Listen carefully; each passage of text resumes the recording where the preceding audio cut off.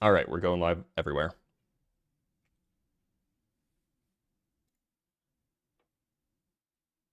All right, should be live. Now I just need to rearrange things. Well, I guess Ian will be here shortly, Yeah. so I don't have to Ian's on the rearrange way. things too much. You just got to make sure that the acai bowl is has been delivered. Right, of course. And then Doug has to go down here, and the lava lamp has to go there, and that should be good. I'm showing that it's live. Yep, should be. Oops, that's me twice. Let me add up ourselves.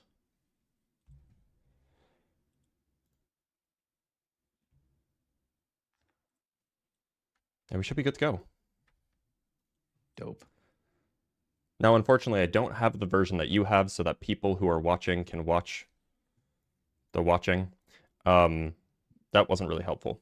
What I'm trying to get at is that if somebody's joining from Video Ninja, I can't display to them what we're showing everybody else.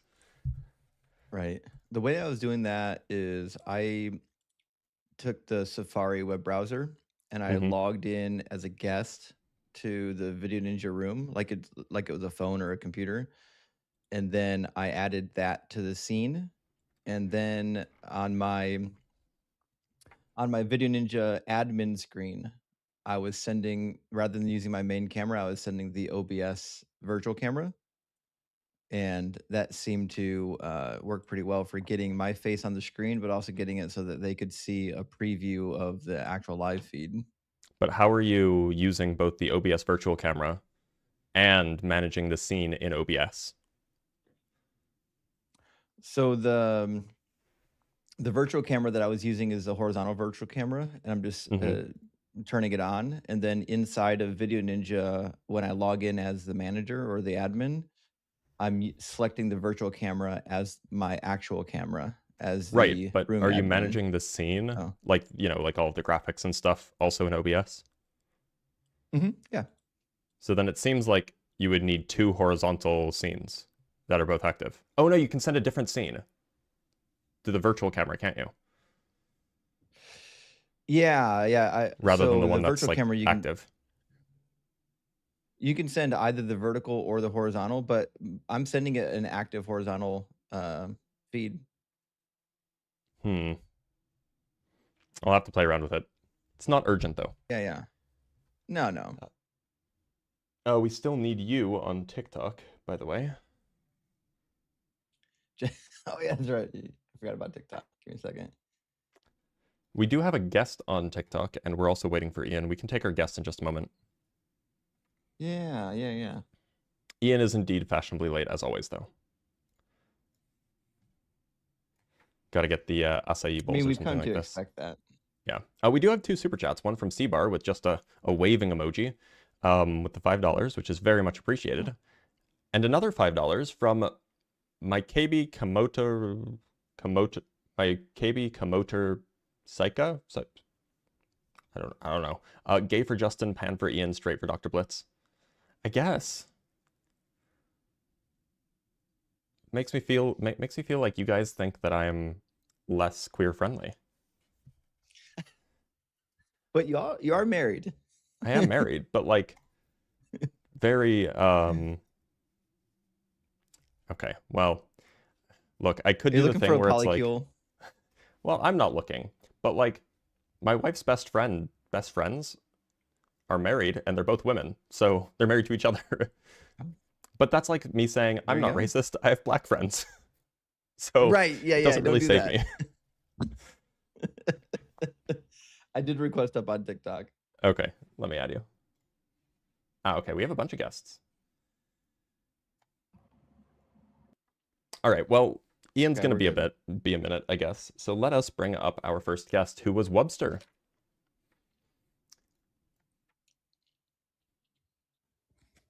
Webster, how's it going? Yeah, hi. I just want to know if you guys hold to Ian's same like argument against God where he can't be timeless or whatever. Because I actually have a response to that argument, but I don't know if you guys run that same argument or not. I think that a similar argument is probably fair, namely that if you have a being with a mind, it can't exist in a timeless state. But I think that that's probably a little bit different from what you're talking about. Well, what if God is temporal, though? Do you have any issue with that? Then it just seems a little bit confusing because it seems like temporal things are physical things, at least in one sense of the word. What's the argument for that, slow boy? Go ahead. Is this what we're going to do? Notice how you're pivoting to meta. You can't give an argument that establishes that temporal things are physical. Holy fucking shit. Dodge number one. Let's try one more time, slow boy. What's premise one of the argument? Go ahead. Imagine being such a fucking goon that you have You're to. You're a side character. Stop talking. I'm not talking to you. Anyway, Dr. Blitz, go ahead and give the argument. I think we've talked before, right? Yeah, Webster? You're a side character. Be a good boy and drink your coffee. Dr. Blitz, give the argument. Go ahead. Webster, have we talked before? No, good sir. I'm here in good faith to engage in a meaningful discourse with two distinguished atheists. Surely here in good faith. Yeah. I'm here before two distinguished atheists to engage in a good faith manner. Yeah. Really? That's the case. Yeah. Yes. Yeah. Give me the argument, slow boy, that you're here in good faith. I'm actually non-inferentially justified in believing I'm here in good faith, so you asking for an argument is a category error, slow boy. Holy fucking shit, you're face down, ass up right now. How does it feel to lose? All right. I mean, I'm pretty sure it's a meme, right? Like, I don't think that he was actually, I don't think he was here, like, to have a serious conversation, right? Not that, like, all the conversations have to be serious, but, like, I think that he was just here to be, like, funny, which it is funny, all things considered. Wasn't one. Well, we have a $10 super chat from Texas Panhandler, saying, "Happy Sunday, team. Justin, I hope you get parole soon." You know Justin, what? I see the board in just a week.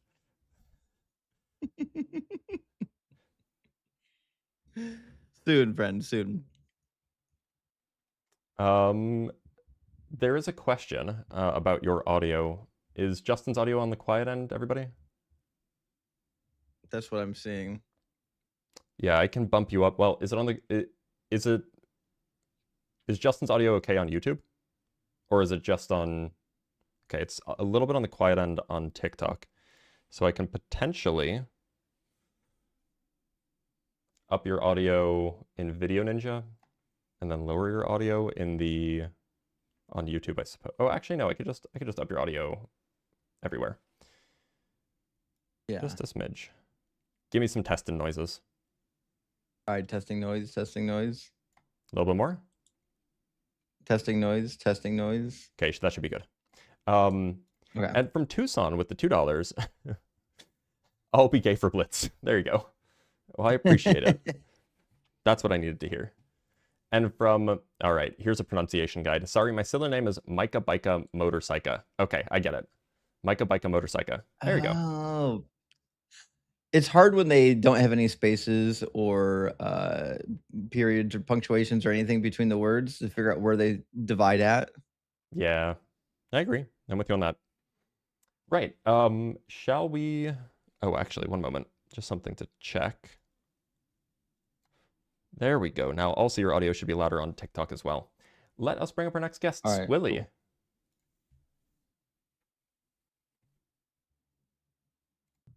Squilly, how's it going? Good. How are you?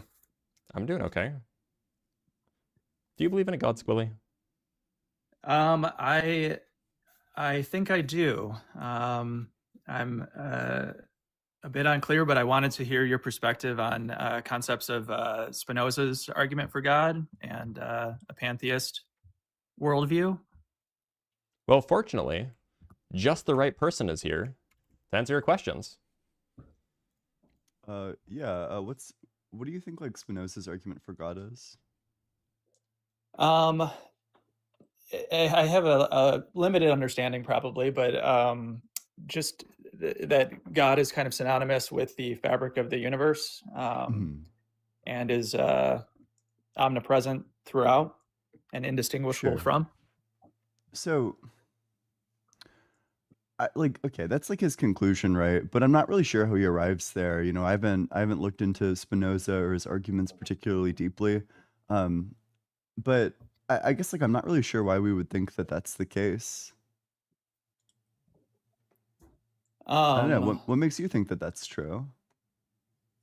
Well, so I've been a physicalist for most of my life, and I've recently been interested in analytic idealism and arguments for that. And I feel like a physicalist perspective doesn't answer the hard problem of consciousness. And I feel like, at least from my perspective, and it's tough because I don't know if any of this can really be proven or disproven, which makes it difficult from a scientific perspective. But having a first-person perspective of consciousness, like, at least to me, it exists. It feels like it exists. We agree. And I don't think the physicalist worldview explains that. Why not? It quite literally doesn't. I mean, we don't know the mechanism through which consciousness is generated. What's the mechanism by which consciousness is generated on idealism? I don't know if there's a mechanism explained, but we know that it exists. Sure. Well, we know that it exists under physicalism too. So it seems like you would then be in like the same position. You're saying the reason why we should prefer idealism over physicalism is because physicalism has no explanation for how consciousness comes about, but then idealism doesn't either, it sounds like.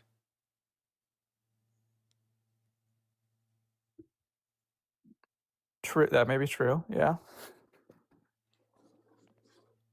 There are also like a lot of things that are like quite weird. They don't quite make sense under a view that matter is less fundamental than consciousness. That facts about like the brain and how brain damage will affect things like your conscious experiences, things like laws of nature, laws of physics, like it's all very strange under the idealist view as to why these things exist or why they operate this way. There's also a secondary issue, which I haven't heard brought up, which is that there's almost a fine-tuning problem for the idealist, right? If minds can exist absent physical bodies, why are there physical bodies? What are the odds that, the way minds were going to be was that it was going to arrange themselves in a way that, we perceive these physical bodies with digits and senses and all of this stuff, when we could have just been minds that, make up an electron universe or make up just a chaotic universe with just minds in it. Why is it this way? Well, and maybe that's possible. I mean, and consciousness, when we talk about it, I mean, there's different levels to it. So, I mean, I'm talking more that there's a fundamental consciousness in the universe. When we talk about minds and bodies, like if you cut off your hand, you lose the perception, the feeling of, that body part, but you're still conscious. And similarly, you can have, brain damage, or there are drugs that cut off, your ability to perceive things through your mind, and so your fundamental consciousness loses, the ability to sense certain things. But to me, it certainly feels like consciousness is fundamental to the universe. The question that I'm raising is, why is it that consciousness needs a brain or a body to have certain kinds of experiences? What's the connection there?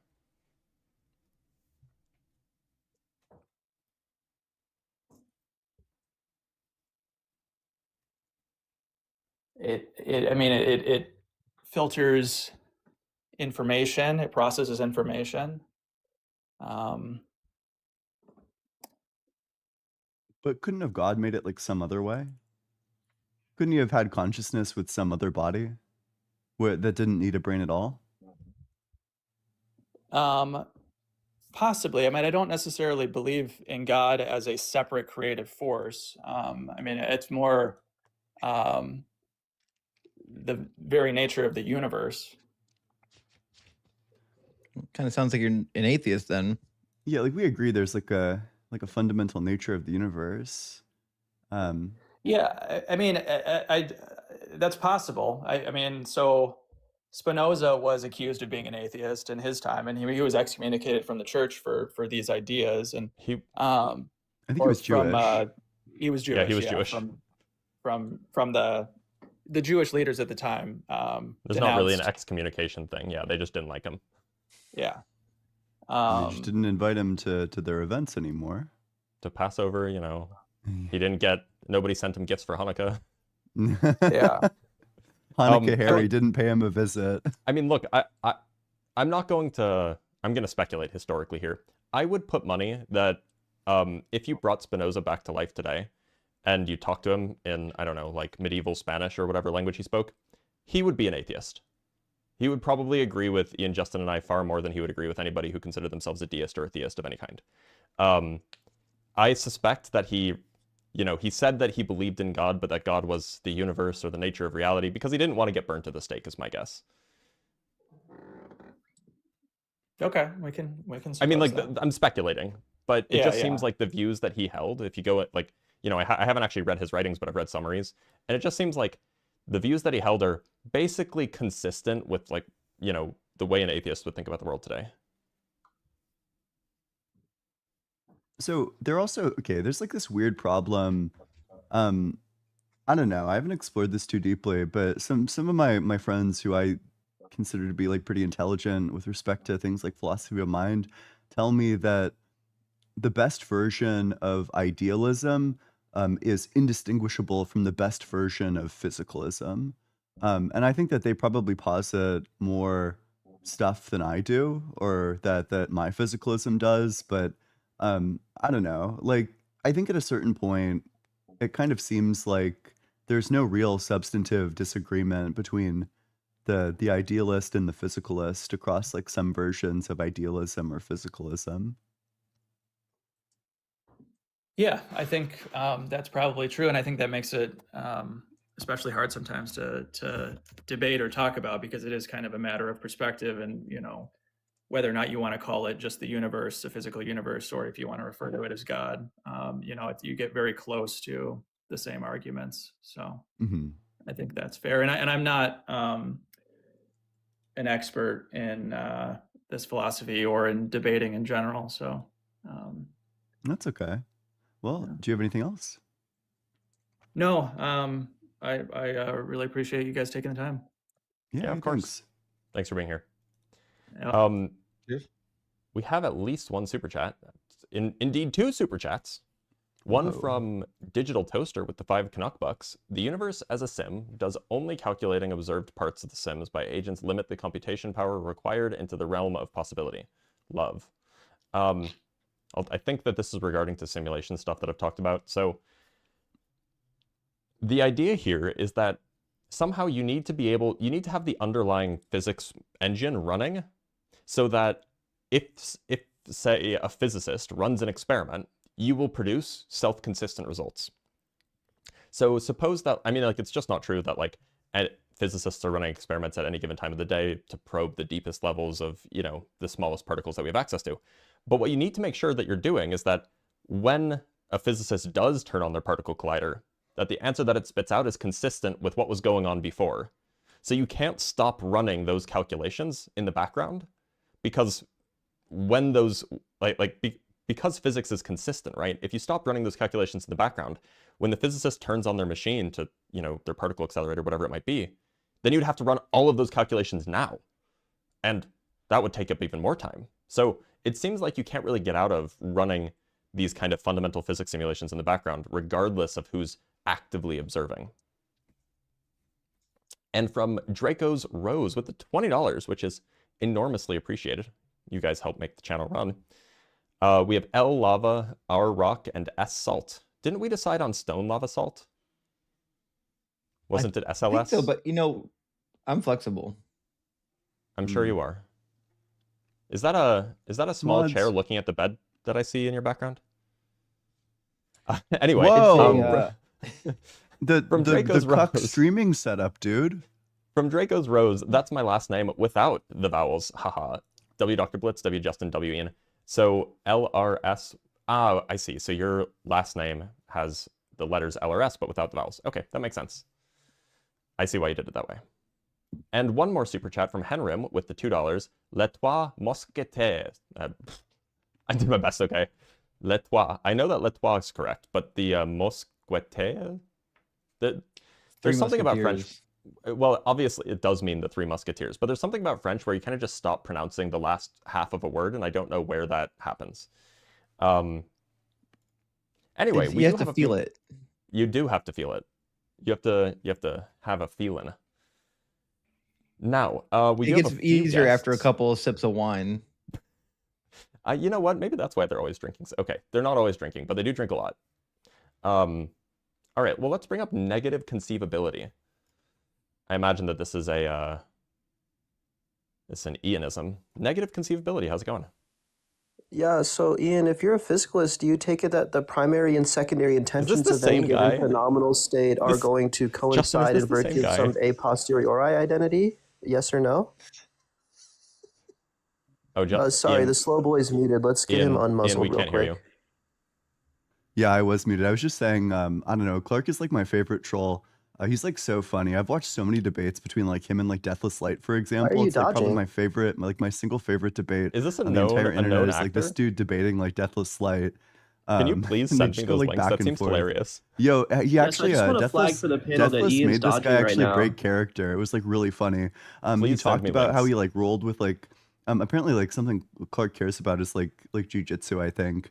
And Deathless made like some absurd claim about jujitsu and like his jujitsu credentials, and it was like such an absurd claim that Clark broke character over it. I just want to please send me links. This is gonna like I gotta see these. For the panel. Do they exist on YouTube? Ian, the question on the table is just gonna be like, your account as a physicalist, do you take it? He is really funny. Like it's such like an obvious troll that like it. Yeah. Every time it happens. But you know what? He doesn't show up on my live streams ever. Yeah, I mean, I typically try to, I don't know. It's like difficult to find like the perfect medium of engaging with them, because you don't just want to like run from them, because then it looks like you're losing. But you don't really want to engage with them because they're like sophists. So. Wait, is he a troll that takes himself seriously, or is it actually a bit? No. It's like real deal trolling. Oh, okay. Wait a minute. So that means that it's a bit, right? Yeah, no, it is a bit. It's not like Deathless, where Deathless actually takes himself seriously. Okay, just checking. And Dr. Blitz, you would agree that the non-existence of God does not exist, right? Indeed, I would agree that non-existence doesn't not exist. So it does exist. No, it doesn't not exist. Get it right, scumbag. Doesn't not exist. What, you've never heard of a double triple negative? Double triple negative. 10 points. How many on negatives double, are in a double triple negative? All right, let's bring up Holy Guacamole. Holy Guacamole, how's it going? Hey, doing well. How are you? Doing all right. I think the other fellas are as well. Do you believe in a god there, Holy Guacamole? I do. And which one would that be? Are you a Christian? Are you a Christian? There we go. Christian. Okay. What's the best argument that you think you could offer for, us heathen atheists that might convince us to believe in the Christian God? I don't think I'm going to try to convince you guys. I've seen enough of your guys' work here. Quite the bloodblast. So maybe we can come to a stalemate. I don't know. I'll give it a shot. All right. A stalemate would be good enough. What you got? All right.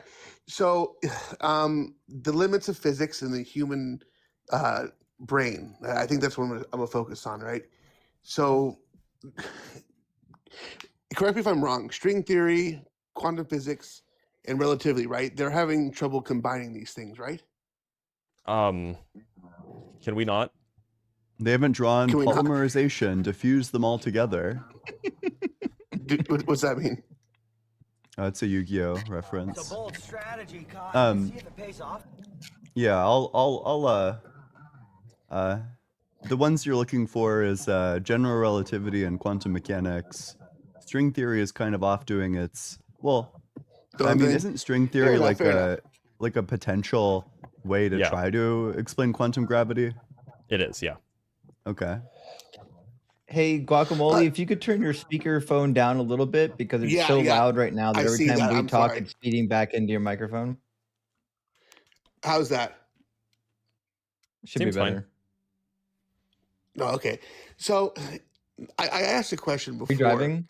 On a different account, and the question was: Is the human brain does it have the ability to even conceptualize the potential of a god, a deity outside of time and space? Like a grasshopper not being able to understand its surroundings, or a fish not being able to understand the surface. I mean, perhaps not. Perhaps it's the case that there is something that we just can't conceptualize with our puny human logic. But then it's like, should we really be spending time thinking about this thing if it's not even in principle conceptualizable?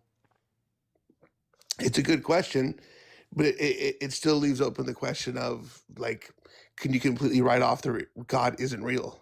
Well, the way I see it, either, okay. There could be a whole separate realm of non-conceptualizable entities, and like maybe Doug and the lava lamp live there, and like these are in principle non-conceptualizable. And they don't interact with our world at all. And they just have, like, they don't care. Their existence doesn't depend on logic, it doesn't depend on any of this stuff, whatever it is. But then they may as well not exist. On the other hand, if you have an entity that is somehow interacting with our universe, then at least in part it is conceptualizable, because in principle, anything that interacts with our universe, is going to have some sort of physical effect that we could then conceive. So it seems like you can't have it both ways. You can't have a Christian God that interacts with our world and, partakes in the form of in the form of Christianity, appearing as Jesus and being triune and all of this stuff, and then also being non-conceptualizable. It seems like you can't have both. I like how you leave it, it seems, because that's what brings me to, I'm a denominational Christian, by the way, but yeah, it seems is where I seem to be stuck with as well. I'm just being humble. Don't worry. What's that? I'm just being humble. Don't worry. When I say it seems, what I mean is you can't have both, but I'm being nice about it. Mm-hmm. Oh, okay. Fair enough. Can you explain how you cannot have both to me, like the layman? Yeah. I mean, if you have a thing that is interacting with your world, then you can understand that interaction, right? I mean, Jesus was a person. You could conceive of Jesus, but if Jesus is supposed to be God, then it can't be fully non-conceivable, right? How is that? But if you go back to the thinking pattern of us not being able to conceive it, our brains not being able to conceive it. I mean, if there is in fact a God that created what we see and what we don't see, I suppose, and what we're trying to see within science or within religion, right? If something was that powerful, in fact, wouldn't they be able to create something that we could not conceive? Not in a way that we would notice in the real world. If we would notice it, then it's conceivable. Yeah. Sure, I mean, totally like the grasshopper agree. analogy I is, I think the grasshopper analogy is really good because, the grasshopper still sees you, even though it doesn't understand you, it doesn't understand like what the car is. It still has some reason to think that there is like a thing there, even if you don't know like all the tiny details or like how it works. Yeah, a grasshopper can conceive of, a person, insofar as they can conceive of anything, of course. That's a good point. Okay, then do you think that we're at the cutting edge of math and science and physics and have full understanding of the universe? Well, I know, Ian, the first question is mathematics doctor. The first question, by definition, of course, we're at the cutting edge. The second question seems unrelated to the first. I don't think, like, of course, we don't have a full understanding of everything. Otherwise, we wouldn't be still doing math and physics and biology and chemistry and sociology and economics and, all those things. Right. So until that's really answered, right? I suppose, because I don't have an applied mathematics degree. I'm not a physicist. I enjoy it though as a hobbyist. And until we have those finite answers, I think this back and forth will be continued. And it can be continued by a lot greater men than me. Do you think that, like, suppose string theory ends up being true, and we have a theory of everything. Do you think that all the theists will be like, well, you got us. It's over. No, absolutely not. No. Okay, so I actually don't think it has anything to do with the level of scientific knowledge that we have. I was actually questioned that on a different panel about if I was faced with hard evidence, would I be able to accept it? Still don't have the answer. And that's just a theory, it's a logical question. Well, that should bother you, right? Yeah, it does. It absolutely does. Well, look, Holy Guacamole. That's my best shot. So I'm gonna. That's fair. Sit down on that one, and I'll see you on your what is it, MAGA versus science debate soon. Fair All right, fair enough. All right, take care, guys. Take care. Yeah, have a good day. Yeah, didn't you hear? I'm getting political now. Oh, it's shit. not my fault. I'm getting political now, How but it's dare not my you? fault. I know. Mm. They just should stop trying to cut NASA's budget and the NSF's budget. And I'll Dr. just shut Blitz up and be a so cute little atheist boy. Yeah. What? Dr. Blitz is getting so political. I know. All right, let's talk to Tallon. Tualuan? Hello? Tallon, how's it going? Great, man, great. I've been itching to ask this question to Ian for a while now. I agree that there's no God for the most part, like all loving, all powerful, all knowing. But I've heard Ian propose an infinite regress of sorts, and I have some problems with that idea of an infinite regress. The main one being yeah, go for it. That no point on an infinite timeline can get actualized, right? What if they're all actual? What do you mean?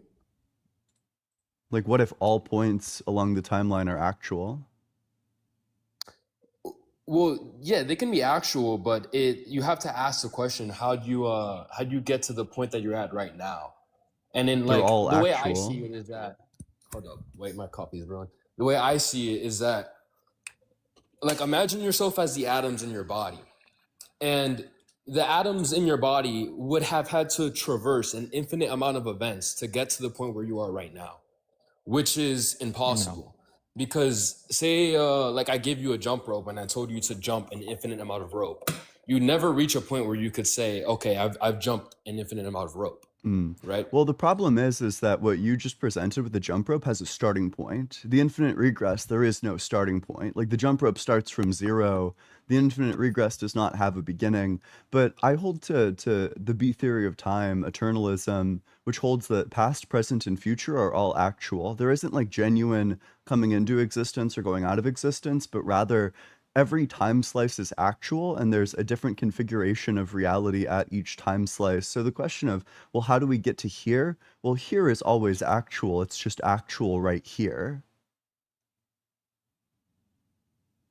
All right, let me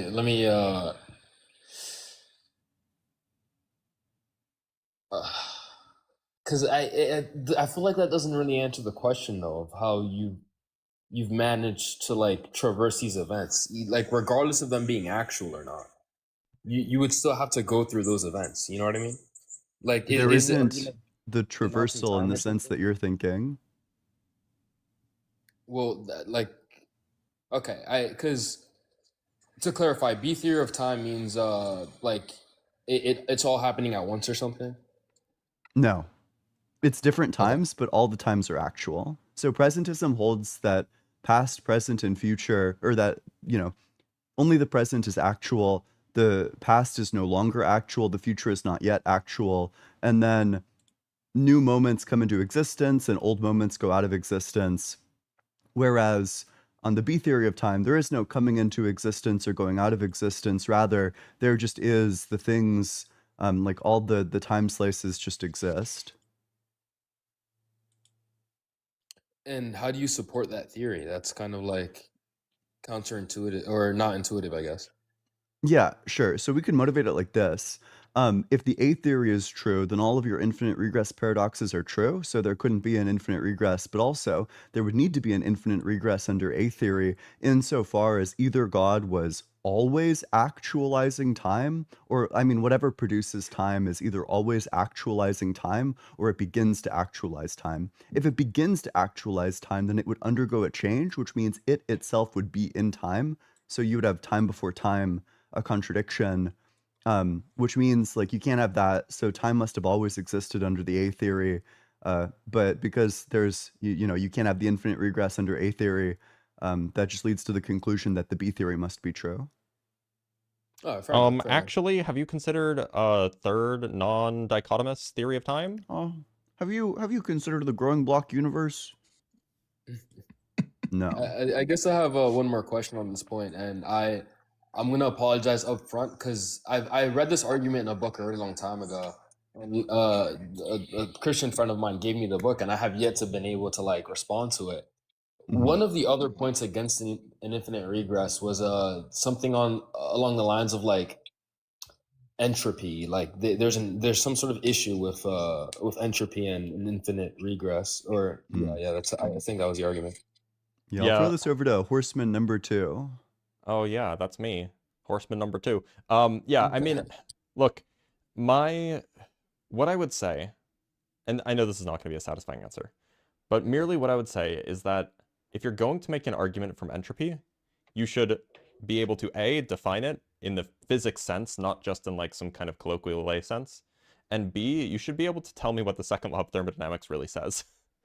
Theists can't do that. I've never met a single one that can. And so they're kind of relying on like these truisms that they take, you know, some physicist said something once, and then they interpret that something in a way that is incorrect, and then they use that to make an argument in a way that doesn't hold.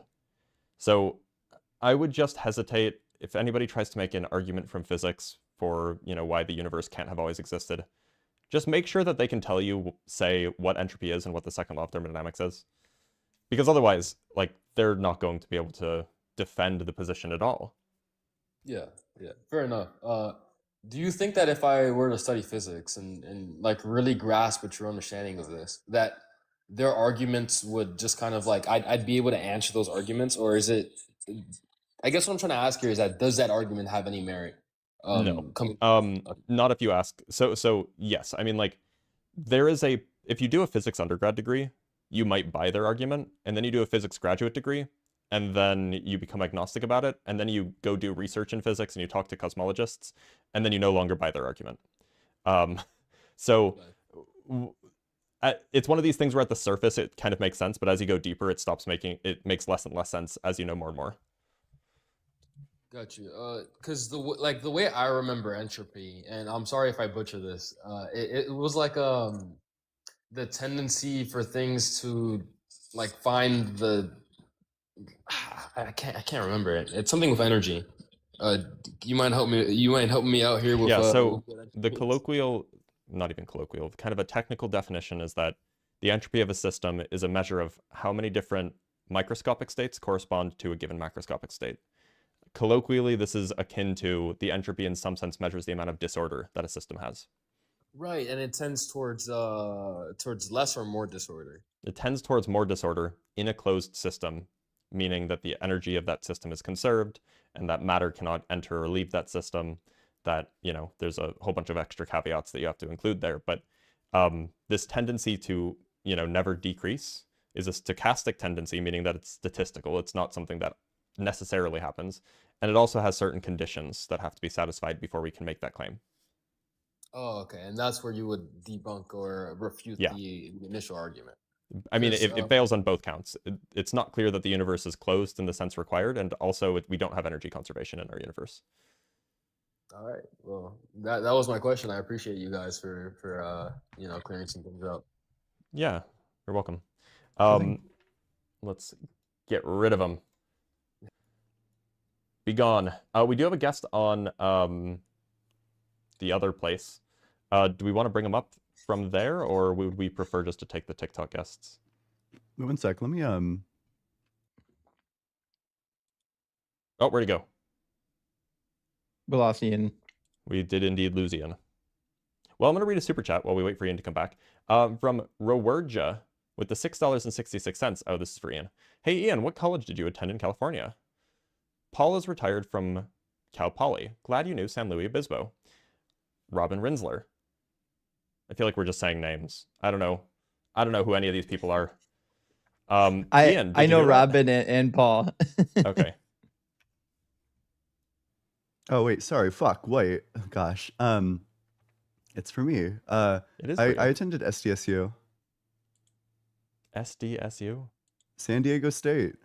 Oh, you did? Yeah. Based. What were you doing there? What kind of a fucking question? Are you asking like what? Are you asking what degree? Are you asking like how I ended up there? Why there? How'd you end up there? It's my mom's alma mater. Oh, doxed. Now I can go look up all of the people who have ever graduated from SDSU and find two people, one of whom is named Ian. Yeah.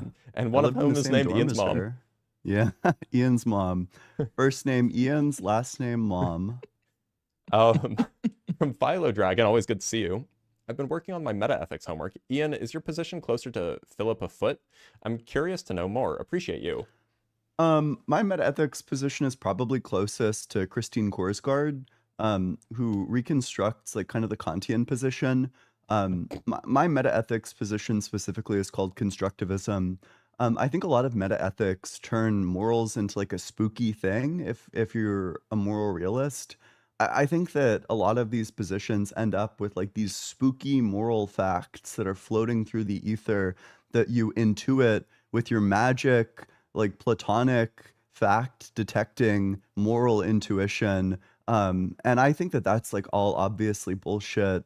But I think like Christine Korsgaard, like her account of it is pretty compelling, or at least I think she gets the framing exactly right, which is that you need to start with the question of where do our reasons for action come from? And of course, they come from the thing that we make ends in our lives, basically like our goals, broadly understood. You know, our goals are the things that give us reasons for action. So in order to arrive at like an objectivist ethic, you're going to need to find reasons that everybody has by arriving at like some sort of goal that everybody shares. Okay, and we have one more from Scribs with the 2 Canuck bucks. What is a system in a purely material universe? I think that this is referring to the entropy thing. A system is just any arbitrary demarcation of stuff, perhaps even stuff, or non-material stuff. This could include like photons. You could include photons in your system. Often we want to talk about, say, the volume of a system. So we would ask how much space that stuff that we've demarcated occupies. We also might want to talk about things like the pressure of the system, in which case you need some way of measuring that. You know, these kinds of things, but it is a subjective thing. And by the way, the whole business of defining entropy to begin with is subjective, especially once you leave, or yeah, I want to say that it's subjective in the sense that it's not objective. It can be kind of unique and canonical, but consider the definition that I've offered, which is, you know, it's the number of different ways a microscopic state can correspond to a macroscopic state. But the way that you determine which states are macroscopic and which states are microscopic, that's a choice that you have to make. Now, there are good choices, but it is a choice. Anyway, we do have another guest. Let's bring them up from the Video Ninja room. I think that that's probably the appropriate thing to do. Reddex, how's it going?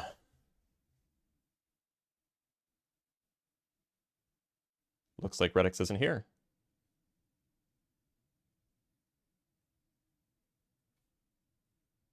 If you're here, we cannot hear you. Unfortunately. Let me just double check what your audio settings are. You have no microphone selected. All right, I turned on your iPhone microphone. Can you give us a audio test?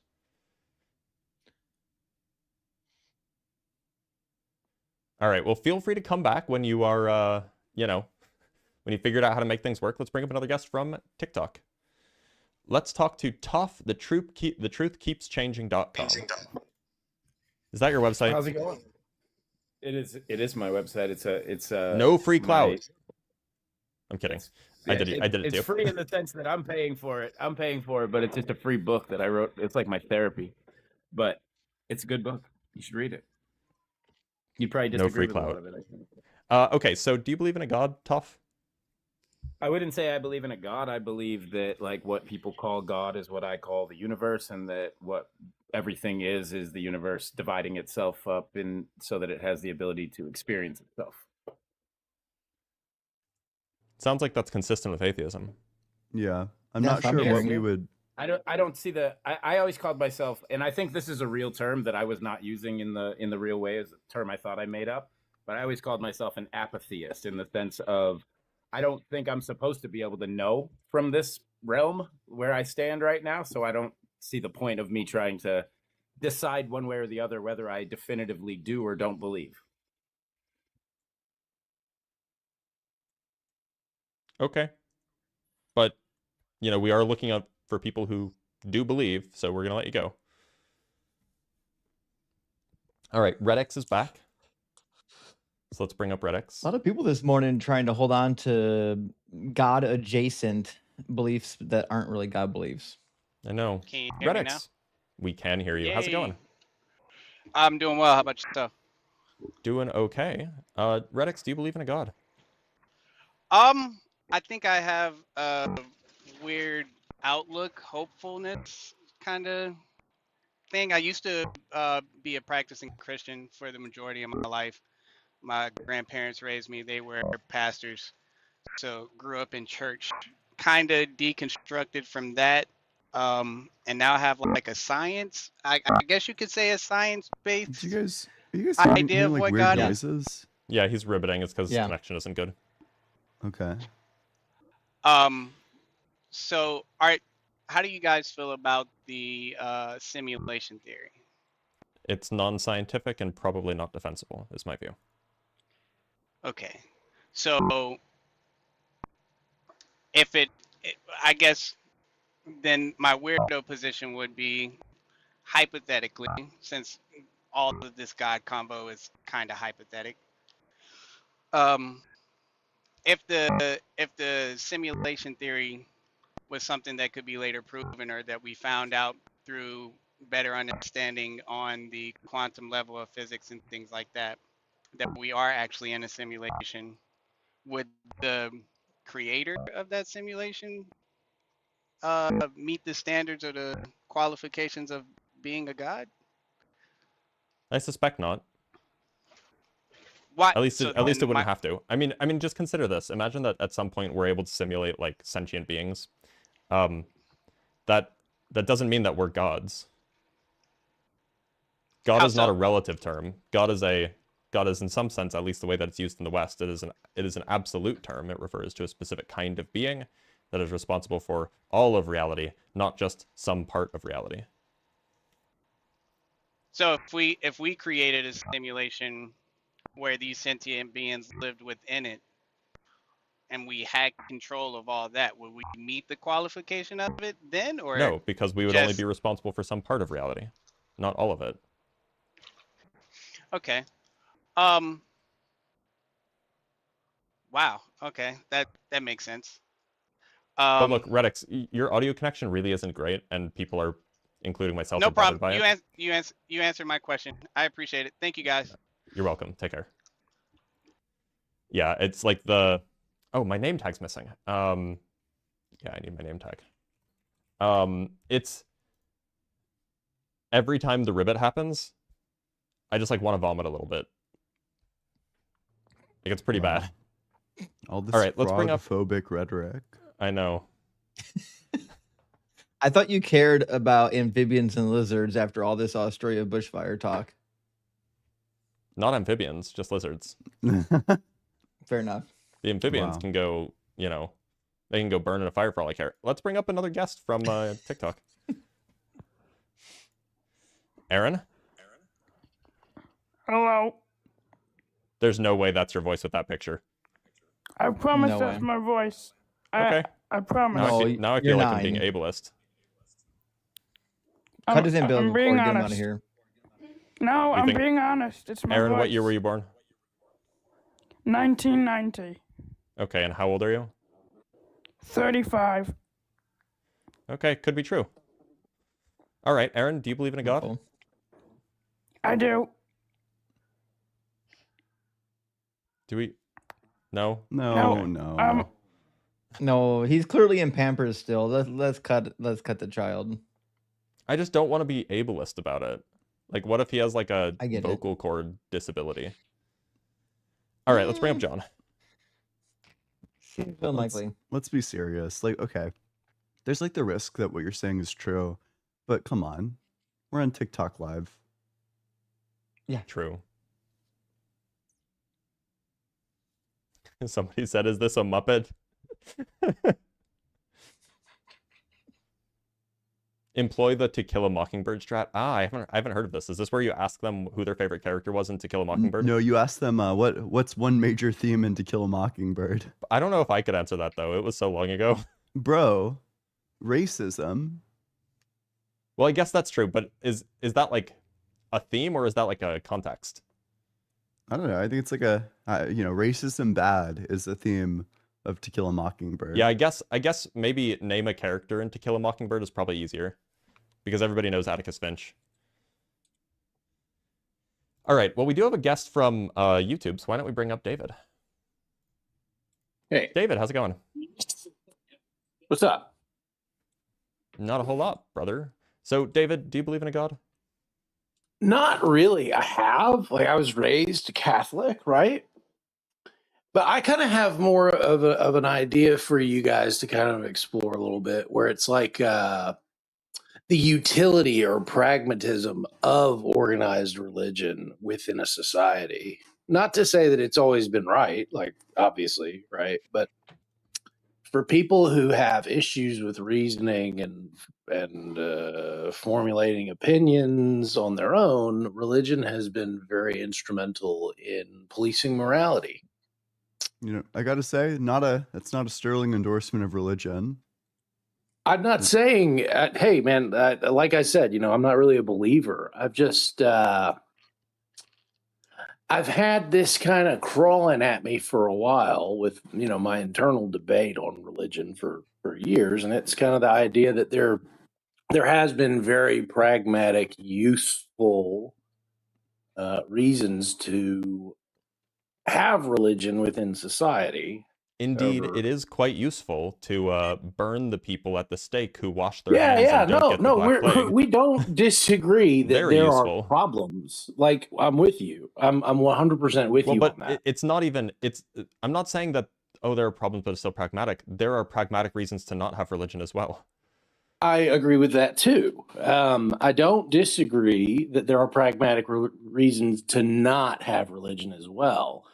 Because of all the problems that you readily state, the false accusations, the misappropriation of different moral fundamentals that maybe we don't all agree on. My thing is the average guy, and if you've met the average guy, I feel like we have. Indeed, we have. I'm sure you've had the average guy on here plenty of times. But that's disturbing fundamentally. And we should have religion, but there's something there in the human psyche that reaches for explanation and reaches for guidance. Consider you know this. what I mean? I think I think there's nothing wrong with that. I think religion's a bad place to put it too. But that's like where it's been for millennia. We've built religion, we invented God, and we did it to police ourselves. And I wonder how many people throughout the millennia have absolutely been non-believers, but been proponents of religion for this very reason, because it's pragmatic, because it's useful. Okay. So here's something to consider. If you want to live the best life that you can live, then you're going to need to try to pursue truth in order to make the correct decisions in your life, in order to properly evaluate what's at stake in every decision that you make so that you can properly value, the things around you and, properly assess on the basis of your goals what the right thing to do is. You need to be reality oriented. You need to be attempting to find truth. If you're not attempting to find truth, then there's something that's gone horribly wrong here. That's a pretty big problem with respect to people just deciding to be religious because they're bad critical thinkers. I mean, if you do that, you're just seriously failing in terms of your obligations that you have towards yourself. You're not doing things that you ought to, and you're making your life substantially worse. There are select circumstances wherein I think it's totally fine to believe in a religion, but these scenarios are going to be few and far between. These are scenarios where people are like kidnapped and getting gang raped every day, and the only thing that they have is like a belief in God and that things like may get better one day. But for the rest of us, for those of us who aren't in a position like that, we need to be trying to pursue truth. And when you're not doing that, you're really fucking yourself over. Yeah, I don't think we disagree that's the reason that religion should sort of be rejected. There's just some part of me that sees evolutionarily how this cropped up, and I just think there is some place for it, and there is some place where secular people have to intervene in the fantastical BS that keeps you. I think you get what I mean. I think religion is something we have to account for within society, the religious aspect of human nature, and not to poo-poo that idea that, yeah, we have throughout the past explained the unexplainable with God. We have replaced, the question mark where once was relativity, where once was evolutionary biology. We've replaced those question marks that we used to fill with God. We've replaced those with the correct answers for the most part. And I think you're right that pursuing truth is completely the most moral thing we can do as humans. However, I just think functioning societies, we have to study our past and not throw the baby out. You can study the past without believing it. I'm not saying religion's good. I'm not saying religion's ever been the best. You can study the past without believing it. Yeah. Like I can learn about like the ancient Greeks without believing that Zeus lives on top of Mount Olympus and smites people with lightning bolts. Right, and we reject that, and we reject that right. wholeheartedly. So we can study the development of Christian society or Western whatever, but that doesn't mean that we have to believe. You don't believe this all God, of so that. you believe that God. I get you. No, what? Look, all I'm saying is that you can get. What is certainly the case is that in order for, say, the United States to function as it's been functioning, which is barely, but in order for it to function the way it's been functioning, you could delete Christianity, you could delete Islam, you could delete any sort of like you could delete Judaism, you could delete any of these religions, you could just snap your fingers and make everybody non-religious and everything would function exactly as it used to, except less people would be paying 10% of their income to go fund private jets for megapastors. So I get what you mean from a structural standpoint as things are laid out with like legislation and regulation. Like, yeah, you're right. Society would not fundamentally change, but I do actually kind of disagree in terms of, I mean, the technicalities of what you're saying. I mean, you wouldn't have Christmas. You wouldn't have these different market trends that are predictors. Actually, no, that's not true. You could still have Christmas and still have non-believers. Plenty of people are non-believers but have Christmas.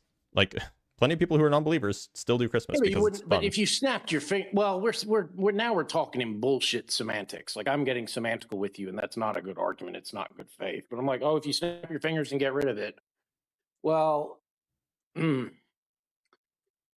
like I said, I'm not a big believer. There's just some part of me, and just there's this idea in my head, and you can say I'm wrong, and I accept that. But there's just some part of me that thinks that a belief in God is not fundamentally bad, and that people being religious is not fundamentally bad. Do you think believing false things is fundamentally bad?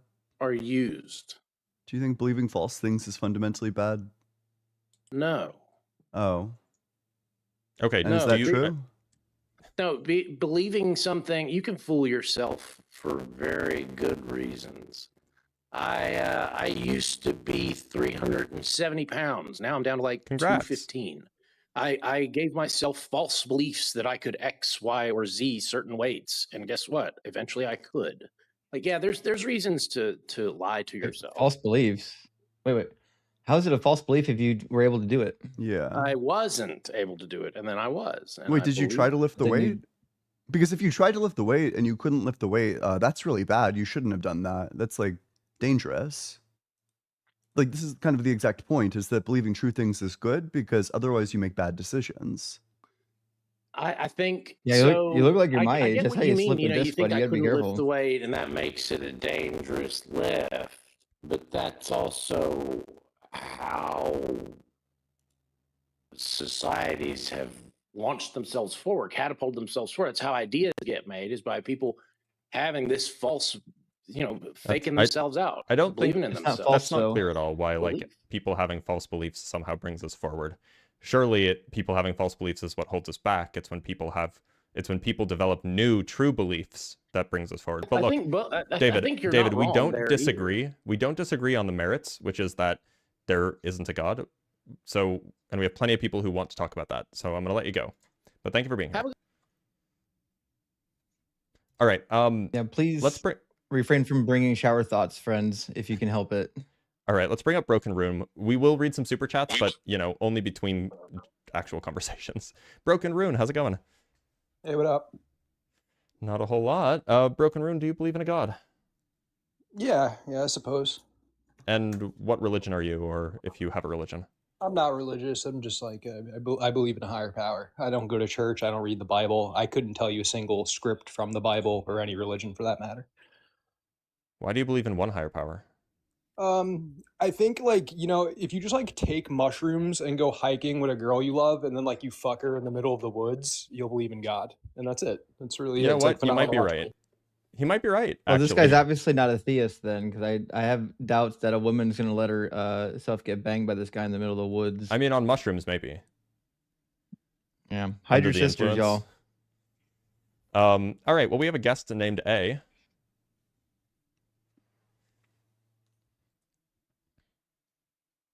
Hello. Hey, how's it going? Hi, yeah. The last thing the world wants is a bunch of whitey men telling us what to do. And he also mentioned babies, and I wouldn't be surprised with your whitey privilege. About? You're in the Whoa, let's just calm down there. You're probably there's no in need the to be getting Epstein upset. files. Whoa, there's no need to get upset. Files? Whoa, you should just Shut calm down there. Crazy. If I were in the Epstein files, I would be there as a victim because this all happened when I was like 13. Just calm down there. You're embarrassing yourself. Imagine using the phrase whitey, instead of just being a normal person and saying white, because that's the word that you're trying to abbreviate. Speaking of the Epstein files, how old was Aisha when Muhammad raped her? You keep muting me. Nobody's muting you. You couldn't even let me finish, could you? I was muting her. Yes, they are. Wait, how did you mute her? Spoke over me. I couldn't TikTok. finish. Yep. I mean, that says it all. It's an echo chamber. Yeah. Wait, Echo hey, chamber. I got a quick question. How old was Aisha? At least one sentence? Just answer the question, please. Do you think that's going to be possible? Yeah, I do. Answer the question. I think that's like infinitely more productive. Okay, so you're committed to dodging. A is a bunch of atoms arranged to dodge wise, it seems. Okay, so you're censoring speech. Right, got it. You're censoring speech. You won't let me yap and ramble. You're censoring speech. Gosh, you're so transphobic. I'm non-binary. I wasn't done talking. You spoke over me. Yeah, I'm probably going to keep on doing so. Yeah, hey, you should not talk over non-binary folks. Yeah. Yeah, that's your white. This is just like how non-binary folks get silenced. This is just your cisgender privilege. The fact that you're steamrolling non-binary voices, not even allowing them to speak on the issues that primarily affect them. Issues like child rape that overwhelmingly affects like non-binary people. You're not even willing to engage. Over the world. You're being transphobic. You're diverting to some other identity to avoid accountability for your transphobia. I can't believe you're being so non-binary phobic. Non-binary people are murdered every single day. Trans people are murdered at like a hugely high rate, and you're contributing to this with your silencing of this one non-binary person right this second. I can't believe how transphobic you're being.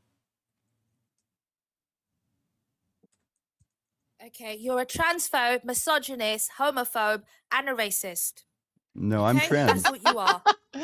Who are all of us because we exist? Can I finish my sentence? This is your microaggressions against disabled people are disgusting. Your microaggressions against Jewish people are disgusting.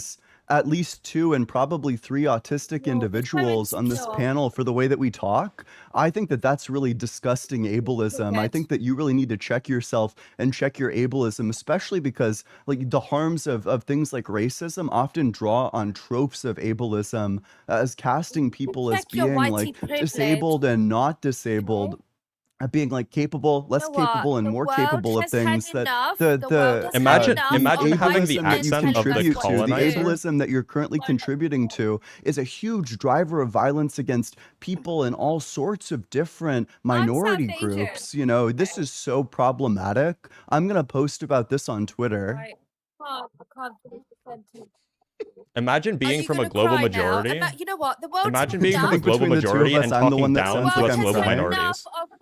Yeah, only one of us came in to crash out and cry. And this is what whitey men do. 3 of us aren't that one, that's for sure. The world has had enough of whitey men telling us what to do and what to think. By the way, this is exactly what college debate is like. You know, it's like leveraging like different identities against each other. Oh, cringe. So yeah, my disabled oppression outweighs my opponent's, you know, gay oppression, and for that reason, Judge, you should vote for us. I'm more minoritized than you are. You're from a population that makes up at least 10% of the world's population. Wow. Oh wow! A whitey man is telling me. Oh no, I'm Jewish. Minority. You're literally no, I'm Jewish. A colonizer. Wait, sorry. Do you think that being trans is a minority? Is being trans a minority? Is being trans a minority? Oh my gosh, more tears. Stop fucking crying. Wah, wah, wah. Do you want to actually engage in the argument? Do you think that trans people are a minority? I've got some advice for you. Shut your mouth. The world's had enough of listening to whitey men. What an ableist microaggression. You know, saying shut your mouth to disabled people.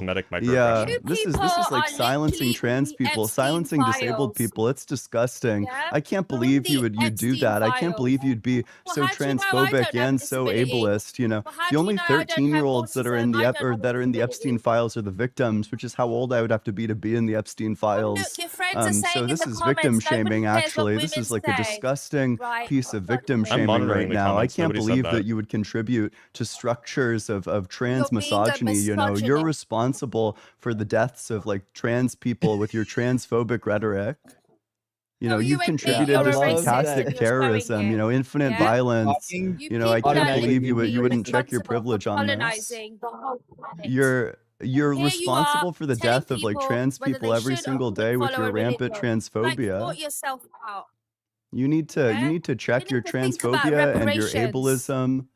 You need to I don't know, maybe like sign up for like an answering the question. No, you're not. Then you've been speaking over trans voices this entire time. Pipe the fuck down. You keep on speaking over a trans voice. You're a racist talking over. You're a misogynist talking over. Whoa, you're still talking over trans voices. Still speaking over trans from the Muslim voices. religion talking about misogyny and colonizing. Did you not realize how you guys colonized like nearly the entire northern part of Africa and like a huge swath of what we would refer to as the Middle East and even like Eastern Europe? Do you think that just happened by accident? Your country has gone around unaliving Muslims around the world. You're whitey people. You've colonized most of the planet, and here you are telling us what we should and shouldn't do. I have no idea. Come on, I'm just gonna double check why this has anything to do with God. I have to double check. Hey, what passport do you hold? Your whitey privilege won't allow you to double check. So I hold an American passport. It sounds like you hold a British passport. Yes. So I'm sorry. Which is your country? Yes, which is your country? Born in the UK because you know, England, famously the most famous colony. Yeah, and you know, I'm of Irish descent, and do you know about Irish history? You know, my people were colonized too. We were colonized by the British. You know, it's the people, the British used to tell us, just put the spud in the bonnet. And, you know, that's the sort of oppression that us Irish folk had to deal with for generations, you know, getting colonized by the British. You know, your inability to actually recognize the nuances of colonialism and the way that it affects like various different groups. You know, some white people were colonized, like the Irish, for example. Yeah. You disagree? You don't think that's true? Look at your, You don't think that's true? You don't think it's true that the Irish were colonized? Oh man, boy, this is like, unironically, this is like the level of understanding that woke schools have of colonialism. They don't know like basic facts about colonialism. They don't know things like, for example, you know, the potato famine that was caused by the appropriation of potatoes, like the forcing of like sending like tons and tons of crops to the English. You know, the Irish were indeed colonized. All right, Gov. We're allowed to be like racist colonizers. British phobic, right? Maybe if she says it 20 more times, it'll have more impact. Like we're allowed to make fun of British people for their accent. We need 7 more. Right. I mean, I don't know. I would imagine so, the colonizers. It seems like if there's going to be one American pastime, it's going to be making fun of British accents. And you can't even get mad because it's not like they're not colonizers. The Brits. How is she not a colonizer? Like, if merely being born in the country that did the colonizing makes you a colonizer, then that means she's a colonizer too. She's not very astute with like basic definitions, at least the way she's applying them. Well, yeah, that was fun. I mean, that's like the, I don't know, man. It's just like I guess I will get political. You know, I just think that people like this need to be excised from progressive movements. These people are a cancer. They don't want to do anything productive. They want to, I don't know, create like insane divisions. It's also not rooted in any literature. It's rooted in like rhetoric. It's all bullshit. And I mean, like, there's like very real discussions to have about like the history and ongoing like atrocities of colonialism, very real discussions, very real atrocities, very real problems to deal with.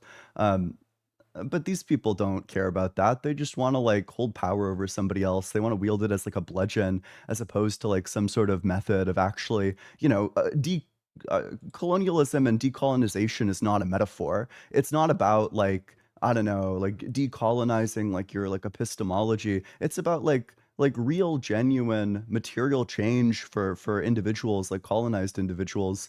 And these people don't know that because they haven't actually engaged with literature. I don't know. You shouldn't take these people seriously. They deserve no voice in any sort of progressive movement. Especially if they're British. True. All right, let's read some super chats first, actually. From Squirrel Knitter, with the $5, raised Roman Catholic. It was my mom, not the church, that taught me morals. I feel like that's true for a lot of people, actually. Most people, I feel like, learn their morals from their parents, and especially often from their mom, especially in older, more traditional societies where the mom is more present. From Dr. Pizza MD with the $5, all the ops are at church brunch. No. Okay, one more time. All the ops are at after church brunch, tipping poorly and being rude to the waitstaff. Give them 45 minutes. That sounds about right. Yeah. From Dr. Fudge with the $10. Wow, this argument is so great and cool. It motivated me to go do my laundry instead. Yeah, I need to do laundry today. From Momo Guy Pan with the $200. Whoa. Might be our largest super chat Holy yet, shit. actually. Holy shit. So, huge W for Momo. Let's get like, I don't know, 1,000 Ws in the chat, probably. Justin, not God adjacent, just a Christian who knows the difference between faith and facts and isn't afraid to question either. Do you understand that, Justin? Not really. So God adjacent basically refers to somebody who thinks they're part of a religion, but they're not really part of like the religion, or like they're part of a God belief system, but they're not. Like, we would say something akin to like simulation isn't really necessarily a God concept. It's like God adjacent. It's not required to have a God to have it. So that's like something that's like Hare Krishna might be like Christian adjacent. It's like like a form of weird Christianity that doesn't conform to the actual rules of Christianity. So Momo, I think what you're saying is, Justin, my phrase "not God adjacent" isn't applicable because you're a Christian who just knows the difference between faith and facts, and isn't afraid to question either. I don't know who you're referring to. I literally spent my entire life questioning religion, which is why I'm in the position I'm at now. I think they might be referring to themselves, that they're a Christian, but they're willing to, right, that's what I'm thinking. Question things. Which, you know, if you're going to be a Christian, at least that's the best kind of Christian you can be, in my view. Sure. I mean, that obviously seems to be the case. But I think there are parameters about what is and isn't a Christian. I think they're fairly loose. But like, you do have to at least like believe the core concepts of Christianity. You can't just kind of claim that you're a Christian because the word Christ was invoked. Yeah, I think that you probably need to say something like you affirm that Jesus rose from the dead and that he is divine in one way or another, right? That's probably bare minimum Basically. Christianity. Well, we have some other super chats, and then we'll bring up our next guest. From Dr. Pizza MD, again with the $2. She's a colonizer. I can tell by her accent. Yeah, look, if you're going to accuse us of being colonizers because we're Americans and, you know, we're at least, you know, white or white adjacent, then I think just like having a British passport is probably the biggest condemnation about you, right? Because the British were like prolific colonizers. Also, I don't know, fellas, is it like decolonialist activism to say actually you can't criticize religions? Yeah, it seems kind of lame. Yeah, I don't know. It takes like a real issue that has like lots of literature and like lots of like real deal things to do. I don't know, like real deal like reparations to be paid, etc. Material conditions to be changed, and then turning it into like a bludgeon to stop discussions about whether or not your religion says things that are acceptable. Okay, actually, hold on. I need to get clarification from the resident wokey, Ian. Am I cringe for calling somebody lame for saying YT instead of just white in a conversation? I don't know, man. I don't even know like why people would choose to do that. Like, I can see why people might do it in the comments if they think that like a certain word is going to be censored, but this isn't like the comments. Yeah. I have no idea. From the Rabid like Squirrel Sage from like 2023, it's not really necessary anymore. Yeah. The AI that runs the censorship bot isn't going to get confused by you writing out the letters YT. From the Rabid Squirrel Sage with the $2, all hail the emissary of the lava lamp. Indeed, hail the emissary of the lava lamp. From Fancy Zling with the $10, the pragmatic case for faith seems self-defeating. It feels like they're saying that false beliefs are possibly useful even though they are not responsive to reality. Probably a formal contradiction there. I don't know if there's a formal contradiction because if you, I mean, especially if you hold, if your epistemology is like a practical one, right? So that's a thing that maybe people what do, you want right? to say about like, okay. I mean, your theory of truth leads you to believing things that aren't true. It kind of seems to be the problem. It doesn't seem like it could be a theory of truth if it's like categorically endorsing things as true that aren't. From Based Asherah with the $2, can we bring Britbonger back as a pejorative? I think we should. Also, we need to start censoring British. You censor the I. British. That's the appropriate way to do it. Yeah, it's British. You can also censor the T if you wish, but it's a little bit more confusing that way. And from Miko Makapo with the £2, we are Magba. Make America Great Britain again. There you go. Yeah, I don't know. Do we really want that? Maybe. But we do have a guest on from YouTube. So let's talk to Ruby. Ruby, how's it going? Not bad. Sorry. Let me just finish what's in my mouth. Oh, my bad. Yeah, we can. Ruby, do you believe in a god? Yeah. Cool. What's up, guys? Do I believe in God? Yeah, of one kind or another. Yeah, I believe in the Christian God. Okay. You want to give us the reason why we should? Yeah, for sure. So I'll just say this. I definitely can't I can't prove to you that my God is real, and I can't convince you my God is real, but I think that I can convince you to trust my God the most out of all of the gods claiming to be God, if that would interest you. Oh boy. Justin, how do you feel about that? I mean, I think it's fun. Ruby, you and I have talked a number of times. I think you know where this is going to end up, but I'm more than happy to entertain why your God should be more trusted than, say, I don't know, Marduk. Yeah, we have spoken a couple of times. I think your major pushback is going to be that you can't really trust Christianity over Judaism. But I didn't say Judaism. No, but well, from our past conversations, that's what I'm gleaning you're going to get at. I actually trust Judaism more, just from like a pure logical standpoint. Like those are my only two choices. But obviously we have more than two choices. Yeah, for sure. But I would start off with like the two major ones, which is like Islam versus Christianity. I would tell you that you could probably. Sorry, what? Did you want to jump in there? What are we talking about? Trust or preference? Because I would obviously, when it comes to the historical documents, I would trust that the Quran was better preserved. I would trust that they go back closer to the original source. Do I like the religion? No. Do I believe the religion somehow is like more true in Muhammad being divine or from God? No. But I don't know what you mean by trust. How are we defining this? Yeah, so trust would just be that the things that they're saying are true. Oh, well, then I would obviously that they're true, or they believe that they're true. No, that they're true. Oh, well, then neither one of them. They're both equally false. They're both goons. Okay, so let's start with something simple that we could probably all agree on, which is the crucifixion of Christ. But Jesus, what evidence do we have that Jesus said anything about his crucifixion other than what people said he said after he was crucified? But that's the claim that's being made in the Bible. That's what I'm trying to prove to you, is like the claim is being made in the Bible from that God. We can trust that more than the claims from the ones from other gods.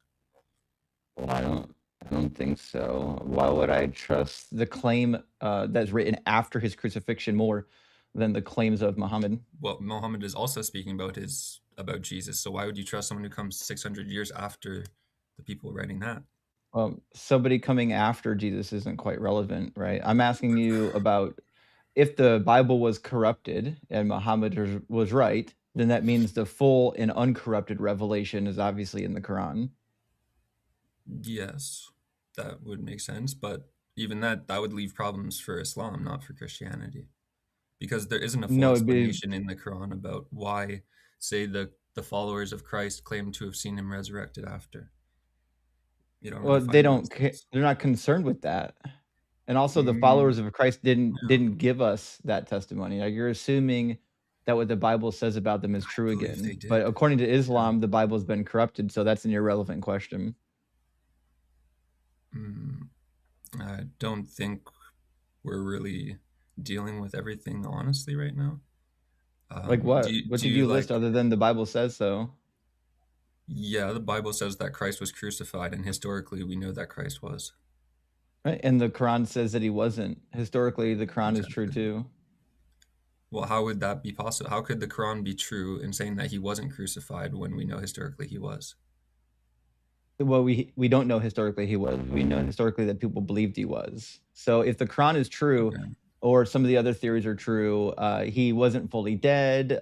Somebody that looked like him was crucified. They took him off the cross prior to his actual death. He was revived in the tomb. There's like a dozen theories about why he wasn't actually crucified once you leave Christianity.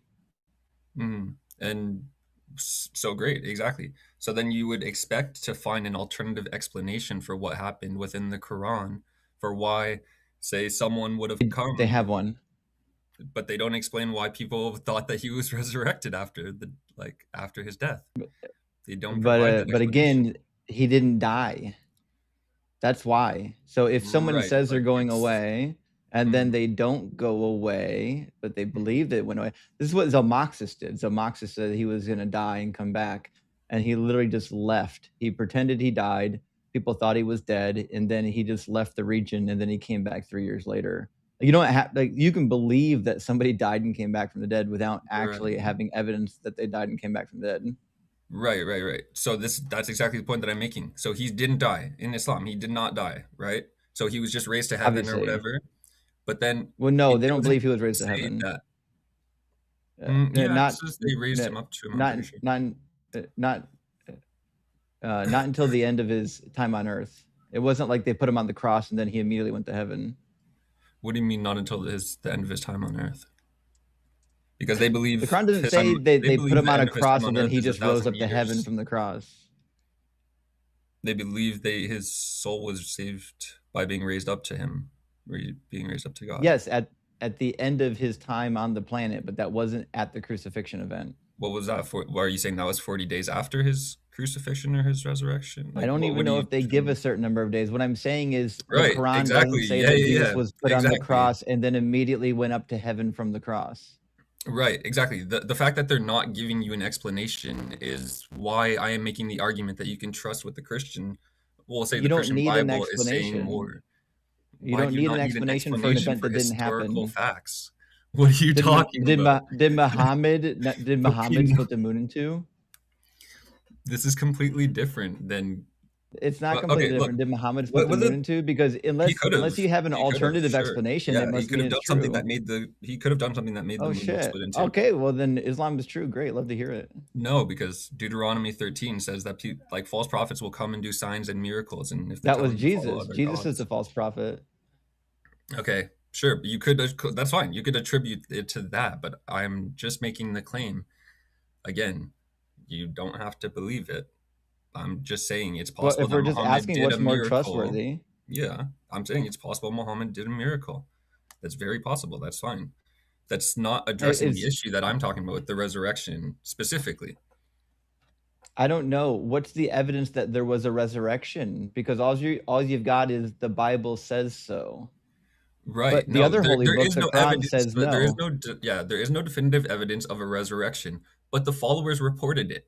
And if the followers reported according to what? According to what? According to the Bible. Oh yeah, according to the Bible. So we're back at the Bible, but the Bible's corrupted. Well, like historians also did. Ruby, you don't understand the solution. I've already given it to you. In Islam, they teach that the Bible and the Gospels, the whole thing, they're corrupted, right? The stories in them aren't necessarily true. So what that means, it's history. History doesn't teach us that. No, it doesn't. The history does not. We don't. The followers of Christ, those followers didn't write us anything. Resurrected. We have nothing about it. The followers. We only have second and third hand accounts. We've got maybe a mention by Eusebius in book 18. We've got another mention of James by not Eusebius. I mean Josephus. Eusebius obviously mentions them, but he's a 4th century church historian that is just telling us his thoughts from hundreds of years later. We don't have any contemporary accounts of what these disciples said or what they did. Paul didn't say anything. Paul said next to nothing other than in 1 Corinthians 15, he says what was handed to him was this particular recitation of what they believed happened to Jesus.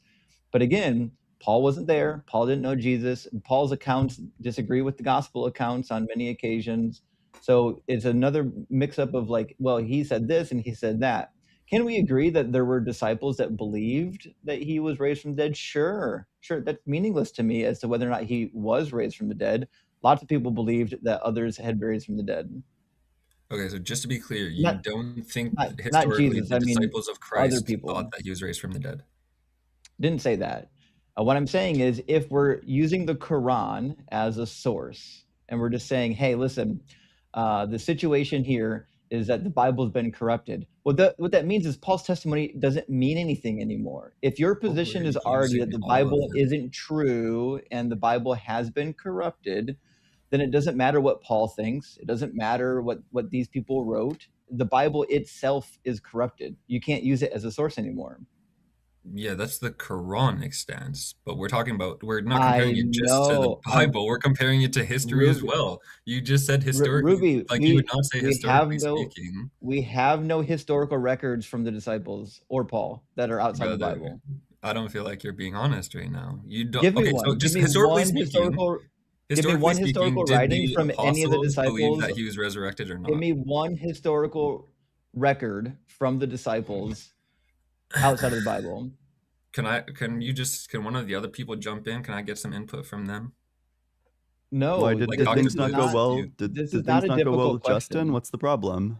No, because I don't think he's being honest about the fact that the disciples thought that he was resurrected historically. Again, Okay, they didn't what's the leave us evidence? anything. They didn't leave us with anything? Like the What Gospels did the didn't. disciples leave us? Again, the starting point is that the Bible is corrupted. You can't use it as a source. In But Islam, you're saying, the you're using Bible just is Islam. corrupted. So what that I'm talking means about is everything. that I'm you not can't saying use the just Bible as the Islam, main source. but I'm not But just again, using if it's Islam. everything, then show me something outside of the Bible that validates these people's belief systems. What did the disciples leave for us? But you're using, like, you're saying, show me something outside of the Bible, and then saying, show me what the disciples left us with. Well, what the disciples left You us said with is in the historical. Bible. Well, again, Islam starts with the starting point that the Bible's corrupted. So what that means is if Islam is true, then it means the Bible's not true. That's the starting point. So if you're a Muslim, your starting point is, I don't care what the Bible says. The Bible's not all true. It's been corrupted. So that means using the Bible as your historical source is out the window. You need something else. Okay, and you're saying there's no historical source outside of the Bible that says that the disciples of Jesus saw him resurrected or believe that he was resurrected. I didn't say that. Nope, didn't say that at all. What I said is not one of the disciples ever mentioned anything. They didn't write anything for us. They didn't leave us any testimony. All we have is people who come later claiming to have heard something from somebody and then, somehow loosely maybe tying it to one of the disciples pretty haphazardly.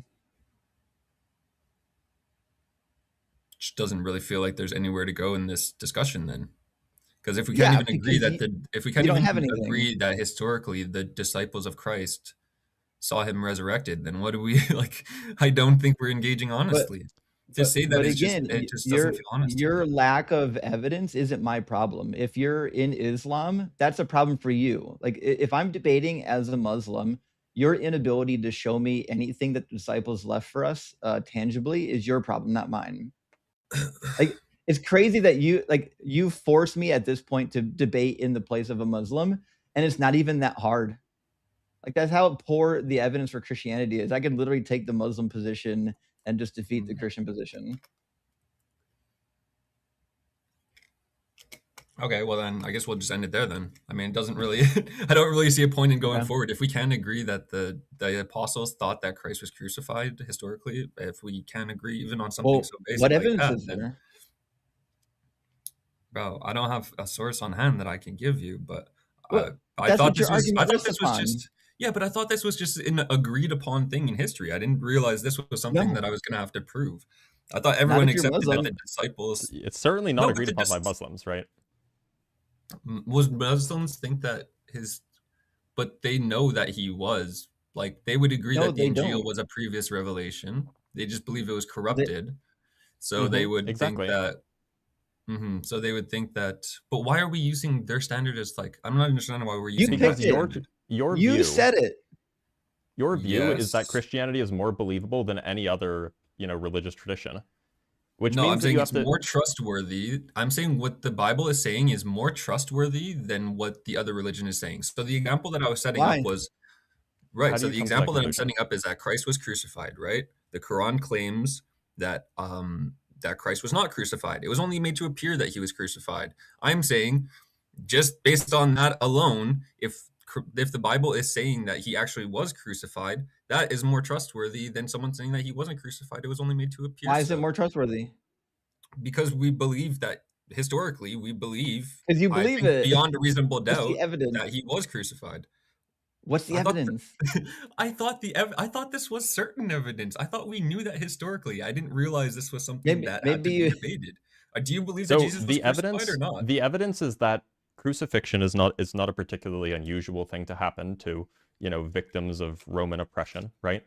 And there were a lot of people who wrote about this. Yeah. Which leads us to, reasonably conclude that Jesus would have been crucified. However, if it's not true that a lot of people wrote about it, if the things that we think a lot of people wrote is actually corrupted text, then the only evidence that we have is that Romans crucified people, but that doesn't give us evidence that Romans crucified Jesus. Wait, sorry. Can you just repeat that? I didn't really. Right. So if you take the view of the Muslim, namely that the text itself is corrupted, then there is no piece of evidence that gets us to the conclusion that Jesus was crucified. Like, what other thing is there that attests to the crucifixion besides the Bible? Like, yeah, Josephus didn't write anything, like Tacitus, Pliny. None of them have. So they were... Justin, you'd have to correct me. I don't think Josephus actually mentioned that Jesus was crucified. Did he? So it depends. We don't really know what Josephus said about Jesus because the part that we have has been hopelessly corrupted. It doesn't seem to be original to the actual manuscripts, and they don't even match his form of writing. You're talking about the writing analysis on that section. Yeah, you're talking about the part that's like obviously not a forgery, but obviously like was added in. But like, what about the part that we know that's genuinely Josephus?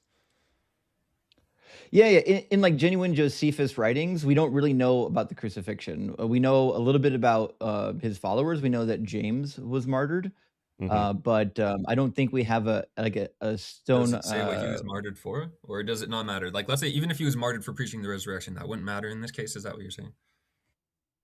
So he was delivered to be stoned, according to Josephus. So if you go to book 20 in Josephus, you'll find how James was killed. And it doesn't say anything about his crucifixion. What it says is, and it's not even clear that it's the same James, it says Festus, who was now dead, and Albanius was but upon the road. So he summoned and brought before them the brother of Jesus, who was called Christ, whose name was James, some others, I didn't name who, and then he had formed an accusation against them as breakers of the law and delivered them to be stoned. It didn't say anything about his crucifixion. It says they're breakers of the law. Okay. And what about like Paul? We know he died. Do we like? Well, again, we don't have anything from Paul outside the Bible. Okay. But like we know we have writings about Paul like way later. Yeah, but can we prove that he died for preaching like about God, and would that help us in any way or no? I don't know if it would. Like, even if we say Paul died, he didn't see the resurrection or the crucifixion. He claimed to. He claimed to see the resurrected Where? Christ. In the Bible, yeah, fair enough. Is the Bible corrupted? Because if you're Islam, yes, his Bible's corrupted. Okay. See, that's the funny part this is okay. Look. This is okay. This is actually good. This is fun. This is actually another point. We could use this. So the claim that the Bible is corrupted historically, do we see that to be the case? Yeah. What does that mean? In the sense that they're describing where there's these major additions and like changes in theology. Yeah. Really? Like where? Oh, okay. Okay. In like the 16th chapter of Mark, like 3/4 of it was added hundreds of years later. Okay. Yeah, that's fine. That's one. But actually, I agree with that. At the end of Mark, I'll say the adulterous story, the woman of the adulterous woman in John. Yeah, like 1 John 5:7 comes like 1,000 years later. Yeah, I agree with you. I agree with you. But this is like they're talking about total corruption to the point where like Muhammad was removed from it. You know, like the Quran says that Muhammad could be found chapter by the name. 14. I can keep going. 1 Corinthians chapter 14, there's a passage about women from Paul where he's correcting them on church behavior. That doesn't show up till many hundreds of years later either. Again, that's fine. John that's chapter fine. 8, the story of the women caught in adultery. That story doesn't show up in any early manuscripts. That's added hundreds of years later. These are small though. That's just small. This is I not keep what going. The Quran How many do you want? Well, I want you to do it to the level that the Quran claims it's corrupted. If these if there's so many that we know about, how many are there that we don't know about? The Quran tells you like look, the Quran says that he wasn't crucified. It says that Jesus never claimed to be God. It says that there was no resurrection. So anything that you find relating to a resurrection would automatically be discounted. Anything but a crucifixion you can't resurrect if you never be died. discounted. Right, exactly. So anything predicting a crucifixion would be an addition. So the 3 times in all 3 synoptics where he's predicting his death, all those would be additions. No, but if you're agreeing with the Muslim position, these would have to be additions because those are things that they say are additions. I think you're confused. When they say that it's corrupted, they're not saying that the entirety of the Bible had an original standpoint and then it got changed. So the position within Islam is that the Hebrew Bible obviously predated Jesus and that had been corrupted over many centuries, and the New Testament is mostly fabrication. Sorry, say that again. What? The New Testament in Islam, it says that the New Testament isn't just a corrupted text, although they do believe that. They also believe that a lot of it's just fabricated. Okay. So like they talk about well, the position is if it's true that the New Testament is fabricated, and it certainly seems to be the case, then there's really no good reason to believe it. Okay, but then so here's another thing. They believe that Jesus was the Messiah, right? Islam. Well, they think he was the Messiah only to the Jews. They don't really believe he was like the Messiah for all people. But they believe he was a prophet. Sure, yeah, they do believe that. Yeah, and they believe he brought the gospel. Yeah, a sense of the gospel, although they would say obviously that it was corrupted. And so do we see historically the gospel of Jesus Christ being corrupted to the level of fabrication that you're just referring to, that it would be a complete fabrication? Like this is I didn't say complete fabrication. It's weird that you keep putting that on me. Okay, well, I'm not trying to. Don't take it so offensively. I'm sorry. I understand. What percentage you're more like of a book needs to be fabricated? What percentage of a book needs to be fabricated before you can say, hey, maybe this isn't from God? The foundation, whatever. It could be, if it's 5%, whatever the base claims are within that book. What if it's 20%? What if it's 20% of the book that's fabricated? Yeah, if the Bible is 20% fabricated, should we still trust it? If you have, well, it depends on what you mean. Like, are you fabricating like stories that are like central to it, or are you making up like stories like, okay, so. Well, you don't know. You don't know which parts. Just say 20% of it is randomly fabricated. Should we still trust it? If 20% of a book is randomly fabricated, no. If you can't tell, which is obviously not if you can't tell, but if you can tell, then you have 20%. Well, that's the problem, is we have no original manuscripts, so you'll never be able to tell. The fact that we have no originals means we have no way of knowing what parts actually been adjusted unless we find adjustments later on in multiple other manuscripts. So we have no idea what's in the originals, which means the ones that we do have, we have no idea if they match the originals. So we don't have a percentage on what's been made up or what's been changed. We have guesses. Okay, so then you just throw out the entire Old Testament as well, because we don't have any original manuscripts. Again, when it comes to like corruption of knowing what was corrupted, yeah, without original manuscripts, you'll never know what percentage was actually corrupted. But as it turns out, the good news is that if you want to know if the New Testament is true, all you have to do is compare it to the Old Testament. And as it turns out, the New Testament is a giant contradiction of the Old Testament, which means even if I'm not a Muslim, I have no reason to trust the Christian message, because the Christian message contradicts its own self. Using your own standard, I could just say, oh, well, the Old Testament, we don't have original manuscripts, so, it could have been corrupted, and that's why you don't see it lining up with Christianity perfectly. Like, I don't feel like that's a very good argument, because we have, I would go from the Dead Sea Scrolls. That means Jesus was wrong, Ruby. If the Old Testament's corrupted and not to be trusted, that means Jesus was wrong. The New Testament paints a picture of Jesus saying that the Hebrew Bible is in fact authoritative and that you need to obey all of the commands of Moses. In fact, he says not a word will pass away from them. I agree. I was just playing the game that you were playing, but I agree with what you're saying. And I think the Old Testament it's an internal critique. It's an internal So critique. if Jesus's words are true, then you can't say, well, the Old Testament is corrupted. But in my worldview, if the Old Testament's a bunch of nonsense, then the New Testament by definition is nonsense too, because it's based on the Old Testament. I agree, but look, I just don't think we see evidence of like the books being corrupted. Like you say, oh, we don't have original manuscripts, but we have the earliest manuscripts, and the earliest manuscripts don't change from the time that we have them until what do you think the earliest manuscripts are? We have like 60 AD for Mark, and then like 70 for Matthew. We don't have a manuscript from 60 AD. We have not a single manuscript from Mark that goes anywhere near 60 AD. Is it not? Are you sure? That's when it's estimated to have been written. Yeah, positive. Yeah, Mark was estimated to be written just after the fall of the temple. Our earliest manuscript is P52. That's like a post-it note size document that's got a little bit of John in it. And that comes from the 2nd century. Oh, it's thought to be written at that time, but that's not the earliest manuscript we have. Is that what you're saying? Right. What I'm saying is the earliest evidence My that we have. apologies. I didn't realize that. Yeah. I thought we had the okay. So I'm actually curious. P52 is typically dated. Oh, what's that, bud? Well, I'm actually curious. Like, how do you go to Okay, so clearly we've had this discussion now for 20 minutes or something like this about why you think that Christianity is more to be trusted than Islam, and maybe it's gone nowhere. How do you how do you rule out like some version of Hinduism or Judaism or Shintoism or some Buddhism metaphysics or something like that? Yeah, for sure. So I went through those paths like early on in my like I guess in my spiritual journey, and they're just more ways of life.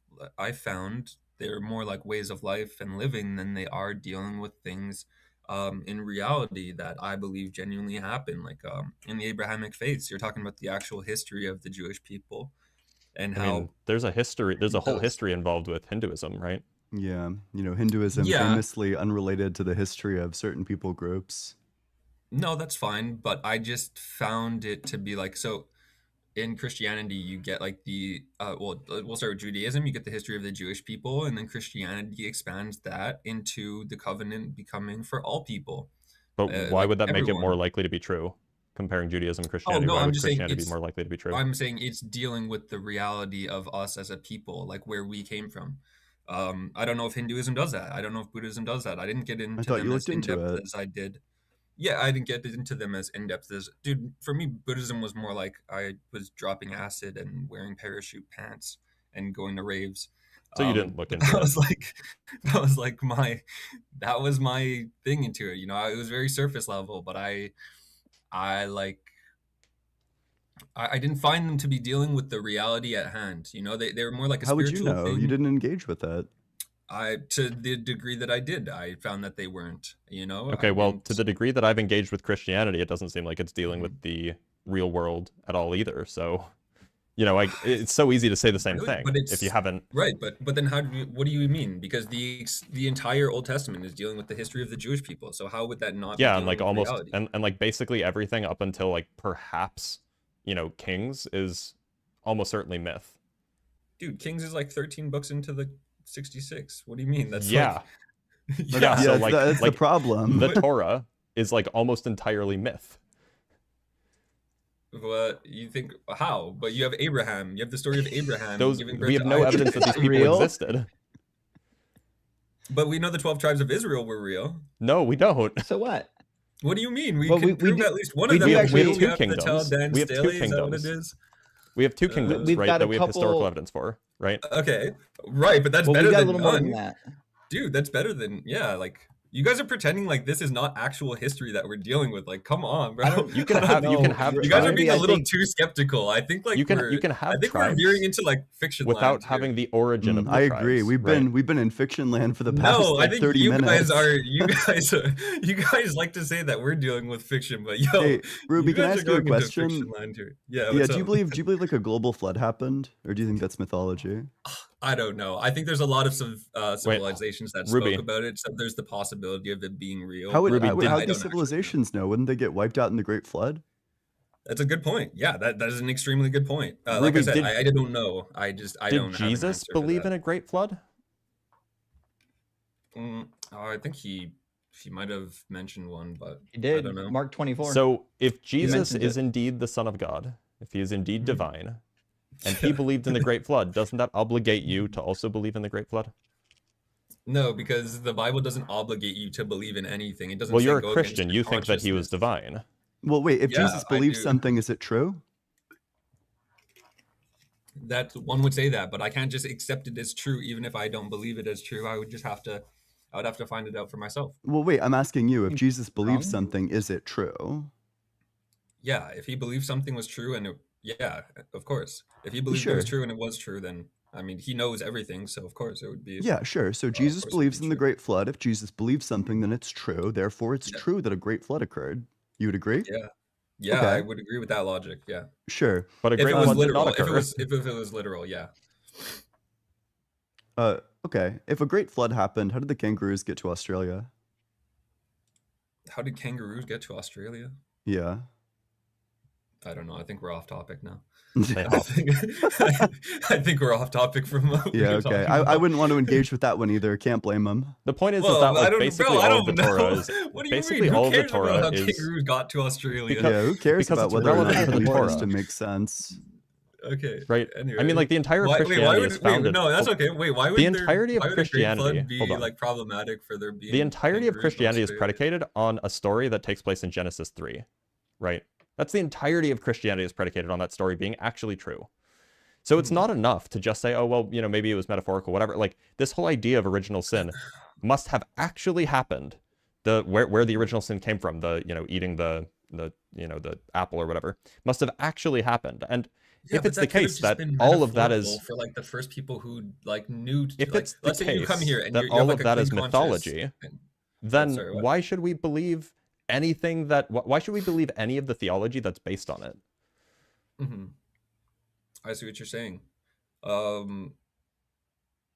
don't know. I don't really have like an answer for that because like in my mind it's not like it's not really that important. Like I understand for someone like you guys who are like more scientific it is, but like just from the angle that I'm coming at, it doesn't really matter. You know, you could have everything else line up and even if that doesn't really make sense, then you know I feel like in general it would make sense just on the with everything else considered. But yeah, I don't know, man. I feel like I just feel like if we can't even agree that the resurrection, like the followers of Christ thought there was a resurrection, we can't even have a conversation because that's something. Ruby, like... I don't know what you're talking about. You're not addressing my position. Yes, I never said that I didn't believe his disciples believed he was resurrected. You asked me to take the position of another religion, specifically Islam, and then I did. I didn't ask you to take the position of them. I'm just asking you. You literally did. You wanted to pick Christianity versus Islam, and I gave you here would be the talking points if I was a believer in Islam. It's not them versus each other. It's them versus reality. But to them it is reality. To them, they believe in the revelation of the Quran. So if the revelation of the Quran is true, they don't then even it would that way though. Well, if we're comparing things to reality, then they believe that if we're comparing things to reality, then Christianity is dead in the water. Christianity doesn't match reality in any way possible. The Trinity is logically incoherent. It's like intellectual suicide to believe in Trinity. Dude, do you think that Muslim scholars who like go to universities think that Jesus wasn't crucified historically? Some of them. Yeah, okay, but the majority of them believe that Jesus was crucified historically, and they believe that the crucifixion. Bro, yes, oh my God, yes. If you're a traditional Muslim, you believe that the Quran is true, and the Quran says that Jesus wasn't crucified. So you're kind of going uphill here. They believe that was a theological claim. They don't believe that's a historical claim. Wrong. You haven't talked to any Muslims, apparently. No, I was a Muslim. No, he just asks like, you know, he goes on to atheist panels and is like, can you please wear like the Muslim hat for this conversation? I'm not even saying that. You guys are... We said the Shahada and everything. You didn't want that? No, because I realize it doesn't make sense. Wait a minute. Did we ever get an answer as to why we should believe Christianity over Judaism? Not anything yet. For sure, because they predicted the Messiah would come before the destruction of the Second Temple, and no, they didn't. Believe. Yeah, they did. What do you mean in Haggai? No, they didn't. Daniel Neither of those books predict that. What do you mean? Daniel 9:25. Daniel 9 has nothing to do with Jesus, and there's two messiahs there. Do you want me to break it down with you again? Okay. Do you believe? I know we already did Daniel together. Okay, so look, you believe there's two messiahs there. Does Islam believe there's two messiahs or one messiah? We're not asking about Islam. We're asking about Judaism. Right, but I'm comparing all of them. We're talking about all of them, and holy shit, dude! It's like everything all the way at once. It's like even stronger than like the Mott and Bailey. You know, it's like the Bailey. You know, you just go to whichever religion you need. You could compare all. You could compare all the religions. Ruby, I'm asking you why Judaism is to be less believed than Christianity. Suppose that we grant for the sake of argument that Islam is silly. You have to believe in old Judaism as a Christian. I believe in Judaism. I believe in the Torah. That's not my question. Why is it that one should be a Christian? Why is Christianity more believable than Judaism? Yes, because Jesus is the fulfillment of the messianic prophecies. That's the Christian belief, not the Jewish belief. Right, but you're asking why I should believe in Christianity over Judaism. Yeah. The But Jews in the past believed that Jesus was the Messiah. Which Jews? No. People, not Jews. Just, people who were Paul, Greeks and Roman. So wait, Peter, Ruby, are you giving me examples of like you realize that by the end of the 1st century there were less than 1,000 Jewish converts? It's possible. I mean, so like basically no Jews. I've looked at the numbers. This. It's like, where are you getting that number from? Because I saw 10,000 total like Christians by the end of the 1st century, but how did you find 1,000? You said Jewish converts. I said Jewish converts. I said how did you find 1,000? I can give you the reference if you want. But there was an analysis that I saw. We can go find it if you want. But, that's fine. I would agree. Like if that's the number. And there were hundreds of thousands of Jews, right? So we're talking like a fraction of a fraction. Millions, were there not? Well, hundreds of thousands of Jews in the vicinity that would have had access to the story. Okay. Oh, I see. So like of the people who could have converted, who could have heard the gospel and could have converted amongst the Jews, basically none of them converted. Yeah, I know. So in fact, it's actually the case that most Jews did it. Most Jews, even in the 1st century, didn't think that Jesus fulfilled the messianic prophecies. Otherwise, they would have converted. No, I agree. I don't know what that is. Very interesting. So then, what's the grounds for thinking that even according to Judaism that he did fulfill these prophecies? The things written in the Old Testament. If you ask the Jews at the time or the Jews today, they will say, yeah, no, that's not about Jesus. Yeah, but if you ask the Jews of today who Isaiah 53 is speaking about, they'll say, what is Isaiah 53? That's wrong. I mean, you could just like ask somebody who knows. I watched like that So Be It guy on YouTube. I don't know. Also, note that I mentioned also the Jews of the 1st century. Well, you should check they him out. also he does, disagreed. like, interviews of like Jewish people, and he asks them about like messianic prophecies, and most of them are like, "What? I never even knew this was in the book." So most Jews haven't read the Hebrew Bible for the same reason most Christians haven't read the New Testament. So this is not an argument against Judaism whatsoever. The question is, what did he actually fulfill, and why should we believe it's about Jesus? Yeah, he was the seed of David through Joseph. Where's that? Hold on, just a quick question about that. Suppose that's even the claim. He was the seed of David through Joseph's seed. Are you telling me that Joseph gave the seed to impregnate Mary? No, through his seed, as in like his offspring. Like in the old Hebrew context, you could. Did Jesus spring off from Joseph? You could like through adoption, you would still be entitled to the claims, like the heritage of the. Yeah, that's the legal bit. Second Samuel not, like, says he would come from your body. Exactly. I'm sorry. Second Samuel says a seed from your body. Yeah. So it says, when your days are fulfilled and you lie down with your ancestors, I will raise up your offspring after you. So your lineage, your offspring, I will raise them up after you, who shall come forth from your body, and I will establish his kingdom, so on and so forth. So these offspring come from David's body. Okay. Now, Joseph was also part of a cursed lineage. If you read Matthew, he comes through the line of Jeconiah. Jeconiah in Jeremiah 22:30 was cursed. It says, none of your offspring shall ever sit on the throne of King David ever again. So that can't work. Matthew goes through, or Luke goes through Nathan. If you trace the lineage in Luke chapter 3, it doesn't go through Solomon, it goes through Nathan. But if you go to the promises made to David, the kingdom is established through Solomon. Yeah. Yeah. Want me to read it? So, yeah, explain to me. Okay, what's the one in Matthew's lineage that you're saying is the problem? Jeconiah. In Matthew chapter 1, they trace the lineage through Jeconiah. Oh, and Jeconiah is cursed. Okay. Okay, so we'll have to do a couple of things here, so bear with me. Yeah, verse 11. Does Jesus's lineage has through Jeconiah. Are you Googling this? Just open the verse. Yeah. Matthew 1:11. Okay. Oh, but you're gonna show me then in the Old Testament. Yeah. Okay. Cool. Okay. By the way, and sorry to kind of shortcut this, but I understand that the Christian view is that Jesus fulfilled this prophecy, but clearly the Jewish view in the 1st century was not that claim. It was that was not the case. But not all of them agreed that. Some of them agreed that he did. The vast majority agreed this, including the people who would have been I agree with you. I agree. Including with the people who would have been well read on the Bible, including the rabbis, right? The rabbis who would have been the most well read on this. And Paul was a Pharisee. The people who would have been most well read on this. No, he wasn't. Were not. Paul was not a Pharisee? No. Really? He couldn't even read Hebrew. The people who would have been most well read on this were not convinced. So why should we trust, their 50, 60, 70 year later writings? Paul was a Pharisee before converting. So what? He wasn't. How do you Pharisees know that could read he Hebrew wasn't if it says that he was? Because Paul could not read Hebrew, and he misquotes the Hebrew Bible every time he touches it.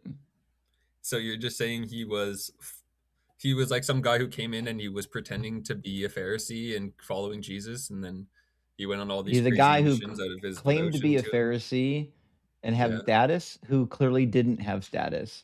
No one who knew how to read Hebrew would go to Genesis 15 and make an argument that the singular form of the word Zerah for seed only means one individual, which he does in Galatians.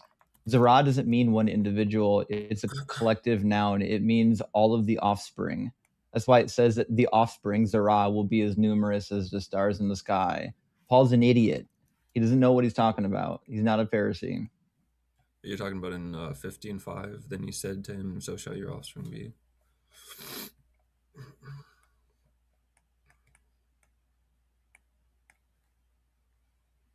Okay, sorry. Go.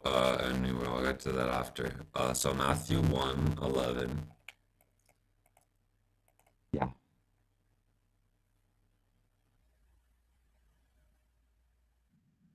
Matthew gives the lineage going to Joseph. It says in 1:11 that Josiah was the father of Jeconiah and his brothers at the time of the deportation to Babylon, which is funny because that's not even true. Josiah wasn't the father of Jeconiah and his brothers.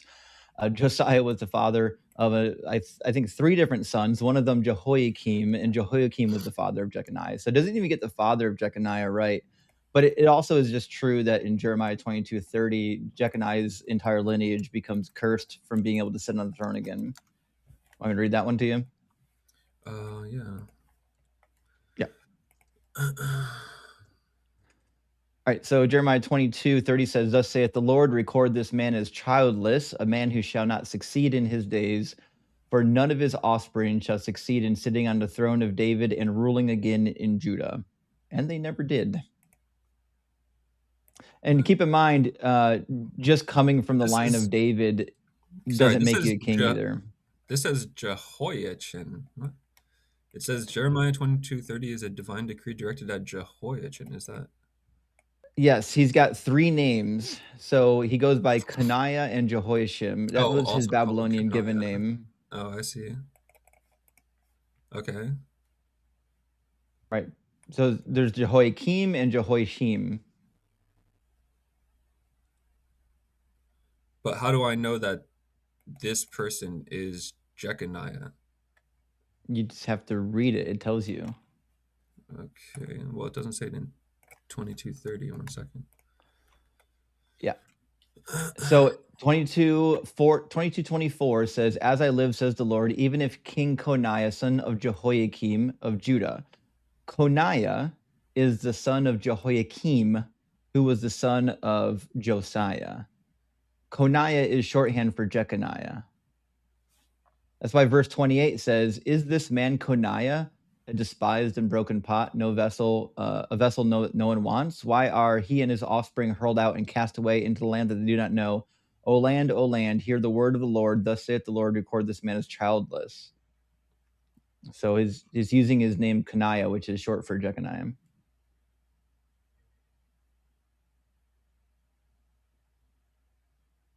Okay, I'm sorry. I'm literally, like, I'm not trying to be difficult. I'm just not seeing what you're saying.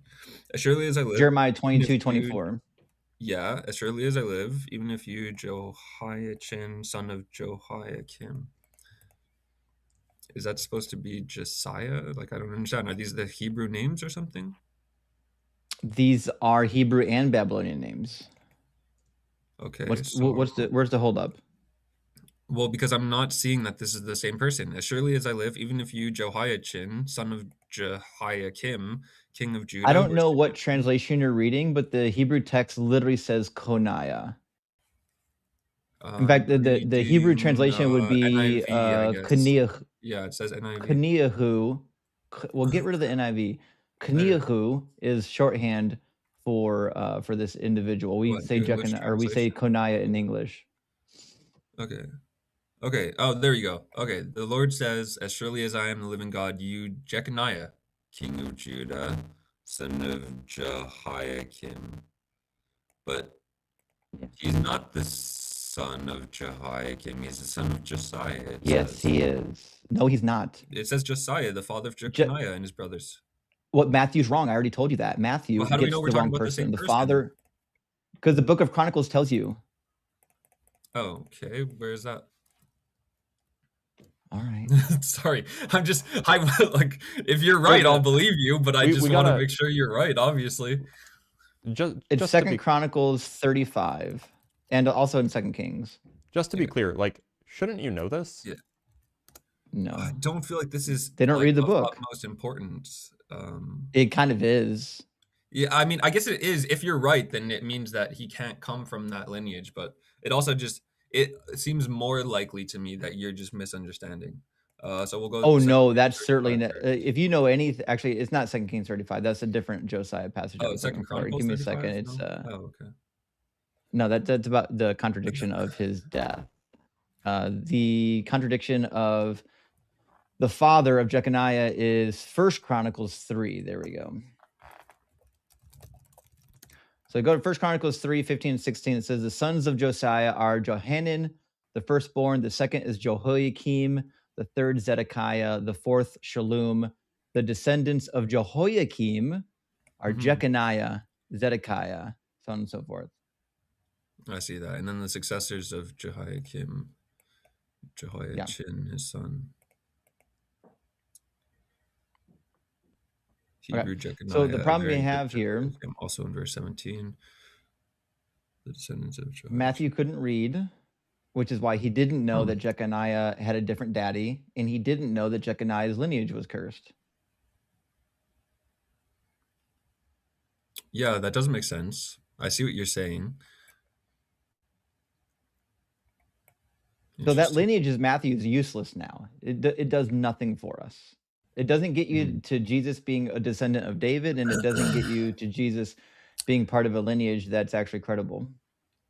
So why, like, so what? They just didn't even bother to, like, they got it I don't understand. Like, what would be the point? Yeah, why would they? They're idiots. They couldn't read. That doesn't make That's sense. why. Why would they not, like, read it? Like obviously they would have known that. No. Yeah. This Right. isn't Obviously something. There's a reason why the Jews rejected Jesus in mass, is because it was utter nonsense from the beginning.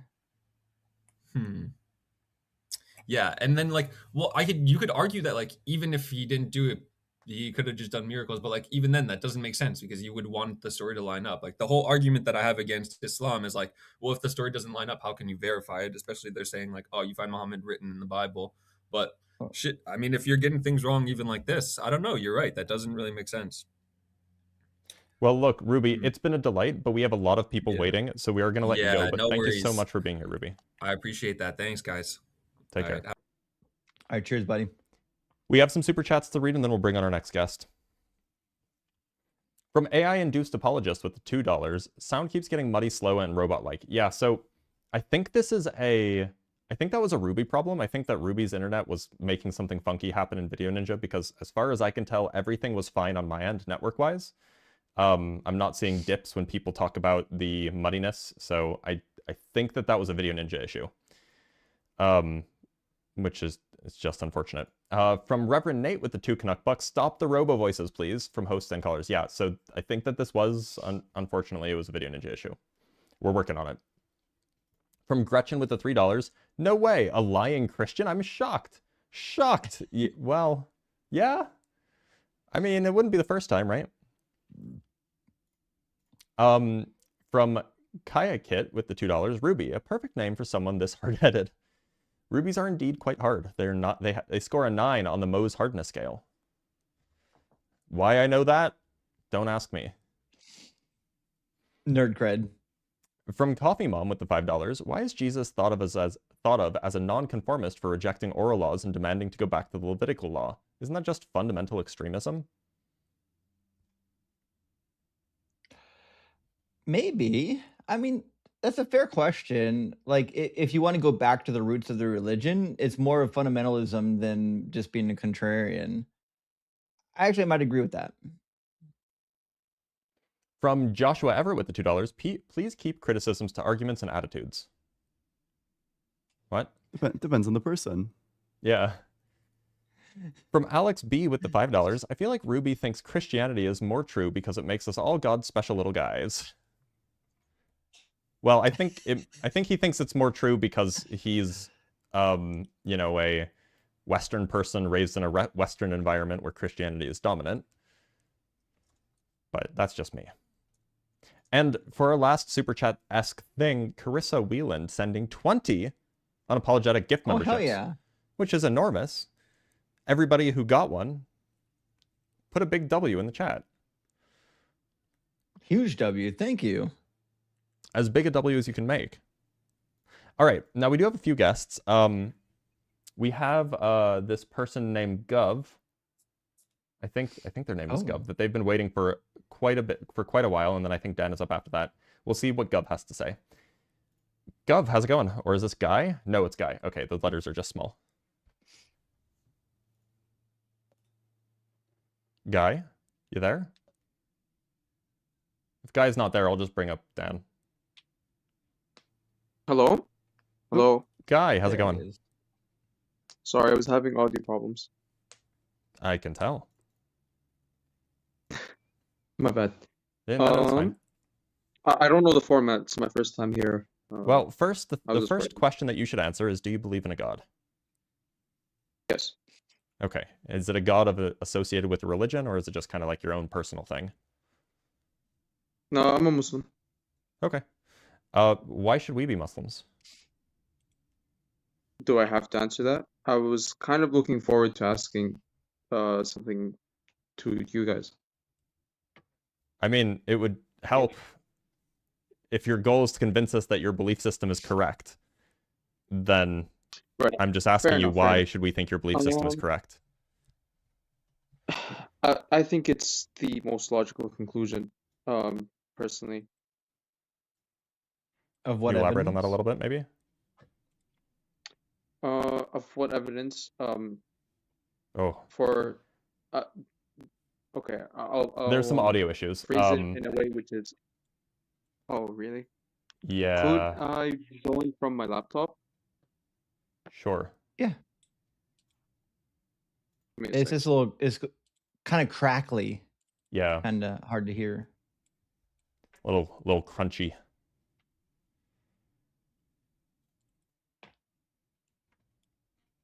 Let's give him a sec.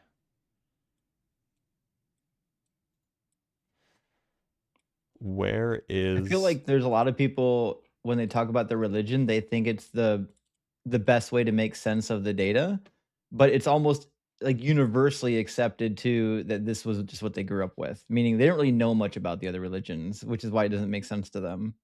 Well, and I mean, it's really easy. Like, look, lying to children is famously easy, right? And fun.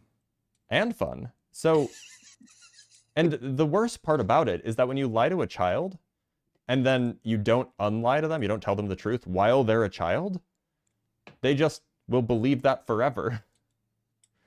Right? Yeah. All right. Guy is back.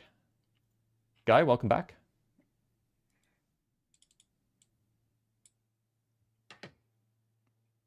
Guy?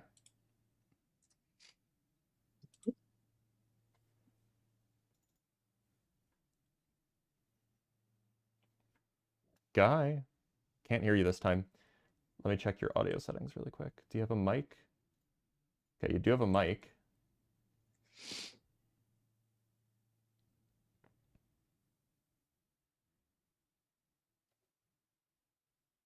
We can't hear you right now. Your connection looks good, but we can't hear you. It's unfortunate. All right, well, Guy, we're going to let you fix your issues. Feel free to come back once they're fixed. I'm going to bring up Dan, because Dan's been waiting very patiently. Split this man in half. Dan? Oh, you're right, guys. Can you Hi, guys Dan. hear me? Yeah. How's it going? Yeah. Hi, Dan. What God do you believe in? So I'm a Muslim. I believe in the Muslim God, Allah. Okay. Why should we be Muslim? So I've looked into all the religions. To me, Islam has the most rational and logical argument to believe in it than the other religions. It has, for one, a preserved book. And then in that book, it's got no contradictions, or even to a non-Muslim, they would say there's no clear contradiction. For example, in the Bible, you could have the age of Isaiah. In one sentence, he's 22. In another sentence, he's 42 at the same time period. And Well, look, question, you're not going to get an argument from us that, like, you know, the other religions are somehow better, but we don't believe in those ones either. So you need to convince us as people who don't believe in any of them why the thing that you're saying is true. What's your position? Is it, sorry to cut you off, is it like agnostic or is it atheist? We're atheists. Atheist. So you believe in the Big Bang Theory? I don't think that follows, but yeah, we do. So in the Big Bang Theory, it's a cause which caused the universe. Is that how it is? No, not really. So what caused the universe? Why is the universe here? It's a good question. Why is the universe here, Dan? So what? And is by the your universe, answer to that? by the Because universe, I've got surely we obviously- agree. By the universe, surely we agree by the sum total of everything. That's the question you're really Yes. asking. Why So is there me, something rather than you- nothing? Yeah, yeah. Me, So- you, the world, everything. Yeah. So why is there something rather than nothing, Dan? Because God created us. Well, God's a something. So the question is, why is there a God rather than nothing? Because we're here, obviously there's something. Helpful. So it's not like there's nothing. Does that We're make not. sense? We're not Okay, asking. so I like, agree. How do we know? We're asking like what explains his existence. You're asking what explains this existence. No, And I'm what telling you, explains God's existence? We're not asking like how What do we know explains- God exists? It's like why does God exist as opposed to not existing? What would explain the fact that he exists? No one can answer that. No one can answer Okay. that. That's a question. No. Then I'm only glad God that can we're in answer agreement. Why there is something rather than nothing is an unanswerable question. Great. Yeah, because God himself can only answer that. And Well, that's the he claim has anyway. created But us to test. In the Quran, he has created us to test us, to see which of us is righteous, and then to reward us and to punish the non-believers. But I mean, that's the can't claim. tell you But why. the point No of the one matter can- is no that one can you tell you asked why. us. And people- You asked us why there's something rather than nothing, and sure, we might say that we don't know, but you don't know either. So it seems like we're in the same boat. I don't know why, but I know what. Well, that's the question you asked. Why I is there know something how. rather than I nothing? know how. I don't know why, because that's got no religion answers that. I don't know why. but I Exactly. don't So know. why'd you ask the question then if you don't know the answer either? Because I have the best guess. I have the best guess that humans have. No, but you don't even you don't have any guess for why there's something rather than nothing. So I know what's happened, which is God's created us, right? Well, that's God's unrelated to the question of why there's something God's rather than nothing. motivations. I've told you God's motivations in the Quran.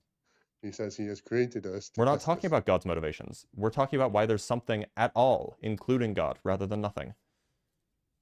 What do you Nobody mean? has the 'Cause answer to that. If I believe You God, don't have it. We don't have if it. I believe God created us, then He has the motivations and He knows why. And if He tells us why in can't the create. Quran, I accept He that as can't an be the answer. explanation for why there's something rather than nothing, because God is part of the something. But here's the thing: something exists. We know something exists, right? Yep. So that's why we have to go off that. We can't just say, "Oh, why Okay, is it?" so then why'd you ask the question? I asked the question because I was trying to understand your answer. I wanted to know if you had an answer, but you said you don't. Nobody has an answer. Yeah. Sounds like we don't know and you don't know either. Actually, I made a mistake when I said that because I thought you were asking something else. I have the Islamic answer, which is what God has told us, which I accept. The answer But to I why couldn't. a God the thing is, exists I as couldn't. opposed to no God existing. No one can tell you that. Oh, well, that's kind of what you're asking us. You're asking like, well, why is there something rather than nothing? I can tell you it's the truth. I can tell you it's reality. I can't tell you why. Only God can tell you why. Okay, so then it doesn't seem like this data would favor your worldview over ours. It seems like your worldview can't explain why there's something rather than nothing, and our worldview can't explain why there's something rather than nothing. That's incorrect. Because your worldview can explain why there's something rather than nothing? No, that's incorrect. You're saying as if this one question is everything. This one question is not That's everything. the question you asked. Just That's okay. because I asked you a question doesn't mean all we would everything. conclude on this basis is that the data of why there's something rather than nothing doesn't favor your worldview over ours. We would need to look at different data. What data could you even look at? For example, like the fact that, you know, people get cancer. I don't know. Why would people get cancer in your worldview? What's that got to do with why anything exists at all? We're asking about like whether or not God exists. Something existing rather than nothing existing is a point of data. You can't explain why there's something rather than nothing. We can't explain why there's something rather than nothing. So we need to look at some other sort of data to determine whether or not a God exists. I can't explain why, because that's God's motivation, but I can explain that it's the truth. We all know he doesn't understand. Something exists, right? I agree that there is something rather than nothing, but the question that you asked us is why. No, I didn't ask why. I think you guys asked why, actually. I could have sworn. I think you're confused. I could have sworn that that was like what you were asking. We didn't ask that. Sure he asked what caused the universe. He asked what caused the universe. Yeah, I'm asking you what caused the universe. Why would I think that the universe was caused as opposed to always existing, for example? So, if you believe something's always existing, then you also believe that there's a possibility of something that always exists, right? Yeah, sure. The universe, yeah. So then why is it this universe, how could it have just created intelligent life? How could it have just created an Earth which is perfectly positioned for intelligent life? It's not. How could it have created this hole in the ground that is perfect for my puddle? Yeah, how could a universe have just created stuff? What is this universe you speak of? It didn't create itself. Again, if it always existed, it didn't create. Because in the known universe, what we've observed is nothing comes. You can't just have something pop out of nowhere. Everything has a cause. None of us believe that's the case. If everything has a cause, then there must be an origin. Why do you believe that something came from nothing? Wait, if everything has a cause, then God isn't real, because that means God would have a cause since everything has a cause. Please let me finish. Okay, sure. You want a special plead for God? So everything must have a cause, but if you say that, then you keep going in circles, and then it becomes infinite regression. No, you don't go in circles. We didn't say that. You said that. By the way, there must be an origin that was always there. You and we all agree on this, don't we? Why? No. No, we don't. You literally just said the universe was always there. Yeah. Yeah, which that means means that it doesn't have an origin. Exactly. That's what I said. There must be something which doesn't have an origin, which was always there. And you're saying it's the universe. I'm saying it's God. Okay. Yeah, but we know the universe exists. Sure. Yeah. So let's just like go through and like count the number of entities. I mean, if we can both explain the data equally well, then we should just prefer the worldview that posits fewer things. You know, you posit a universe that hasn't always existed and a God that has always existed that created it. We just take out the extra step. You know, we take the God away and just say the universe has always existed. It's one fewer thing. Why would we want to believe in more things when we can explain all the data by believing in less things? Potentially, I would maybe agree with that. It's not always going to be the case that fewer data points or fewer entities is correct. But the thing is, then when they both explain the data the same, you should prefer fewer. No, because then I'll ask you, how do you explain a perfectly preserved book with miracles in it that foretells the future? It's not. None of that's true. Yeah, it didn't happen. How do you know? Insofar as I've looked into these claims with respect to the Quran. And they all fall apart. I mean, what would you make of the fact that the Quran makes like copious mistakes and gets tons of things wrong? Like, for example, it says that the Earth is older than all of the stars in existence, and that's just false. There are some stars that are, you know, 30, what would it be, like 30 billion light years away, I think, that are observable. That's just like unable to be accounted for. Can you tell me where it says that? Because I've never heard that. Yeah, this is I Can think you tell me it's where it says Surah that? Because I've never heard it. 41, 9 through 12.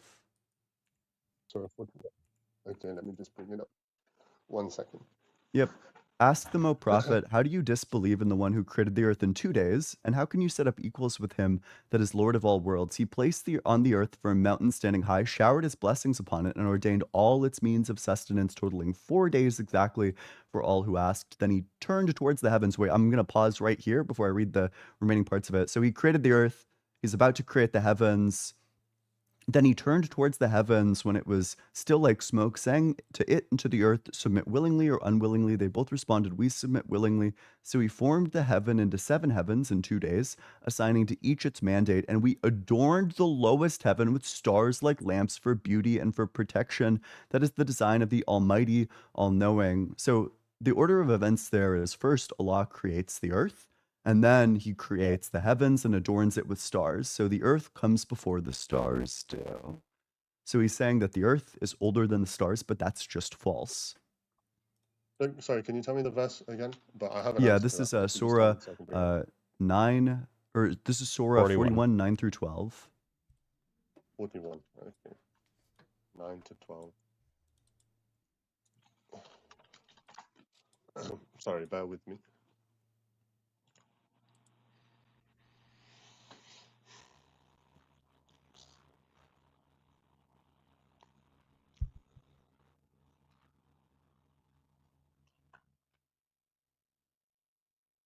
When there was still like smoke, saying to it and to the earth, submit willingly or unwillingly. They both responded, we submit willingly. So we formed the heaven into 7 heavens in 2 days, assigned to each its mandate, and we adorned the lowest heaven with stars like lamps for beauty and for protection. So the thing is here, he's talking about the heaven, not space, not the skies. Well, sorry, where why are the does stars? it say that the stars were adorned? So just because he adorned the lowest heaven with stars doesn't mean he's talking about this. He could have done that after he's created the stars in space-time, in the universe. Sorry, but where are these stars? You're saying that they're in the lowest heavens? I thought that the lowest heavens just was see space. The heavens. No, we can't see the heavens. You got the 7 heavens, we can't see them. It's part of the unseen. So then what are we seeing when we see the stars? They're just the stars. They're also the universe that God has created. So God created the earth, he created the heavens, and he's also created the universe. Is the lowest heaven, the lowest heaven is where the stars are, right? Yeah, but it doesn't necessarily mean it's the sky and the stars that we see. Wait a minute. So the lowest heaven is where the stars are. We agree on that. You just said yeah. The lowest heaven is where the stars he has created he has adorned them with stars. It doesn't mean it's where all the stars are. Okay, so where are the other stars? Which other stars? The ones we can see? The ones that aren't in the lowest heaven. Wherever he wants them. Where are they? Where is this? Are they on the earth? Because first he created the earth, and then he created the heavens. He didn't create anything else. Yeah. Where does it say he didn't create anything else? I mean, it just describes it. He created the moon. He created all the stars. He created everything. He created the universe. Yeah, all of those just things. Because it doesn't mention it. No, they're not. You know that the heavens was just like the way that the heavens are described is the sky, right? The sky is the heavens. So not the heavens isn't always the sky. He said sky in different places. This is heavens. Okay, so when did he create? So you're telling me that there is an undescribed creation of stars prior to the creation of the earth that's just not mentioned in the Quran? Sorry, say that again. You're telling me that there is an undisclosed creation of stars that happened before the creation of the earth? I'm not saying, well, if they happened before the creation of the earth, that's what we scientifically pick up, then yeah. So then you're telling me that the creation took longer than 6 days? The creation of the earth and the heavens took as long as it said it took. I'm talking the creation of like the universe, the creation of reality. Took longer than 6 days? It doesn't specify here how long that took, so I don't know. Well, so maybe I mean, creating the earth took all I'm saying is, sorry, to get back to the point, creating the heavens took 2 days. To get back to the, so then, if you add more on top of that, it would be more than 6 days. To get back to the point, though, the thing is 6 plus 2 or 4 plus 2 plus a little bit more is more than 6. But you're adding words that aren't there. You're saying I'm not adding words. You are. You're saying that there is an undisclosed creation of these stars in a way that's prior to the creation of the earth. So how old is the earth? According to your book or according to the real world? I'm asking you, how old is the Earth according to you? 4.5 billion years old or so. The Earth is not as old as some stars. Yeah. Yeah. Okay. Yeah. But that's not what it conveys in the book. So either there's some undisclosed creation that happened that's not recorded in the book, meaning that the creation took longer than 6 days, or we cannot the see stars that's being referred to as the stars that are being referred to that adorn the heavens is just the sky. It's not there are no 7 skies when you look up. Do you see 7 skies? I didn't say 7 skies. The question is what's the lowest But heaven? the book is talking about the 7 heavens. It's not talking about skies. You can't say it's a contradiction when it's talking about something else. It's not an internal contradiction, it's an external contradiction. It's not even then it's not an external contradiction because they're not talking about skies. If it said skies, I'd be like, okay, let me you understand what I just laid out, right? Either there were stars that were created before the Earth, in which case there is an extra amount of creation that's undisclosed, meaning the total creation took more than 6 days, or despite the book saying that it took 6 days, if I'm correct, or the stars that adorn the lowest heaven are the stars that we see in the nighttime sky, in which case they're younger than Earth, which is false. So it seems like if you want to avoid disagreeing with the scientific consensus, you have to say that creation took longer than 6 days. So, okay, also I have a tafsir here that says that the lowest heaven, as sama ad dunya, mispronounced that, I apologize, refers to the part of space which is nearer to man and can be seen with the naked eye. Sama ad dunya, and we adorn the lowest heaven with stars like.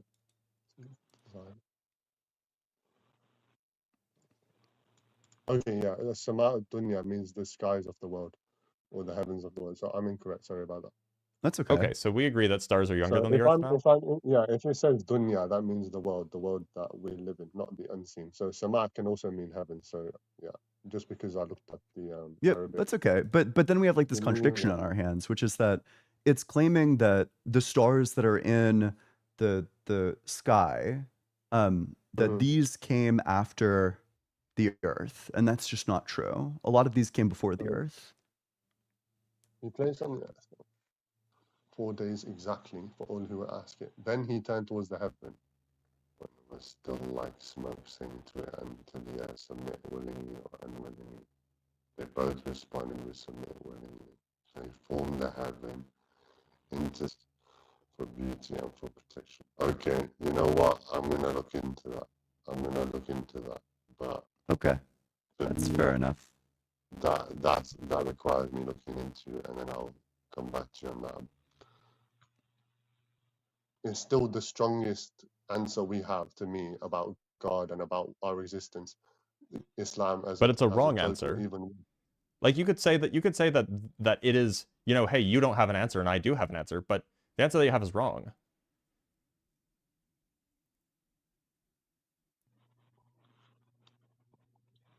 How do you mean? Well, I mean, the issue that we just described. Know if you have no answer, that's wrong anyway. It's not wrong having to no have answer. No isn't answer. Wrong. Saying I don't know doesn't make you incorrect. It makes you more honest. This is Socrates' great lesson, is that people go around thinking that they have the answer when in fact they don't know, but it's worse. They don't know, and they don't even know that they don't know. They're double ignorant. They're ignorant of their ignorance. Whereas saying I don't know when you don't know is the epistemically humble thing to do, and it makes you less ignorant than somebody who thinks that they know but doesn't. By the way, I just want to, sorry for a brief technical thing. It seems like it's the case that the horizontal live stream has a better connection than the vertical one. So if you're watching vertical and the poor audio quality is bothering you, could try switching to the horizontal one. I think that might fix it. This is just how fucked up it is to be a vertical viewer in today's America. This is so typical. I don't know why there's a connection difference, but there apparently is a connection difference, and so try that. Actually, I guess it's no better on the horizontal. I got nothing. I'm trying to figure out what's wrong with it, but I got nothing. Look, so I mean, there's a second issue. We could just keep bringing up things, but as a Muslim, I believe that you are described as I believe that you are obligated to believe that a flood happened, correct? Yes.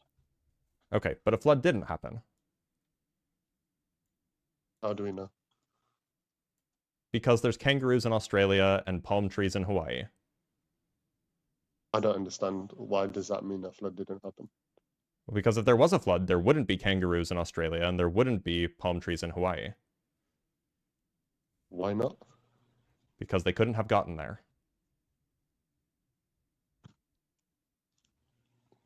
How could they have not gotten there just because there was a flood? So kangaroos, famously, are not water animals. Australia, separated from, say, Afro-Eurasia by water. How did they get to Australia? Well, I'm just going to say from the story, isn't it, all the animals went on the ark? Yeah, and then, so you have some kangaroos on the ark. Then the ark lands somewhere in the Middle East, perhaps Turkey. Yeah. And then how did the kangaroos who got off in Turkey, how did they get to Australia? Forgive me because I haven't been in school for a long time, but wasn't it the continents were in a different location and a lot of them were connected? That was before the flood, allegedly, not after the flood. The flood is what allegedly rearranged the continents. So after the flood was over, the continents were as they are now. Right. So if the continents were as they are now after the flood was over, that means that there was water between Australia and Turkey. Okay, so if the animals got on the ark, right? Yeah. Then the ark could move around. Why couldn't kangaroos be dropped off in Australia? Because the flood ended when Noah was in Turkey or somewhere thereabouts.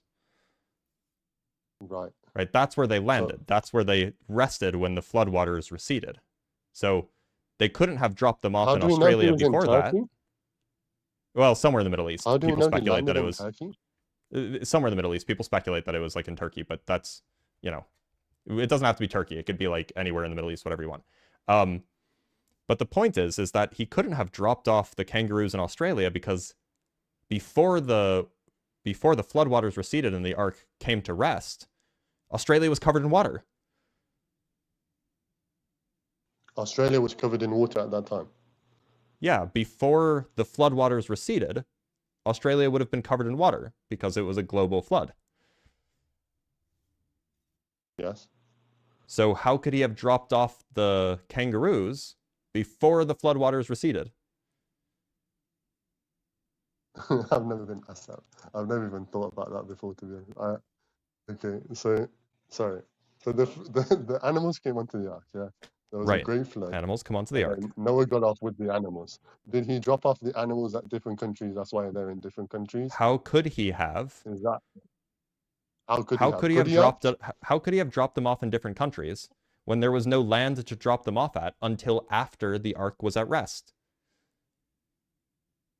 Wait, what? But how could the ark be at rest until there was land? There was going to be land, wasn't there? So the floodwaters recede, right? They go down. Yeah. Noah's Ark lands on like a hill or a mountain.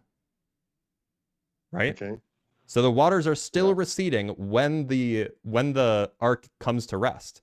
And then, you know, maybe they recede however long it takes for them to finish receding, whatever. Noah, in order for Noah to have dropped them off somewhere else, that means that there must have been land before the ark came to rest. Right? Wait, so hang on. You're saying the flood is what caused the continents to form? At least that's what all of the people say who believe in the flood. I don't think that that's true because I don't think a flood happened, but... Okay, I don't know. Do you have an alternative explanation for how the continents got the way they are? Well, don't we know it's from tectonic plates? Yes, over the course of many millions of years, not over 4,000 years. The thing is, I have to see what Islam says about Noah alayhi salam, because to be honest, I don't think it goes into that much detail in the Quran. I think it's more in the Bible that it talks about that. Correct me if I'm wrong. Right, but that is true. But as a Muslim, you're still obligated to believe that there was a flood because the Quran mentions it, right? Yeah, but I'm not obligated to believe that he landed in Turkey and that it doesn't matter where he landed. It doesn't actually matter where. Let's suppose that he landed in Australia so that the kangaroos can get off in Australia. Okay, well then how did the badgers get to frickin' Germany? How did the animals cross the land? Well, I'm not obligated to believe that the continents were formed by the flood either. I'm not obligated to believe that the floods were. Then you need some alternative explanation for how the continents arranged themselves in the way they are currently, having not been arranged that way several thousand years ago. I may be wrong, but I could just say, all the continents were together, and then there was a way for them to cross. Well, yeah, but now it seems that your worldview is unable to explain something, whereas my worldview is able to explain it. But the thing is, my worldview can always explain everything because we believe in God. What's the explanation then? How did it happen? I could say it was God did it the way he wanted to. I don't know. He doesn't tell us in That's the not an explanation of how it happened. That's an explanation of who happened. I don't need to explain every little thing in the world. Sorry to interrupt. I just want to clarify. The Quran does give you the location of the ark when it came to rest in chapter 11, verse 44. It says it came to rest on Judy, which appears to be in and or around Turkey. Yeah. But the thing is, the Quran doesn't explain, nor does the Hadith, about how all the animals got to where they are. So I don't have an answer to that, but it doesn't. I don't need to have an answer to every little thing to accept my worldview, because there's a basis and a foundation. You just said your worldview answers everything. Yeah, because I say God did it the way he wanted to. The way he that's not an answer then. It is. It's an like answer. if I just said my cat did it. I don't need to say I don't need to say. Listen, I can't tell you how my cat do it. My cat has magical powers. My cat did it though. Yeah, but then does your cat have miracles and a book that was revealed with prophets that explains prophecies? Sure did. That have been tried my and cat tested and memorized has the miracle of years. Whether it's been memorized is irrelevant. It's full of magic. In fact, it came through magic means. My cat got the magical ability to speak English. No, but why is it irrelevant? That was memorized over 1400 years. Why is that irrelevant? Because whether or not you've memorized, was the Quran memorized the minute it was given? Does do human beings memorizing something make it magical? That's just one point. What a nonsensical view that you can memorize something, and because a human can memorize it, it must come from God. That's not connected at all. It's not that. It's not that. It's why is this book preserved and no other book in the whole of the history of mankind has been preserved in such a way? Harry Potter's been preserved even better. No, over 1400 years ago. There's not a single contradiction or manuscript corruption in Harry Potter. Well, there was errors when she had to redo, but you ignored the point where I said over 1400 years ago. You ignored the point where I said over 1400. Also, your claim about the Quran's not true. Uthman was like rapidly burning errant copies, like way at the beginning. It was an errant copy, so there was different dialects. That'd be wrong. You want me to read you the Hadith and the Quran on that? Yeah, because there's different dialects. There's 7 different ways of reading the Quran. The letters are the same. It's just the different harakat, different pronunciations. For example, Maliki versus Maliki. One means master, one means king. They both have. If the letters are the same, then how could the texts be distinguished from each other? What do you mean? You're saying that it's just a pronunciation difference, right? But then that means that the texts are identical. No, so for example, a Sa'd versus a Sin, they would be written slightly different, but they both have the same sound. It was because there were different dialects in Arabia. For example, someone might say, how could you possibly know that? How could you possibly know what was in the editions that were being burned? No, because all 7 of them were preserved. No, I'm asking you, how do you know what was in the manuscripts being burned by Uthman? Because we know they were preserved through memorization. No, I'm asking you about Uthman, but the ones that were not memorized, the ones that were burned. No, all the Quran was revealed through the Prophet Muhammad, peace be upon him, right? 7 different ways of reciting it. They were all preserved. Yeah, that's adorable. I'm not asking you about the preservation or the memory. I'm asking about the ones that were errant, that were burned. How do you know what was in them? What do you mean, how do I know what was in them? I'm asking you how you know that the copies that were burned only had like minor spelling mistakes. No, there's no spelling mistakes. They're the same. The only ones that are well, they're not the same. Let's say that maybe there was someone did a scribal error. Yeah, like in the Bible, and it was. I'm asking you how you know that. I don't need an example. I need you to tell me how you know that your example is true. Because in Sahih al-Bukhari, it says something different. What did it say? It says that they're burning all kinds of errant manuscripts. In fact, give me a second. I'll bring it up. I wish I had written this down, but I know it's in al-Bukhari.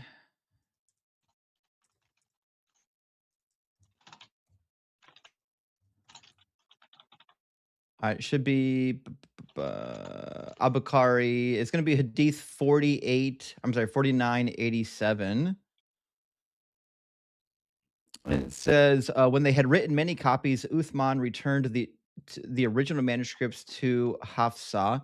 Uthman sent every Muslim province one copy of what they had copied and ordered that all Quranic materials, whether written in fragmentary manuscripts or whole copies, be burned. So he said, I don't care what you have. If it doesn't match this, you burn that. Yes.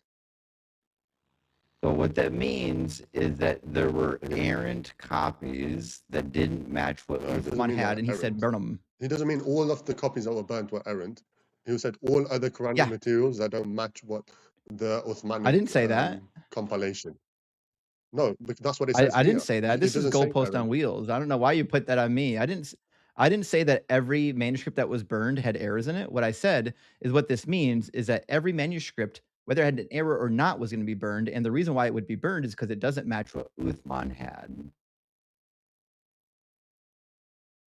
You said errant. Errant means it disagreed with Uthman's copy, which means it would be in error. Yes, in error. Errant means in error. So if it doesn't match Uthman's copy, it's deemed to be in error. So if he burnt a copy that also matched his, it's just the order was different. It didn't say that they're burning matching copies. It says they're burning things that don't match. No, they're saying all other Quranic materials. Yes. Whether written in fragmentary manuscripts. For example, you had the fragment of one and the fragment of another, or whole copies be burnt. For example, the Uthmanic tradition of the Uthmanic compilation is traditionally for how they put all the chapters in order. So if something is a different, so they had a Quran which had all the same words, all the same everything, except the order was different of the chapters, which is known because the Quran was revealed at different chapters were revealed at different times, then that would be burnt. That's just one example of what would be burnt. Yeah, I agree. And there's dozens of other examples. Anything that didn't match Uthman's copies would be burned. Yeah. So either it'd be a copy that was written in error, which should have been burnt anyway. No one should read it, because if someone's made a scribal error, we don't want it. How could you know? Or it's just, what do you mean, how would I know? Who's going to How could you know if it's an error? What are you going to compare it to? So they're comparing it to the Uthmanic code compilation, aren't they? Oh, gotcha. Yeah. So if it didn't match Uthman, it's considered an error. How do you know that Uthman's copy was the correct copy? I've forgotten the name of it. It's Sanaa manuscripts. You know about them. But the thing is, with the Quran, like a trust me, bro? It's not mainly transmitted by written tradition. It's mainly transmitted by oral tradition. Well, that may be true, but that doesn't what we're talking about. We're talking about the actual Quran, the text in our hands, whether or not it's actually been preserved well.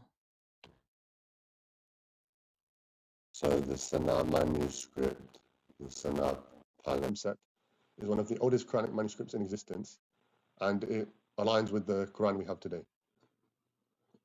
I know. Did it predate Uthman? 95% accuracy. Did it predate Uthman? Wait a minute, 95%? That doesn't sound like 100%. Oof. No, it says 95%, but that's because, when you look at it, you might, for example, I said Saad and Sin. Okay, if you know Arabic, Sod and Sin, they're different letters, but they might be read the same. So there's 5% possibility of error? Also, no, it just says 95% accuracy for this manuscript. So the manuscript could be wrong by 5%? If an old manuscript has, for example, a letter's faded, then it won't include it, will it?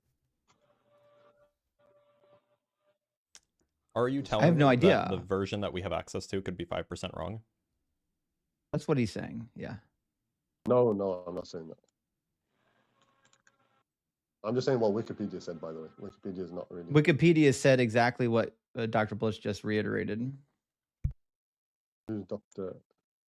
Oh, Dr. Blitz. Sorry, I don't know your names. I'm just trying to see when it was. So, it's like you've been on for a while, and we've given you some homework now. And we do have a bunch of other people who are waiting in the guest box, so I'm going to let you go. But remember to look up the whole thing about the flood, and also look up the thing that Justin brought up early. No, that Ian brought up about the stars. I think, the flood, I'll be honest, I think because it doesn't explicitly say all this in the Quran, I don't think any religion will answer that anyway directly. You're right. You're right. They won't. But thanks for being the other one. All right, we have some super chats to read, and then we'll move on to our next guest. And by the way, I've seen all the messages about M's. We tried. It's already a 3v1. We try to not bring up M's unless it's absolutely necessary, and I think that we did okay. Maybe M's will disagree. We do like M's, but we try not to We try not to make it a 4v1 just to make it even less fair. From NBTMC with the $2. Did security ask about Doug and Sharon? Justin? Security? I don't know. Where's security? Nothing's more secure than stone. True. That's why they covered Jesus' tomb with it, right? It's a firm foundation, exactly, yeah. From NBTMC again with the $5. The lowest heaven is literally the sky, by the way. Former Muslim, yes, I can read Arabic, ask a scholar, and their cope is the heaven is the universe too. Yeah, okay. Yeah, that's what we expected. From Gretchen with the $5. Sound gets intermittently crunchy on horrors too, but at least we get to see your inadequacies in 16:9. Yeah, I think that this is a Video Ninja problem at this point. From Kane Malice with the $5. Oh wow, Dr. Blitz confidently telling us kangaroos can't swim, and this guy has a PhD. Incredible. I didn't say they can't swim. I said they're not water animals. And what is what? And sorry, Dr. Blitz, pray tell, what are they mostly? I can give you an extensive definition. They are whales and dolphins and fish. If you were to go into what they're made of, what would they mostly be made of? Water molecules. Fuck, we fucking got him, dude. Oh my god. Winning against Dr. Blitz, what an honor. Kangaroos are not made of water molecules, by the way, because they're not water animals. Dumbass. True. They're Holy made shit. of they're made of they're hops. land animals. They're made of land. Not to derail. Yep. Not to derail, but I'm reading how Uthman collected and made his copy of the Quran, and it gets worse. Uthman said, "Oh, people, your covenant with your prophet was 13 years ago." This is 13 years after Muhammad's dead, right? Uthman says, and you're still disputing the text of the Quran, saying that my father's reading and Abdullah's reading, so on and so forth. So I ask each one of you who have memorized something from the Quran to step forward. So he basically said, hey, if you've memorized part of the Quran, come forward. I'll write it down and make an official copy. 13 years after Muhammad died. Oof. That's a big oofman to me. Yeah. It's a big old trust me, bro. Right. So from NB with the $2, the clankers got my boy. You can't say that. I mean, you can say it, but you shouldn't, because we don't want to normalize that kind of stuff. Listen, one of those tin skins just won a race in China. I don't know if you saw that. I did see that. But also, let's not LARP slurs. Okay. From NB, again with the $10, not just different pronunciations. There were different Qurans with different chapters, some with 110, some with 116. Also, if time scale matters, then the Quran was less true 1400 years ago, right? Yeah. True. Duration doesn't make something more true, like obviously. And finally from NB, very much appreciated, Sunan Ibn Majah 1944 legit says a goat ate manuscript of the Quran no one had memorized or had any copies of. On top of that, the verse was breastfeeding an adult. Have a good day. I will not have a good day because of this message. Thank you. One more super chat from LELs with the €5. Not a thing in the US, but I finally legally left the church last week. No more church taxes from me. Feeling a bit down these days. Please celebrate with me. Congrats. That's a big deal. Now you have to pay less money. Huge congrats, yeah.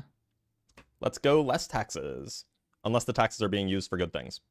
All right, we have Guy. Guy is finally back. Guy was here earlier, but then we let them go because their audio was not good. Let us bring up Guy. Guy, how's it going? Hopefully good. There we go. Man, I was watching the entire time. By the way, I can only see Dr. Blitz. Is that normal? No. You should be able to see all of us, right? Oh, he's talking about the Video Ninja preview. Right, but I added him to scene 2. Shouldn't he be able to see everything? No, he can only see your camera, Dr. Blitz. Because he's on Video Ninja. You just have to look at my pretty face. But everybody else can hear you. I was listening the entire time. There were so many little topics you guys went through which are relevant to me because I'm also Muslim. We could go through that, but to be honest, all of them are kind of uninteresting to me because at the end of the day, I find them as insignificant in the grand scheme. How do we want to go about this? So then why should we be Muslim if the issues with the Quran are insignificant? Yeah, I never admitted there were issues. I just... Well, that's what we were talking about, and you said that they're insignificant. I mean, the issues you have with the Quran is insignificant. I find them pretty significant. Right? I mean, look, if you're trying to convince us that this is like the true word of God, and we're like, yeah, here are these issues, and you just say, but those don't matter. Like, sorry, that's not going to be compelling to anybody. All right, we'll go through some of them real quick. You know how the thing with the stars being before the Earth? Mm-hmm. That's based on the word thumma, which colloquially means then, as in the stars were created, or the Earth was created, then the stars. But it doesn't necessarily indicate chronology. No, it does, right? If you look at the tafsirs, that's exactly what it indicates. You know, I can pull up a tafsir that literally says that, you know, first... Well, sorry, wait, how do you know that your interpretation of this is correct then? And also, what is the ordering? You don't need to know. Okay, so your resolution to the problem is that you don't know. Yeah. Same thing with the problems with kangaroos in on Australia. I could just say, I don't know how they got there. You can say that, but given that it's an apparent problem, you not knowing the answer is certainly not going to satisfy somebody who's like, look, there's this issue. Unless you can resolve this issue, I'm definitely not going to believe. But I mean, the same guy could have unreasonable requests for them to believe in general. Like yeah, is it unreasonable to know the explanation for how kangaroos got to Australia? Say again? Is it unreasonable to ask how the kangaroos got to Australia? I think so. Because there's an all-powerful God, which basically... Here, how about this? Does explanatory power indicate truth? We both can't explain how certain content... No, you can have explanations that aren't true. No, I'm saying explanatory power. We both can't explain certain cosmological constants. That doesn't necessarily mean that your worldview or my worldview is false. No, but the point is that if you have two competing worldviews and and you have some question that requires explanation, if one worldview is not able to provide an explanation and the other worldview is able to provide an explanation, and the explanation is not obviously false, if it's in fact in line with the other data that we have, then it should shift your credence in favor of the one that can provide the explanation. I just think there's other bigger things to be explained than how kangaroos got to Australia. For instance, how anything at all exists. Yeah, but you can't explain that either. Sure. I mean, you would have to explain. Could you elaborate on that? So when somebody asks why, they're seeking an explanation. I don't know, just like an account for how that thing is, like an account for like why a certain fact is that case. You know, maybe you're asking like a grounding question, like in virtue of what is this thing like existent and like a metaphysical sense? Maybe you're asking like a causal question, like what caused it to exist. So its explanation is gonna depend. When you say, "Oh, saying God did it doesn't explain anything," I'm just indicating the cause of the thing happening. I didn't necessarily elaborate on the process. But what were you in asking my us to opinion, that is an explain? explanation. I gave the cause, but I didn't give a process.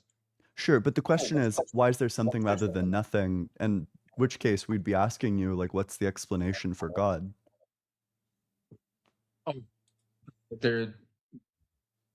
Well, I ask you, if you don't mind, that could be rude, but I would ask you, why would God need an explanation? Sure. Then we could just run the same thing for the universe. Why would the universe need an explanation? Because, okay, can we dial it back a little bit? I know I'm kind of running away from that question, but I will circle back to it. I just want to know what you guys believe, right? You believe you exist, right? I do. I do. I'm a self-realist. I'm an Ian anti-realist, by the way. Yeah. Do you believe that things started to exist at any point, the universe? I don't see a reason to think that. I'm pretty agnostic So you're about neutral? I tend to lean towards infinite regress. I tend to lean towards it always existed. Although this scumbag Dr. Blitz insists that we should be epistemically humble, and that there are some open questions in the world of physics as to what could be the timeline. You guys don't have a problem with infinite regress. You think that's a possibility? Yeah. Epistemically, what's the problem? I have no issue with it. So you think an infinite time has already passed? It seems at least possible. But to be clear, you're not like, even if you could somehow demonstrate that an infinite regress is impossible, that wouldn't therefore make God the best or only explanation. There are entirely consistent finite past universes that are in some sense self-explaining, like why time began. So is that in that? Do you have an example?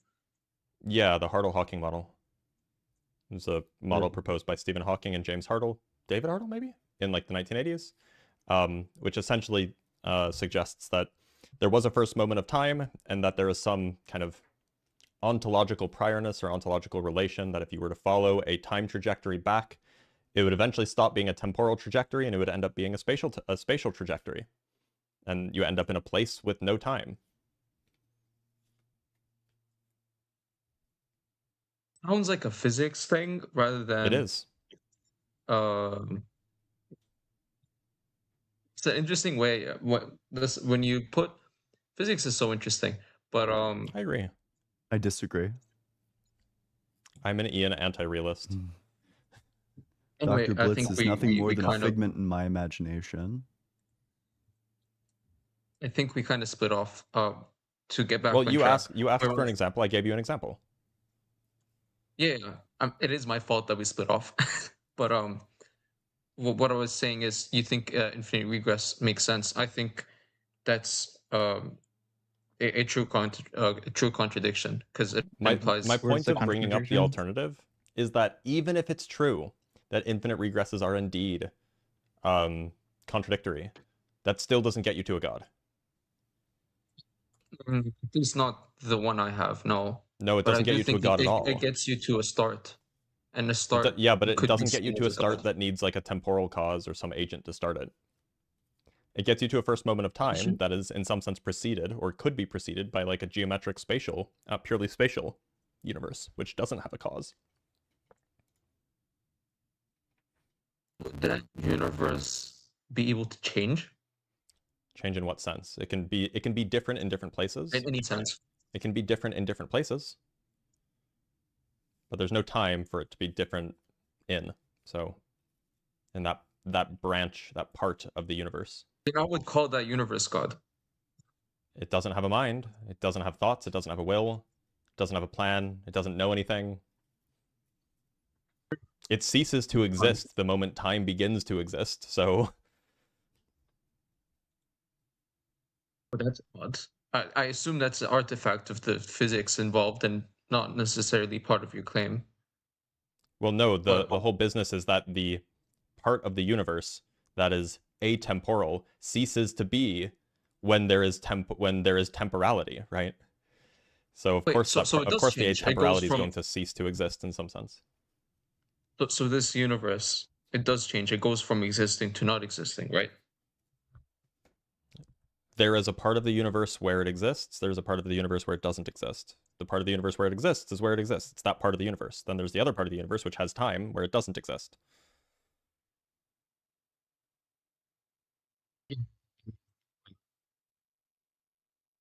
Could you perhaps simplify it, or because when we're talking in I'm gonna draw. I wish I could draw a very picture. far away from our perception, it gets difficult. It is very imagine. far away from our perception. It is difficult to imagine. That doesn't mean that it's not a reasonable thing to conclude. You just might have to, study GR. I agree. I'm just explaining my the trouble I'm having. So you don't have to believe me on this. You can go believe Stephen Hawking. This was Stephen Hawking's point of view, at least for a time, that he thought that this was at least something reasonable to be taken seriously. So, like, we could go into all of the details, and I don't think that it'll benefit anybody. The point is that this is something that at least one very smart physicist has taken seriously. So you shouldn't be able to rule it out just by saying, nah. There through physics, which gets wonky in all sorts of situations. It doesn't necessarily. That's why I asked you to simplify, because it would be easiest if I could draw you a picture. I need to know what you're talking about in order for me to properly respond. And because I have no clue what you're talking about and have no clue how the model works or what you're referring to. Do you know what a badminton shuttlecock looks like? Yeah, it's like a circle with. It's like the little half sphere part, and then there's like the tail feathers. Yep. So imagine that sphere part, that's the timeless part of the universe, and then the part that goes out with the feathers, that's the temporal part, and there's a joining between the two. There's a temporal universe that in some geometric way gives rise to there's an atemporal universe in some way that gives rise to a temporal universe.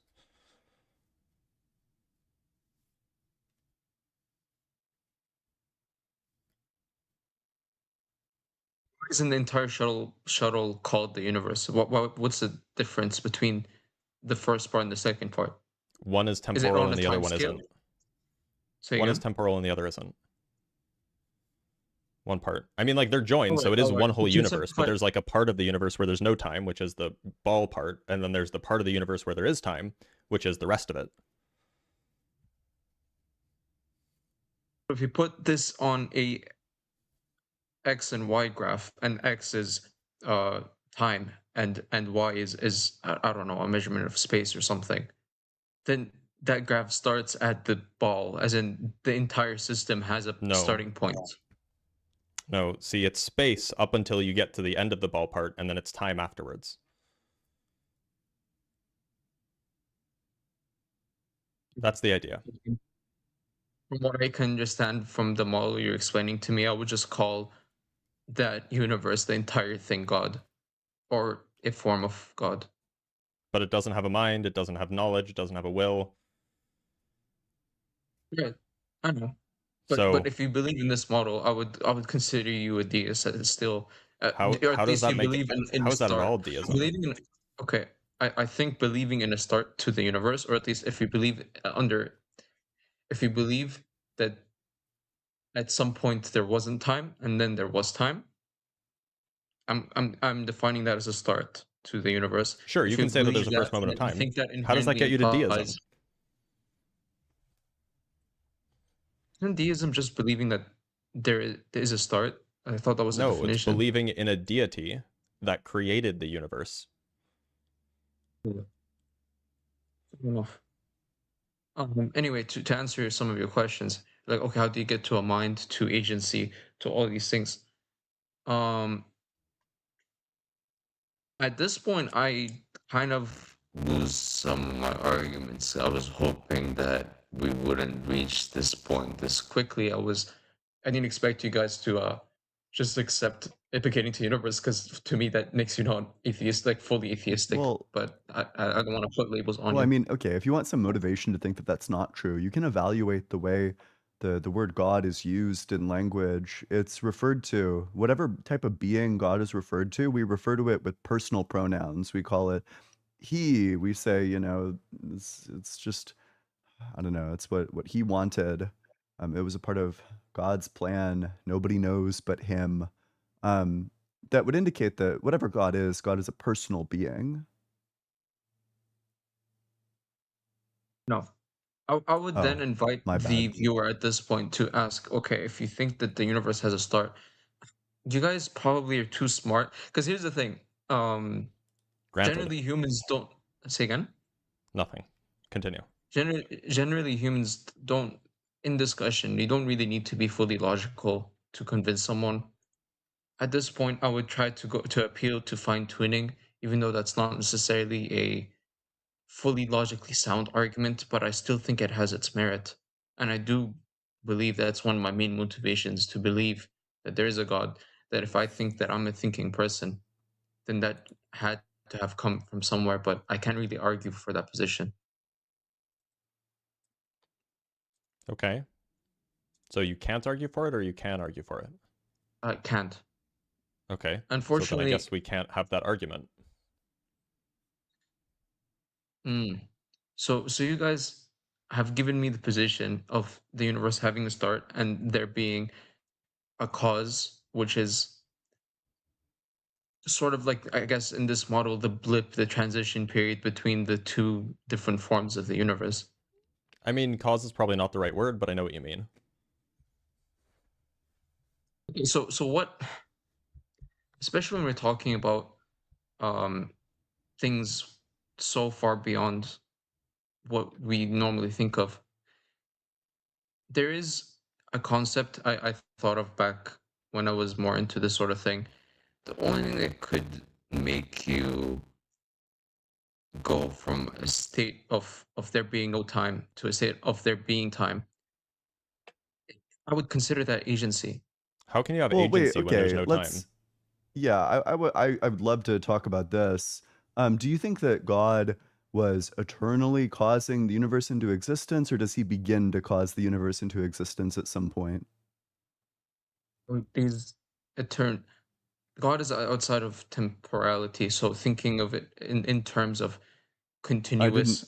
I didn't use a time word there. You said eternally. Is God not eternal? God is eternal. So then it's not a time word. So wait, to rephrase your question, you're asking me if God is eternally creating the universe. Yeah, is God eternally causing the universe into existence, or is there some state of affairs where he begins to cause it after previously not causing it?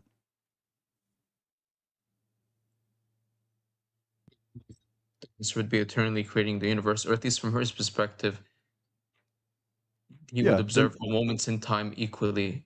So then the universe eternally exists. So, but the universe would include time itself. Okay, that's the problem, right? You know, if God eternally creates something, then that thing eternally exists. How did you jump to the conclusion? Yeah, because if the cause is present, sufficient for the effect, then the effect also exists. Now, God causes things by necessitating them to be the case. So God was eternally necessitating the existence of the universe, so the universe eternally exists. There's no state of affairs where the universe doesn't exist. It always existed.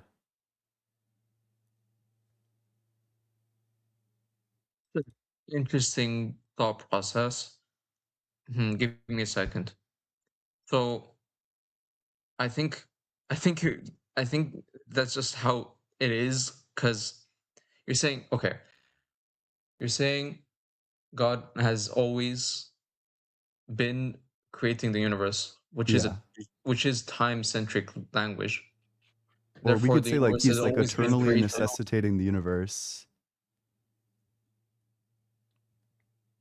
It implies that he is right now creating the universe as we speak back then. And I think it's just a matter of the way, like the way you reference the events that makes this problem. I don't think this is an actual problem. Did he change from not necessitating the universe into existence, or from necessitating the universe into existence to no longer necessitating it into existence? If he did, then we wouldn't exist right now. Okay, sure. So then he's still necessitating the universe into existence.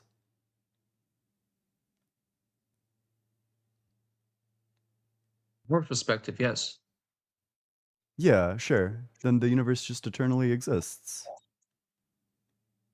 From God's perspective, yes. From our perspective, no. Sure. And if God believes something, is it true?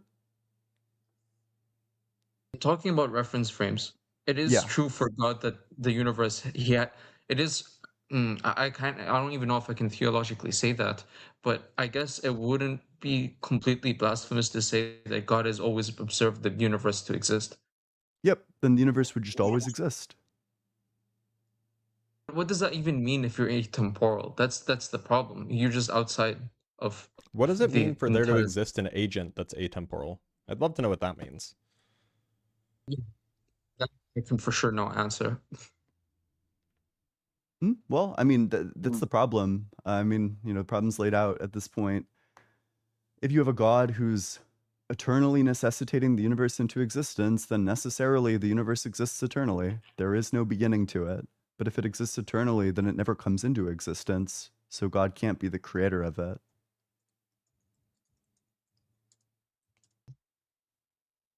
I would think about this, but I really wouldn't, because I just don't see it as particularly day to day. It wouldn't affect my life much. Okay, really. look, you were mad that we were talking about like these like details in the Quran, and you're like, oh, those aren't significant. And now we bring up the literal origins of the universe, and you're like, it's not important. Like, what is important then? That like you shouldn't eat pork and that you shouldn't have alcohol? Like, is that what you want to talk about? No, I came here mostly to have a discussion. I don't really have a point. Okay. Well, okay. I think that we've run our course then. Anything else that you guys want to add before I let him go? Nope. That's fine. All right. Well, guys, thank you for being here. Do appreciate it. Take care. All right, we have some super chats to read, and then we have at least one more guest, Fashili. Fashili's been waiting very patiently, so we should bring them up. From Reverend Nate, with the $2, 2 Canuck bucks even, kangaroos are made of hops is brilliant. That's very funny, and I wish I had thought of it. From NBTNC, again, Thuma can mean therefore, but it doesn't work here. Yeah, I guess if you try to replace then with therefore, it doesn't really follow, huh? Yeah, I mean, like the overall, like the progression of it, he's laying out like temporal terms, like days, it's saying this many days passed in which he did this, and then these days passed, and then at the very end of it, just to fuck over the Muslim apologist, like especially badly, he says, so in total there was 6 days. So it's like clearly talking about a progression of days. From TWE with the $5, what's you all's opinion about the heat problem regarding the flood? Do you think it stands up as an anti-flood argument? It's the thing about anti-flood arguments is that there's a lot of physics and a lot of geology and a lot of, biology that you could do. But all of those are going to go over the head of every single apologist. So instead, just ask them how the kangaroos got to Australia, or perhaps the koalas, because that's easier for them to understand. Like, it's a good argument. The heat problem's a fine argument. It's just too sophisticated. From almost every apologist. Yeah, you need to run that against like the real true scumbags, people who are like the PhDs that work at like the Creation Institute. Yeah. From Slow TDI with the $2, can you explain why for me? I just got lobotomized. Look, let's not make fun of the victims of lobotomies in the 20th century. From David Milling. David Milling was waiting in the guest queue, but I guess couldn't stay for very longer. They say, I couldn't stay longer on Ninja. I've seen you guys quite a bit on my algorithm. Just curious, what's your motivation for your streams? A theist makes sense for converts, but I'm curious about the motivations for you three. For me, it's all about the money. No, it's because, truth is an important thing, right? For me, it's all about the money. Makes sense. Yeah. Well, we're surrounded by people who do believe, and their belief affects our lives. Yeah. I mean, I just think that it's good to believe true things, and it's like a great environment. I care a lot about my worldview being true. And I think it's a great environment to help point out when I don't know enough about a topic to encourage me to actually learn more about it. You know, a lot of the learning that I've done related to things like moral realism or, I don't know, models of the universe has been motivated by a desire to be able to answer questions better. And from Relax with Russell with the $2, adopting Ian anti-realism to my worldview. Yes, let's go. We're gonna add that to the lava lamp theology, specifically Ian anti-realism. Help! If you stop thinking about me, I stop exist. All right, let's bring up Fashili. Fashili has been waiting very patiently.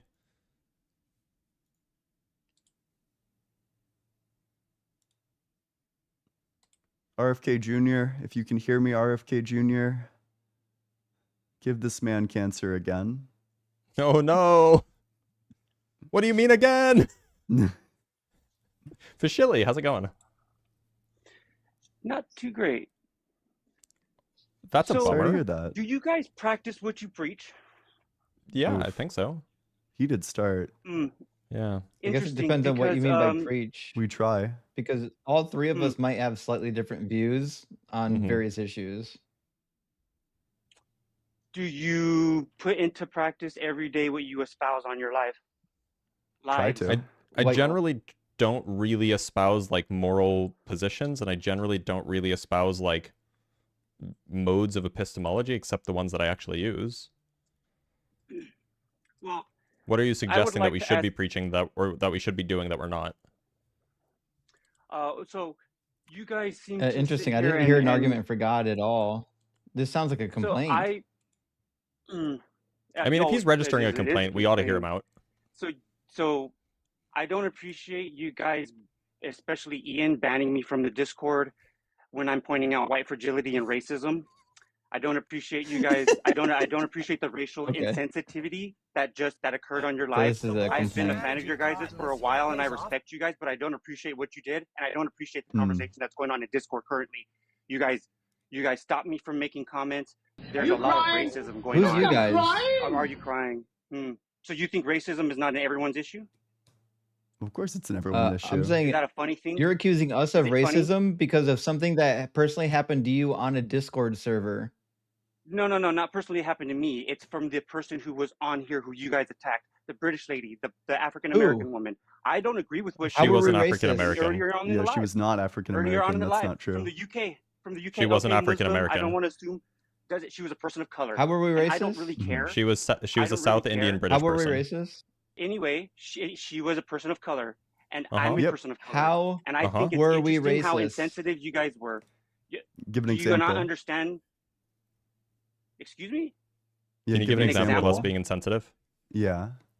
Do you know what racial insensitivity is? Well, can you just give us an example? We're asking you to give us an example of what you're claiming we did. When you're assuming, first of all, what is your definition of racism? Wait, sorry. You're making the claim that we said something racist. What was the thing that we said that was racist? I said you're acting racist, and the things that you guys are doing is covering up for racism and a system of racism. So first of all, you silenced. I was silenced. I was kicked off. of probably because you're like a whiny piece of shit. Example. Wait, just to be clear, we're all here. Upset. First of all, I'm upset Fashili, hold on. Shut up for a second. Okay? Fashili, we're all here. How could we be the ones who did this to you? We've been here the whole time. None of us are staring at our Discord. Oh, apparently, apparently the person who muted you is Lizzie, who's indigenous. And so am I. Okay. And do you think Lizzie did like an act of racism against indigenous you? Hate crimes. I think that a lot of people of different cultures and backgrounds perpetuate our racist system constantly, and especially in the country that we live in. And you know that as well as I do. And I don't think, and again, I've never said that I don't respect you. Are you going to answer a question? Like, if you want to have like a productive dialogue about this, do you think that Lizzie did a racism? That was a racist. Yes, it is. It was a racist act. She was covering up my voice for speaking the truth. For pointing out white fragility. If someone disagrees with you? For pointing out white fragility. Can indigenous people be racist? Wait, do you want to? Yes. Justin, do you want to bring Lizzie up? I'm just checking. First of all, where do you think the idea of Thanksgiving comes from? Look, I'm not saying I'm not even perhaps disagreeing with you. Thanksgiving is Officially, Justin. Officially, shut up for a second. Justin, or not Justin. Blitz. Can you bring Lizzie up? Apparently Lizzie is Lizzie in the guest request. I can. Yep. Welcome, Lizzie. Hi. I got famous on TikTok again. And YouTube. There's like 1,300 people watching on YouTube. Hell yeah. Okay. So, just to be clear, the person that they're referring to was the person from earlier, A. They came into the Discord, started spamming. No, that was in TikTok live, not spamming in Discord. I simply made a statement and put my screenshots in Discord, and I was attacked in Discord, where people were assuming my intelligence or lack thereof. They were insulting me. And wait a minute, hold on. Are we currently airing Discord drama on our live stream? Is that what's happening? This is definitely just bitching about Discord drama. Yeah. Okay, so officially, do you have? About Discord drama. So do you actually have something that any of us did? People who you guys want to be a part of your community. Can you point to something that any of three of us actually did, or is this just like Discord nonsense? The way you're acting right now is a form of passive aggressive racism.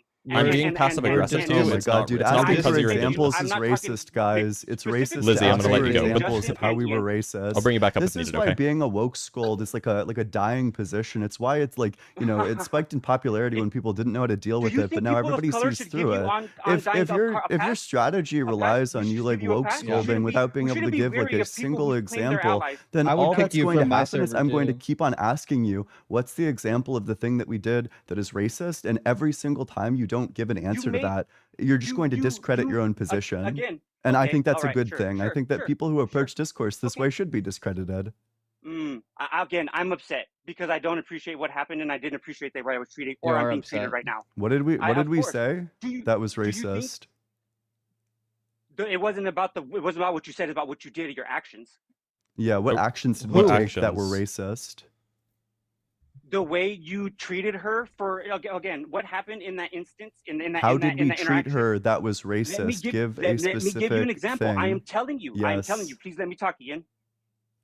In that, there was a time during your Discord with that woman with that person where you were where she was obviously not in the right by giving a lot of prejudice, right? But her prejudice is understandable. There's people of color who are not going to give YT people a pass, and we should question people who claim to be allies who shit on us constantly. What did we do? You still haven't given an example. Yeah, give us a specific example of a thing that we did that was racist. You turned around and played the I'm LGBTQIA community. Which she called me a pedophile. I said it. I didn't say she was right. What I'm saying, Ian, is I don't think... The fuck am I supposed to do when somebody comes in and says that I'm in the Epstein files? I was just saying, I understand what she was saying, and I didn't agree with her. I'm just saying it was getting really murky, and I would have just appreciated it if you guys pulled back a little bit. All right? Like, that was very Why do we need to... Somebody literally coming and just immediately accusing us of being... Somebody immediately... I don't know why you're talking the fuck over me right now, so shut the fuck up for 5 seconds and listen. Somebody comes into our live stream accusing us of being racist and other being misogynist or being homophobe. People come up and accusing us of something, immediately attacking us.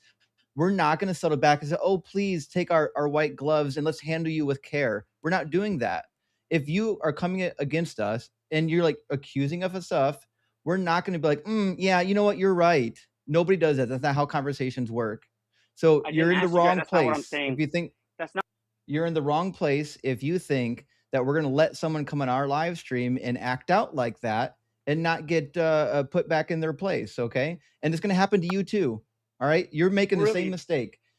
So until you can demonstrate where any of the three of us actually did a thing that you're going to accuse us of doing, then you're just lost. You're concussed. You're in the wrong place. White fragility was a form of racism in that moment. And I think, again, that's my example. Your lack of examples is telling. Okay, I just told you what lack of examples.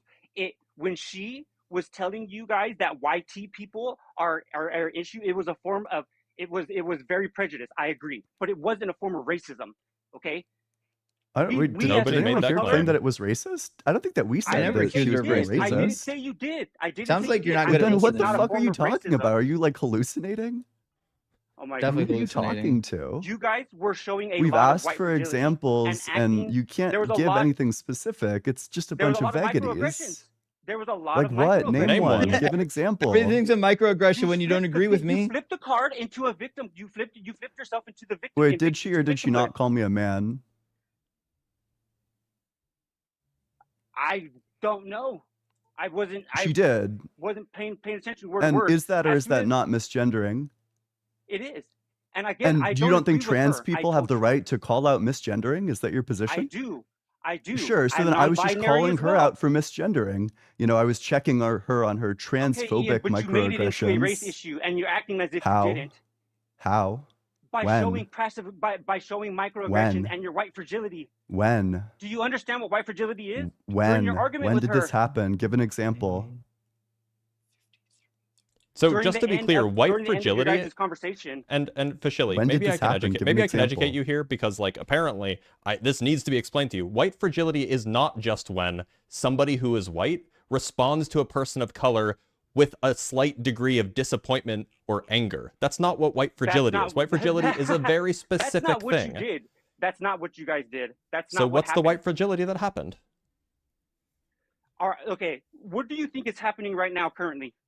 Is this not a charged conversation? We're because asking you I'm for pointing out your examples and you're guys' unable to provide microaggressions them. and your Like you're racism? actually like, and I'm kind of pointed glad it that out this is several happening times. because you're discrediting yourself because we keep on asking Okay. you what's an example of this happening, and then every example that I you try told to you. put forward gets immediately During your torn in entire half. conversation, Ian. You know, Your entire I'm glad conversation. that like the entire emptiness of conversation. woke scolding is being brought to the forefront. This stuff should be challenged. So are you the arbitrator and gatekeeper? When somebody is unable to Yeah. articulate the thing that Yep. you've done wrong, then you probably have good reason to think that you haven't I done articulated something it. wrong. I articulated You it. absolutely You were haven't. showing a lot of white fragility in By the doing entire what? conversation. What's a specific example of By that? doing what? By playing the victim. She misgendered me. And you were being racist the whole To be time. clear, Wait, sorry, being wait. misgendered I'm so sorry. is a Is microaggression. it, wait, yeah. To be clear, you agree that misgendering somebody makes that person a victim, right? They become like a victim of transphobia. Do you think? Sure. think Wait. that So then I made myself a I'm not victim on a topic that you would agree that I was the victim.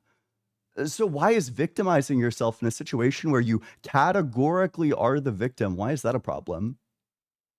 Huh? Because you think that that's not a common thread through history, where white people are telling people of color that they're the victims and the victors? Only he's allowed to be Yeah. a victim. Only Shilly's allowed to be a victim. That's why. Wow. Interesting. I think that you guys have True. illustrated the definition of white fragility perfectly during this entire life. I think you haven't. Yet you can't demonstrate I it. don't need to. I'm already Okay. exposing you. Well, for Yeah, your then white it's not fragility. my Then job to your argument's educate you, lame. sweetie. This is the I don't need emptiness you of to woke educate me. scolding. I don't need you to educate me. You sat here and you said, Yeah. even during your argument, you said this Also, this is what happens during I just college want to debates clarify, nowadays. you've People already are been sitting here kicked saying from the they're- deconstruction junction now. Thanks for That's letting us fine. know you needed to be removed. That's fine. You guys are misogynists. You're a misogynist, Justin, and a racist, and so is Ethan. Wait, what did, Ethan's wait, a yeah, racist. sorry. And what did we say that Ian's a racist. demonstrated Yeah, that's that? what it is. Yeah. On the basis Do of what? Westerners treat their women better, Justin? On what basis? On what basis? Well, you made that comment in your live last week. I'm sorry. Are you were talking about what talking to a me, Muslim. what I do, or what does everybody in the I'm Western telling you, world you're think? you're a misogynist, Am I? and you're a racist, Am and I? Ian's a Where? racist. What did I do that was? What yeah. did I do that was misogynist? Did you not tell the Muslim who you were arguing with last week that Westerners, that you're dealing with Westerners now? We know how to treat our women. We treat our women better than you do. You do. How is that You did. misogynist? It's recorded. I clipped At it. best, that's How is Islamophobic. that misogynist? At best, I that's also said it was Islamophobic, but like it's and that's definitely not racism. misogynist. It's That's not even. racism. It's not even That's Islamic racism. phobic. It's Islamophobia is a form of xenophobic, if racism. anything. Islamophobia is not a form of racism. you said Most Muslims are misogynistic. not Arab. You said misogynistic. So you wanna try again? Excuse me. It's a form of bigotry. what- It's not a form of racism. Interesting. It sounds like you're confused on your I think that depends accusations. on what form of what definition of racism you're adhering to. Islam is not a race.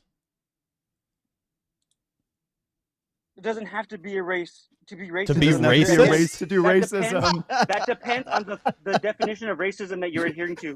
Because Some people define racism as a system of oppression, as a system, and some people define racism, which was why the fuck would I include the word just any system of oppression? Why does that matter? Homophobia is racism, guys. Why would I include the word system in it? Yeah, her transphobia was actually victimizing towards me as a, you know, that was like a racist microaggression when she was transphobic towards me. Interesting. So does that make your racism and her transphobia okay? No, she was racist too, according to your definition. According to my definition, I didn't give you a definition of racism. I said you did. According to my made-up definition. You just did. No, I didn't. What definition did I give racism? You said it's a system of oppression. I said some people define it as that. I didn't say that was my definition. That's not your definition. Of course, yeah. He's just Buddy threw in a fun fact. So I mean, we can use the dictionary if you need. Like, you want us to like just? It was about 4 years ago. Open up the. Do you want just like give you the basic definition of racism? It doesn't. I don't care. It's prejudice, discrimination, or antagonism by an individual, a community, or an institution against a person or people on the basis of their membership in a particular racial or ethnic group. So that's a religion, not a race. I think you're confusing bigotry with racism. Yeah, it would be racist if we made like a statement, for example, about like Arabs. That would be racist. Yeah, that'd be crazy. Interesting. Which, interestingly, less than 20% of the world's 2 billion Muslims are Arab. I think that you guys are just like, I thought that you guys were doing really good for what you're doing, trying to deconstruct people. And honestly, well, maybe you're just a whiny bitch, and this isn't a place for you. Yeah. Disavow. Cool. Yeah. But I think that you guys are really doing a lot of harm more than you're doing good. I avow that comment. Yeah, you know, sorry we've harmed you. So officially, I agree that we are doing harm to you. Show me on the doll where you've been harmed. Can you? I'll do a half disavow on that one. Let's maybe reel it. So you're making fun of sexual assault now, or are you making fun of child abuse or abuse in general? I'm making fun of you. It's okay. It's okay. I'm a victim of sexual assault, and I give Justin the pass. Yeah, so that's fine. Oh, that's interesting. Is that how that works? Yeah. So you think white people don't give other white people excuses for racism all the time? They probably do. I have no idea. Holy non sequitur, Batman. You don't think this is an echo chamber? I think you're confusing all white people with 3 white people right now. This is the main problem that you've got right now. You're assuming that what happens with other white people is what happens when you're like what we're doing. So officially, do you live in a desert? Because it's clear to me that you've never touched grass. You benefit from it. So why would you stop it? Oh, no way he knows what grass even looks like.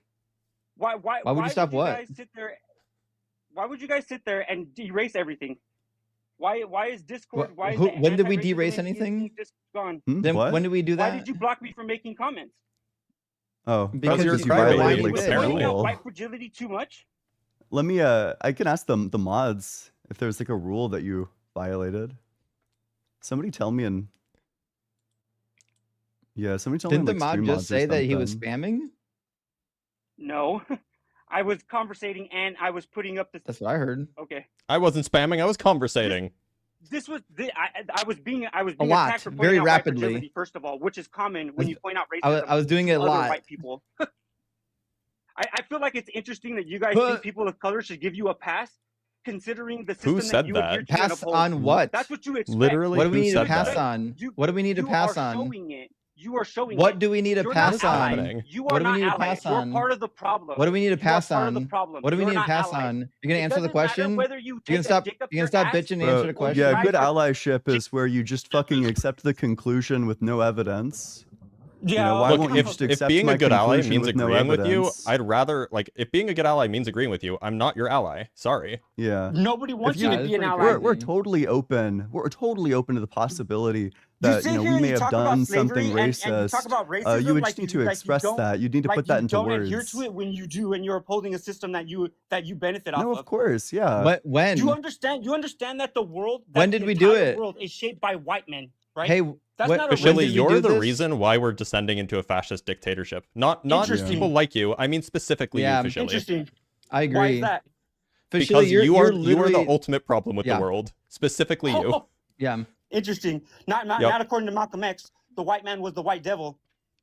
Oh, I'm not talking about like the white there man. we go. We're the racists now. I'm talking about you specifically, Fashili. You're proving you're racist. I wonder what message is gonna resonate with voters this election cycle. We should probably let him go, right? The white man is the white devil. How racist you are with your white fragility. Thank you for proving the definition of white fragility. It's really hard to have conversations about race with white people because this is what happens, everybody. This is how triggered they get.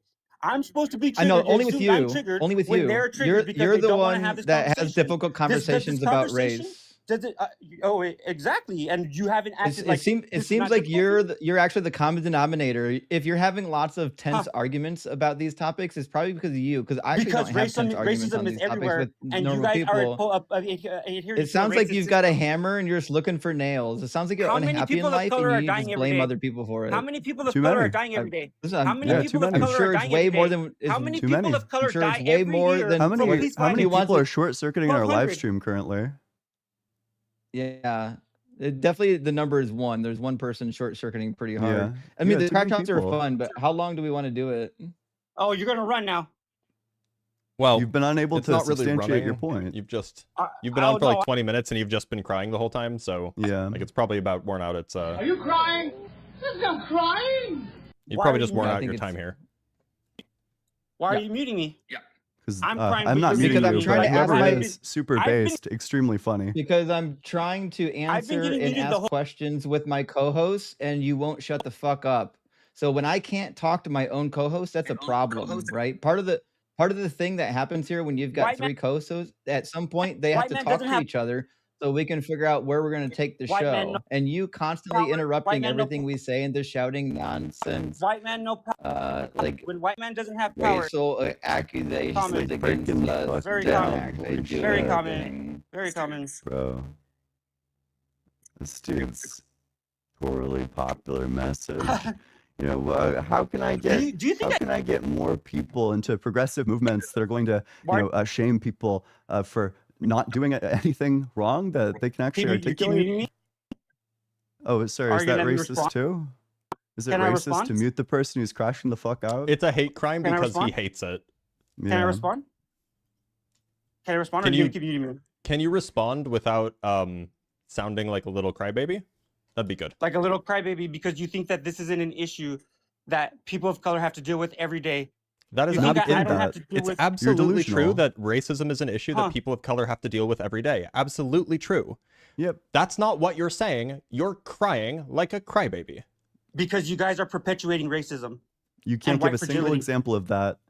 I did, and you're doing it right now. There's no concrete example of anything that was said. Also, sure, so it wasn't anything before. It's just the encounter right now. He's generating the evidence on the fly, dude. Ian, don't worry. Apparently, being mean of this, he had nothing that he can defend when he first came in, and now all he can do is try to generate new evidence in real time.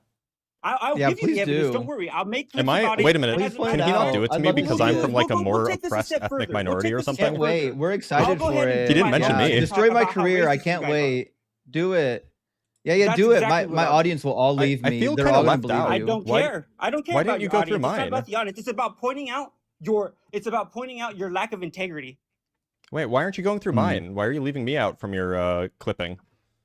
Because this is anti-Semitic. I disavow this guest for being anti-Semitic. Okay. Yeah. First of all, this is not if right. If you're going to ask me a question, are you going to allow me to answer? Dr. Blitz, me and you haven't won't really allow us to say anything, so it sounds to me like maybe you should follow your own values. It's like you're demanding that we let you talk, but you won't let us talk. Remember how you started this interaction by asking if we follow like the old principles that we teach? Sounds like you don't. Okay. That's why you celebrate Thanksgiving, right? But you don't perpetuate racism.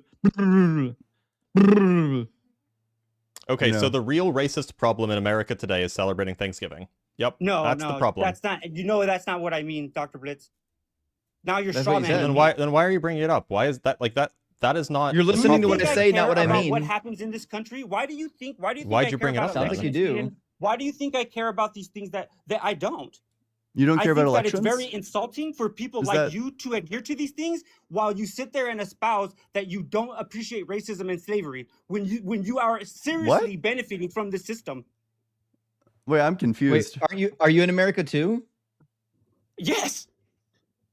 Oh shit! Oh, it's almost like anyone who's just born in America benefits from a racist system, and that makes them racist, including you.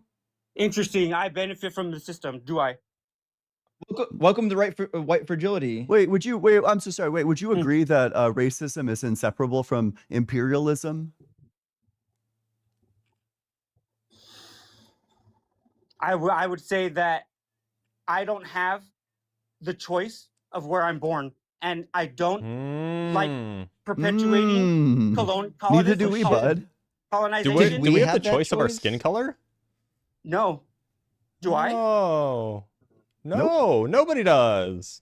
Okay, so but do I perpetuate the racist system that you benefit off of, or do I try to stop it at every turn? Look, if you living in the United States, it's not your fault that you're living in the United States, so you don't have responsibility for the imperialism that the United States is doing.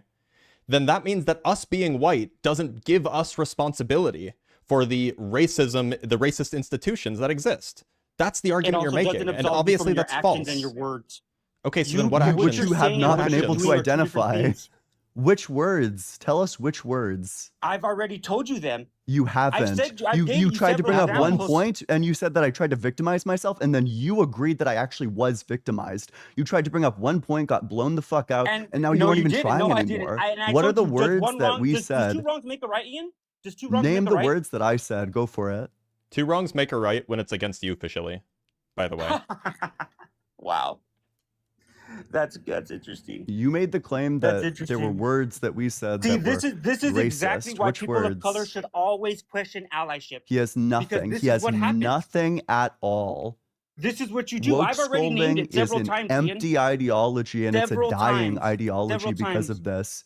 Name it one more. Say it again. Name What's it the thing more. that we said? What are the words that came out of our mouths? Wow. Give a quote. Wow. Give a quote. Nothing. He has nothing. Can you he give said a quote that from what with you our said words in we that life? perpetuated During that life? systems Give a of quote what you racism, said but he during that can't life. tell I us can give a which quote words. from what I said. I said, I'll give you a quote. I said, what passport do you hold? without going over your script or anything Do you want to answer my question, or do you want to dodge and derail? My question was, do you want which to answer my words did I say that were I'm going to take racist? some I've already antibiotics answered your question because several Which times. words? I'm getting a bacterial infection from this conversation. Wait, I'm sorry. You're making this debate really inaccessible for me. You know, that's quite ableist as like a thing to do against an autistic individual. You know, an autistic ADHD having individual. You've made this debate very inaccessible. You're being very ableist right now. How are you going to check your ableism in this discussion? You know, maybe could you give me like an appropriate like accommodation by maybe repeating the answer again? You know, you're being very ableist right now. And you think Why that's do you not a form hate of disabled people? Why do you think disabled people should that what I die? said? Do you think Did I say that? disabled people should I say die, that? or just me? No, I'm not. Do you know what disabilities I have, Ian? Do you know my disabilities? The question, you know, it's It's very you know my ableist. disabilities, You know, Ian? it's horribly Do you? ableist. Yeah, disabled people can be ableist. You understand that, right? Yes, I do. Are you not? Yeah, you're being ableist then? ableist. Yep. Are you being You're ableist? being an ableist individual. And so are you. Look at your Nope. ableism. Currently Incorrect. speaking, as You you're refuse to talking, accommodate are you not me. crashing out? What's Ian, the why are you ableist thing that crashing I've done? Because out? I Is it can clearly because articulate the ableist thing that is it you've done. The because this ableist thing that conversation you've is done is that you refuse to emotionally re-articulate charged? your point. You're making Ian, the debate is this inaccessible. You're conversation making your emotionally answers charged? Does it trigger inaccessible. you to Calm talk down about there. your You racism? sound super Does it fucking trigger mad. you to Just talk take a about deep your breath. It's racism, really gonna Ian? be all right. There's So no pointing need for out the your tears. racism There's triggers no you. need for the Pointing crying. out your Just calm racism the fuck triggers you. down and Just answer the like it triggered question. Justin. You know, Both of you guys what are were the triggered words and that came out of sensitive. our mouths And that yet were you're sitting here. racist? Just go ahead and answer the question. Okay. But you're sitting here saying, Wait, Blitz, you're muted. gonna keep mute. Blitz, you're muted. Blitz, you're muted. Oh, damn! I removed him from the chat. Yeah. I was just taking my right as an oppressed minority to do so. Yeah.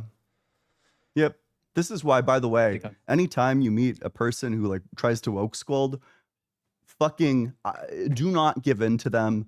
Like, you should always be on the lookout for things like racism. It's a real problem. You know, you can do microaggressions. That's the thing that does legitimately happen, you know, frequently.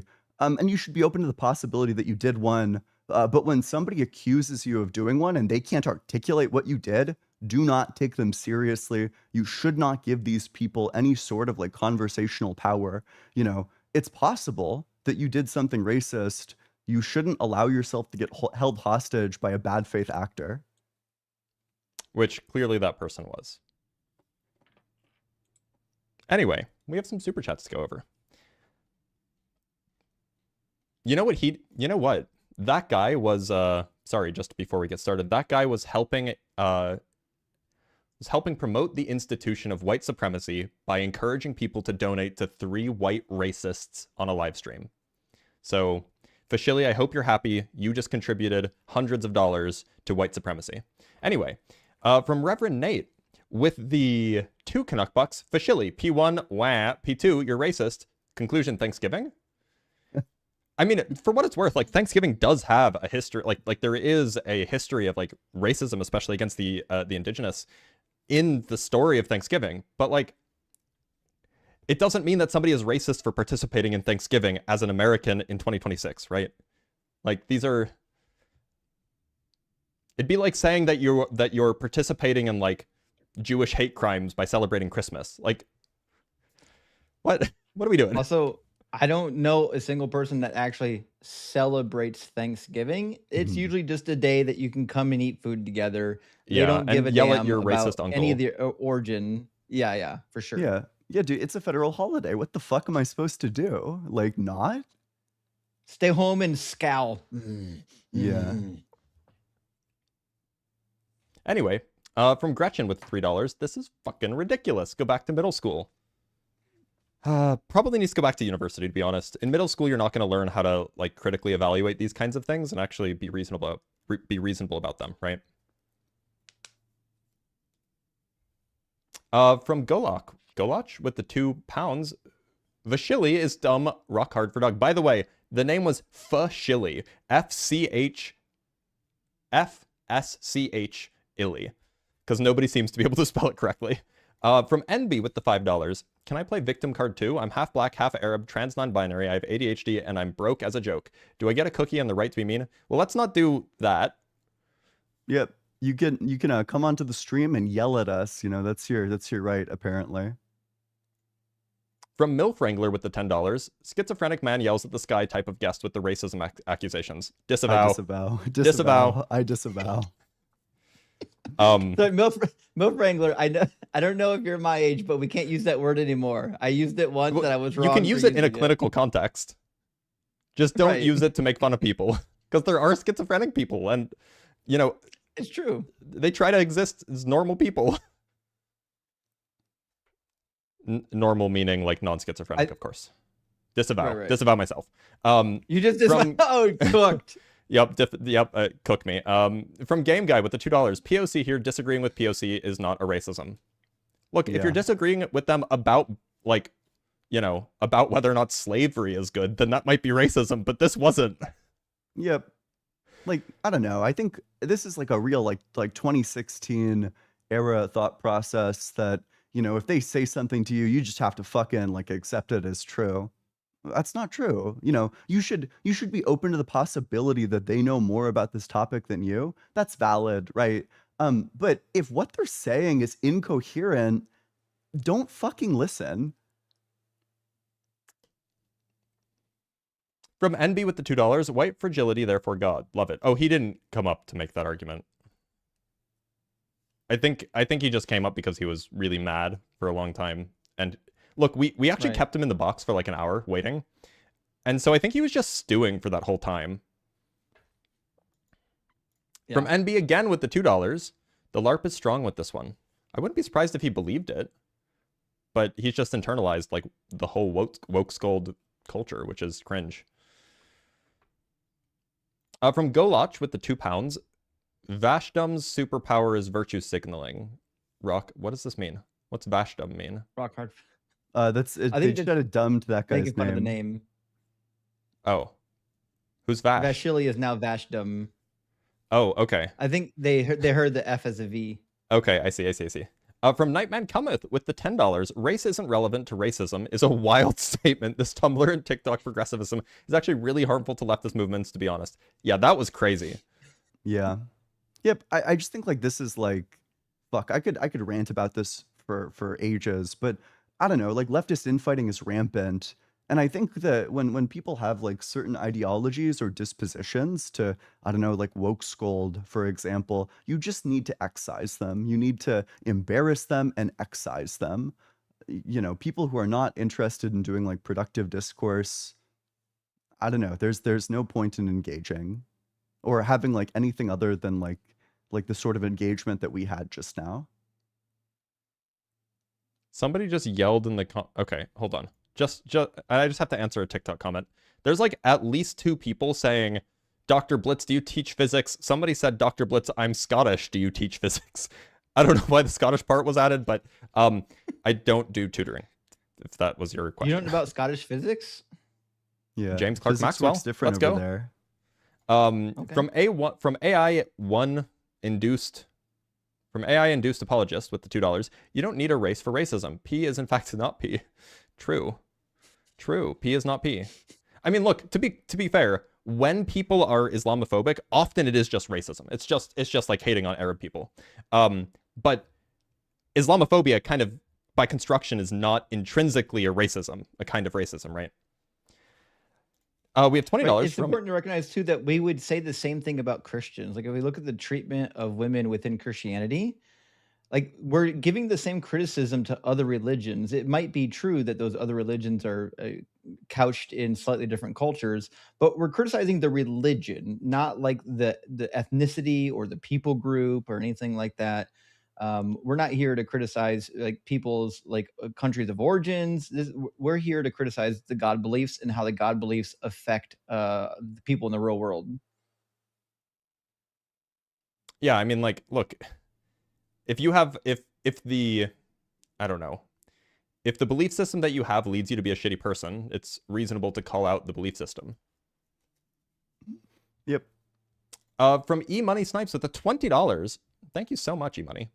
I don't know what the hell that guy's problem was, or the young lady immediately crashing out, calling you white. They say YTs. Yes, that was racist. I'm black and I've always loved you guys. Keep up the good work. Fuck that jackass. So, I don't think it's racist to say YT. It's just weird and a little like Zoomer cringe. Yeah, I just don't really know what to make of it. Like, I don't think that it's just like weird. It's like when people say unalive in real life.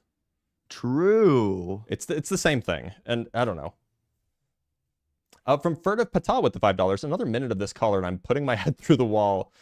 Well, if the wall was built by indigenous people or by people of color, then you probably shouldn't, because that might be a racism. Apparently. From C2660 with the $5, I've had folks misgender me for claims of bigotry in college. People have to escape oppression Olympic mindsets or read one intersectional theory. Yeah, so look, you don't want to read, I mean, you can read as much theory as you want. Some of the oppression Olympic stuff does come from intersectionality, some branches of intersectionality, right? People say, oh, they have more types of oppression than you, and so blah, blah, blah. But yeah, people should, like, if they're really struggling with these ideas, just read more. Reading never hurt anybody. Yep. From Momo Gaipan with the $100, which is very large. Thank you very much, Momo. Between Fashili and the British SJW makes me think you guys could open a different subject for debate. Very entertaining. Oh God, no, please.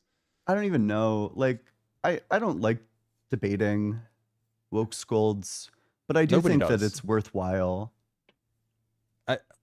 Is it? Like, yeah, debating woke scolds means just that. And was that worthwhile? Was that time well spent?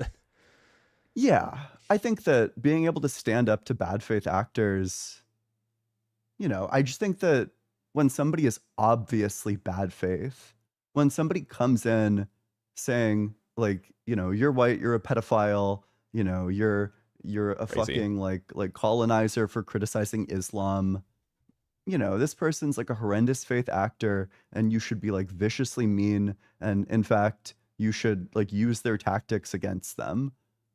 Same thing with the last guy, when you come in here claiming all 3 of you were really racist, can't name a single example, can't tell us the problematic words we said, can't tell us the problematic actions that we did, makes one attempt to do so, gets blown the fuck out on it like instantly. I just think it's like, at that point, I think it's totally fine to do like a reverse woke scolding, just as like kind of like a parody. Well, the question is whether or not debate is helpful. I just don't think that any debate ever happens. Oh, sure. Well, I think what the useful thing there is like, this is like the woke scolding ideology is on the way out, and you can stand up to it, and you should stand up to it. Sure. From NBTNC with the $2, the more I LARP, the more God is real. That, it's true.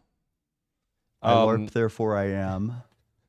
From Mr. Kiki with the $2, this is why Trump won. Specifically that guy. It was specifically that guy's fault. It was his fault entirely. From Slow TDI with the $2, what a fragile little guy. I actually never asked their gender, so maybe I shouldn't assume, but... Disavow. But actually, I'm, Yeah. I don't want to assume. From Momo Guy Pan with the $100 again. Whoa. Damn. I know. W, Momo. Shit. Momo has said, and informative. Holy Guac. Oh, Momo Guy Pan is Holy Guac. I see. Much appreciated. Okay. I think that's what that's supposed to mean. From Optopoppet with the $5, this caller just proved that time travel is real. He took us back to the early 2000s internet. It was early 2010s, but yeah. Indeed, time travel is real, which debunks the A theory of time. We did it, boys. Yep. From NBTNC with the $5, don't mess with fake woke LARPers. They don't even read their own literature. True. Actually, it's kind of ableist that you're suggesting that they even should. Reading literature and forming opinions that are based on research is I don't know, man. That's so exhausting. I think I'd rather just go based on the vibes. I've had someone unironically tell that to me. Yep. Those people too, excised from the movement instantly. Anybody who thinks that you shouldn't be encouraging people to get informed on these topics, excised from the movement, sure, literature, theory should be made more accessible. Everyone agrees with that. You should, I don't know, engage with it. Ian, don't you know you are doing the leftist infighting right now? Yeah, it's your fault. You're splitting the movement. Fuck, I am. But I don't know, maybe you have to do infighting against people who are going to lead to infighting. Maybe it's a paradox of tolerance. Indeed. You can't tolerate the intolerant.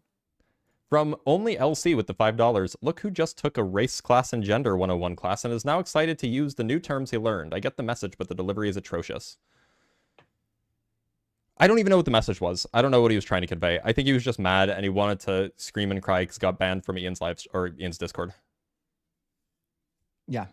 And that happens sometimes. And look, I've been upset about being banned from places too when I was a kid. It happens. It's part of growing up. From Slow TDI with the $10, for all the people in Tic Tac and Tubes, the reason that went on for so long, people like that need to be put in their place. If they can't actually back up what they say, they need pushback, rock hard for Doug. Yeah. Basically, yeah. That's the statement. From Curtis with the £5, as a black man, I'm a longtime watcher. I hate when people start sentences that it's not your fault, but I hate when people start, as a, XYZ, it's just, I understand what you're doing. It's just makes me cringe a little bit inside. Anyway, I'm a longtime watcher. Keeping crazy people on long harms us. It allows actual racists to justify their BS based off of that crazy guy. I can see the argument there. Yeah. But there's also got to be an argument for it used to be 30 years ago that maybe 40 years ago, whatever, that if you didn't platform people, they wouldn't be able to spread what they're saying. But nowadays, with social media, with the internet being broadly accessible, if you don't platform someone, they still have a platform. And so I'm not sure if it's true that just ignoring them and hoping that they'll go away will actually help. I don't know. I go back and forth on this a lot. Yep. From GoldenEye with the $2, the hammer looking for nails comment was spot on. Yeah, it was pretty good. From Reverend Nate with the 2 Canuck bucks, fascist silly thinks pro-Gaza equals anti-Semitic, probably. Oh, there's no way he thinks that. No, it's going to to be the reverse. He thinks that, I don't know. He thinks that the kind of anti-Semitism that lives, the kind that white supremacists do when they're anti-Israel, he's going to think that that's actually just anti-Zionism, rather than just straight-up Jew-hating. Wait, what did you say, Blitz? I just want to make sure that I... So there's a kind of anti-Zionism that white supremacists latch onto, where they're anti-Zionist because they don't like Jews. Oh, sure, yeah. Well, he would be the kind of person who would... stupid. He would be the kind of person who thinks that that's just anti-Zionism, not anti-Semitism. Sure, yeah. Well, I agree with that, right? Like if somebody's saying like, I disagree with Israel because they're Jewish, that's like insane. Yeah. Yeah. From Fish Priest. There we go. I can read. I'm gonna do it. Caller uses they them pronouns too.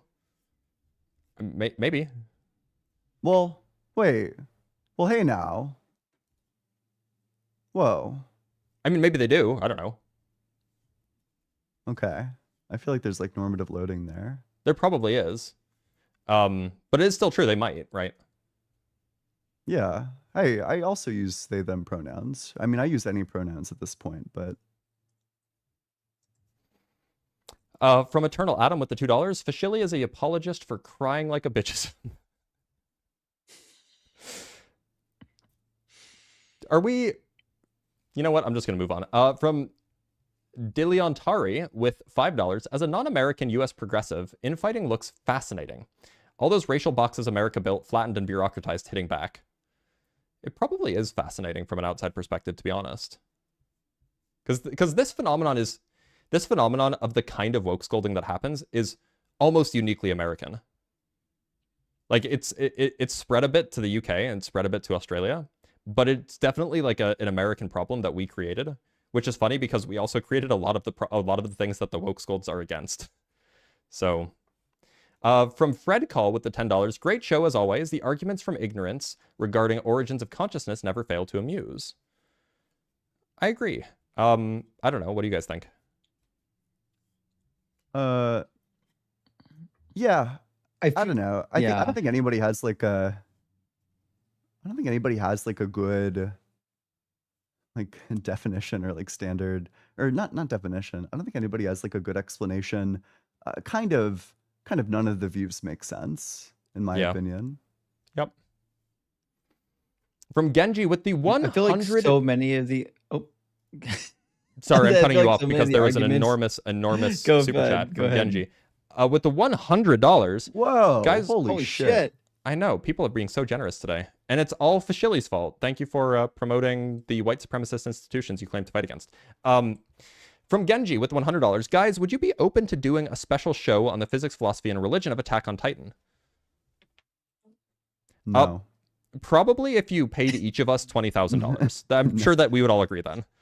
I've seen Attack on I've never Titan. seen it. I haven't either. So you'd have to get me to watch it first. Not to say that I won't watch it. I've watched all of it. Although I think, aren't there like hugely anti-Semitic undertones in that show? Yeah, like kind of. I mean, technically, I think like the direct reading of it is that it would be like Jewish people fighting back. Well, I guess like that's kind of anti-Semitic. Is that like kind of like the ultimate premise of the show? Major spoilers. Is that like the people who are like Jewish coded actually do like a genocidal extermination of everybody else. So in that sense, I think so. Yeah. I mean, it's probably still a good anime though. Yep. And from Anthony Bordalazzo with the $5 and our last super chat, wonder how many of those types are performance artists whose goal is to cause political blowback. Let's check out the new paper published by BOFA. I'd rather check out the new paper that was published in the journal Secunda, but I probably won't. We have one more, sorry. From NB with the $5. I stand with Genji on Peak Fiction 2, Attack on Titan Fire ASF. Okay. Not going to say I'm not going to read it, or not going to watch it, but, you know. Anyway, that is all of the super chats that we have today. Is there anything that we're missing? Or should we call it there? Oh, yeah. Huh. That was the point. For God? I'm missing that. Yeah. Yeah. Well, everybody, thank you guys for being here, for watching, for spending slightly more than 4 hours with us. And we'll see you guys next week. Quick question. Should we raid somebody? We normally don't. Oh, yes. There's always you know what? Live. So Quantanaut said that he might start a live stream after we're done. So let me go check to see if he's currently live. He is not, unfortunately. I don't see anyone live on YouTube right now other than us and the line. I mean, we could just send our people over to the line. There's no harm in doing that. Yeah. Yes. Let's go raid Apologia and Matt on the line today, y'all. Tell them Unapologetic sent you. And thanks Hold for on, being here. Quantanaut is on now. I did tell people that I would tell people about Quantanaut. So go pay attention. If you're on TikTok, go watch Quantanaut. If you're on YouTube, go watch the line. How about that? Let's do it. All right, everybody. Thank you for being here so much, and we'll see you guys next time.